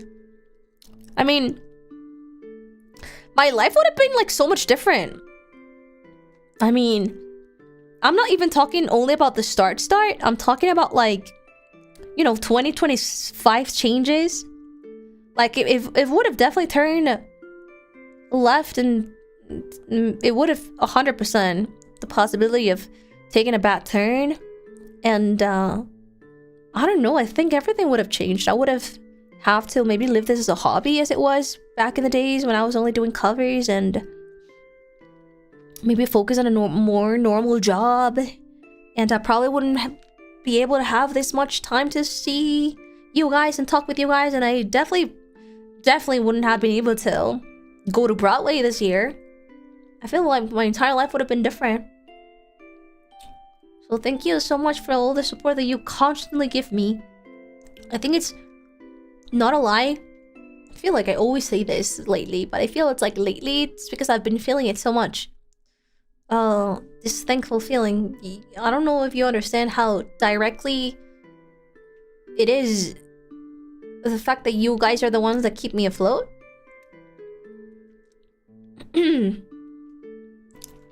I'm sorry if I'm pressuring you. This is not to pressure anybody. It's like to it's like to show you how important it is, how important your presence is for me in my life.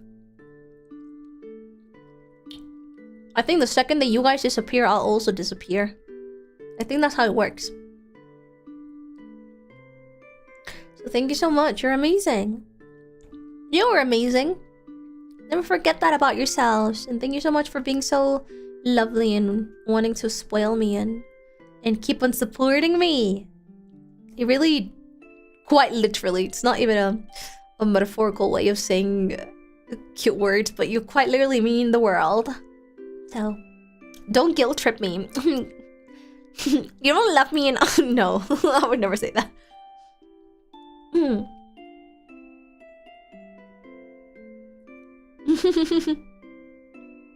You're a Jeremy Jordan in your life because your personality is bubbly like Jeremy Jordan. Yeah. You're my Jeremy Jordan is like the highest compliment I can ever get from anybody. I'm barely on streams nowadays. Well, I haven't streamed in almost 2 weeks, so you're fine. And although there's no stream tomorrow, I need to look in. And I mean, I think it's also thanks to you guys that I'm able to say, like, hey, tomorrow I'm not gonna stream because I'm working on something really important offline that I need to finish. The fact that something is keeping me, that some other kind of work is keeping me from streaming, I think not everybody can get that extra blessing either.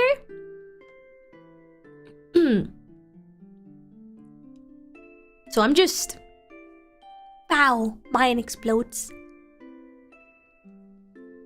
Do not call Jeremy FD. You do not do that to my Oshi. Oh my god. Wait, I need to cough.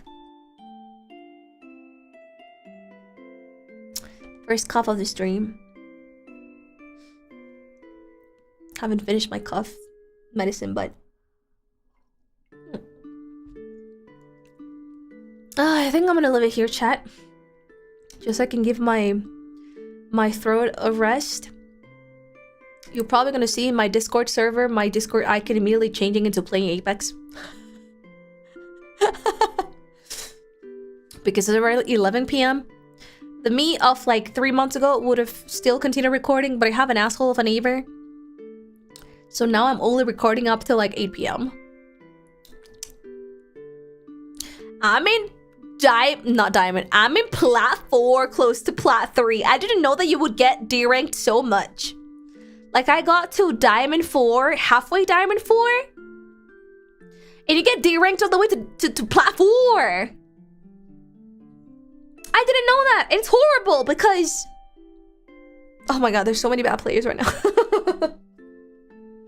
I just had to say what I had to say. There's so many fucking bad players right now. Why do I get the bad players in a lobby where all the diamonds are currently in plat? So it's like a diamond lobby, truly. But you get like real plat people. I mean, the first days of the new splits are always like this. So I just gotta push through, but whatever. Did the rank reset? Yeah, it's a new split. So your rank does reset. And I'll fucking ask the Letta is like silver. So I'm like, fuck you. Because we were supposed to play after I came back. But he was gold. And because rank resets, he is in silver. And I'm in plat. I cannot rank with a silver person. Not because I'm being egocentric, but because Apex literally cannot. Don't let us go. And now I'm like, fuck you. I fucking hate you. That was my last message to him on Discord. That was yesterday.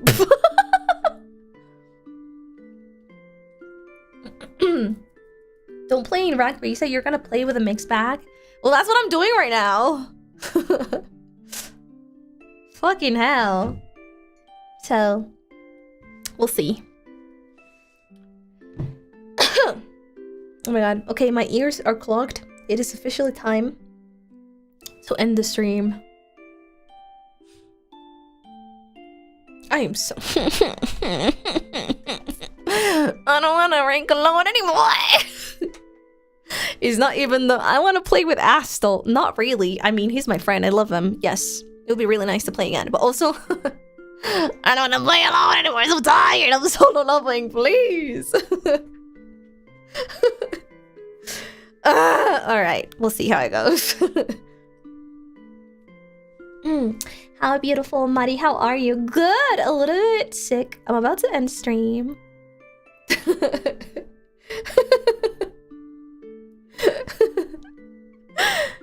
Let me start playing Apex to level up for you. I finally finished a few goals this week. Yeah, you guys play Apex instead. Look, gold happy 10 orange. Let's go. Thank you, thank you. Does Jeremy play Apex? He's too busy having a successful life in Broadway. Only losers play Apex.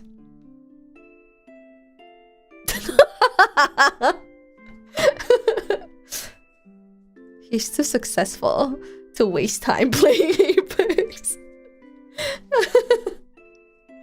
Anyways, I love you all very, very much.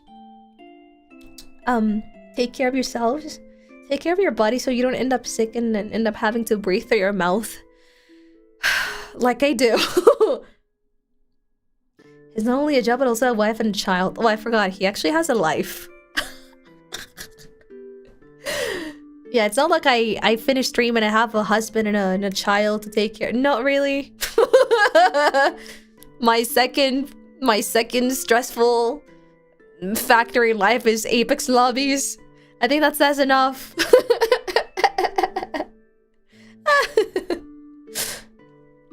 Oh my god. Sorry. Ew, I need to blow my nose. Goodbye, everybody. It's Marie.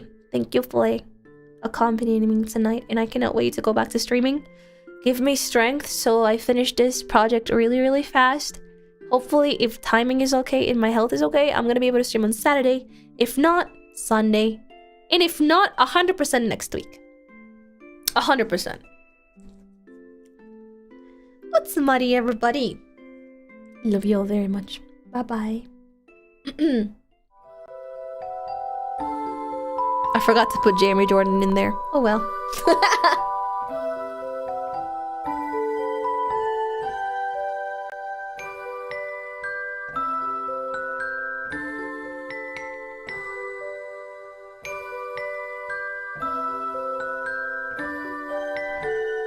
Yeah, why do you always wait before I...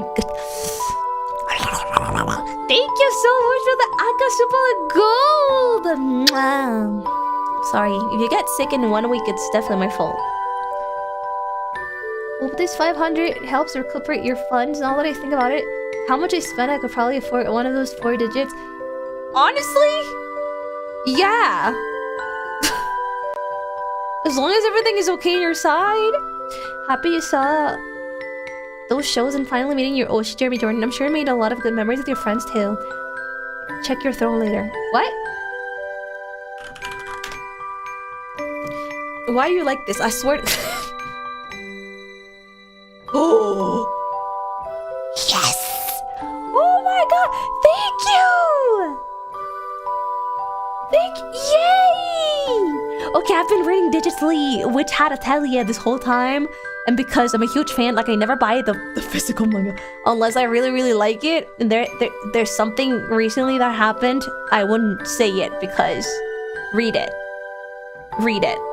It's very important in the story. Something recently happened lately that just made me... I'm a huge fan of which I tell you. Ah! Thank you for buying me the physical manga. Oh my god. I can't wait to like put it on my stand next to my yaoi. I know, it's such a good manga. Please, you got the manga? Yes, physical. And also the front pages, I'm gonna say the cover of the books are so pretty. And not even the cover. Please read the manga. The way that she drew, like it's not. I'm fangirling. It's not only the art style. It's the way that she draws around the pages, and it's the way that she draws in detail. It's so pretty. It's such a good work. Piece of art. Please read which had to tell you. It's so good. Are they hardcovers? No, I bought the normal ones, but there's one I bought the gold butt. There's one that I got the manga box set, and it comes in a really cute, like the one I got for Kimetsu no Yaiba. It comes in a really cute like box, like the name says, and the box is like very pretty official artwork, so it's like very nice, like a very super pretty way to display the manga. I can wait for Amazon to send them to me.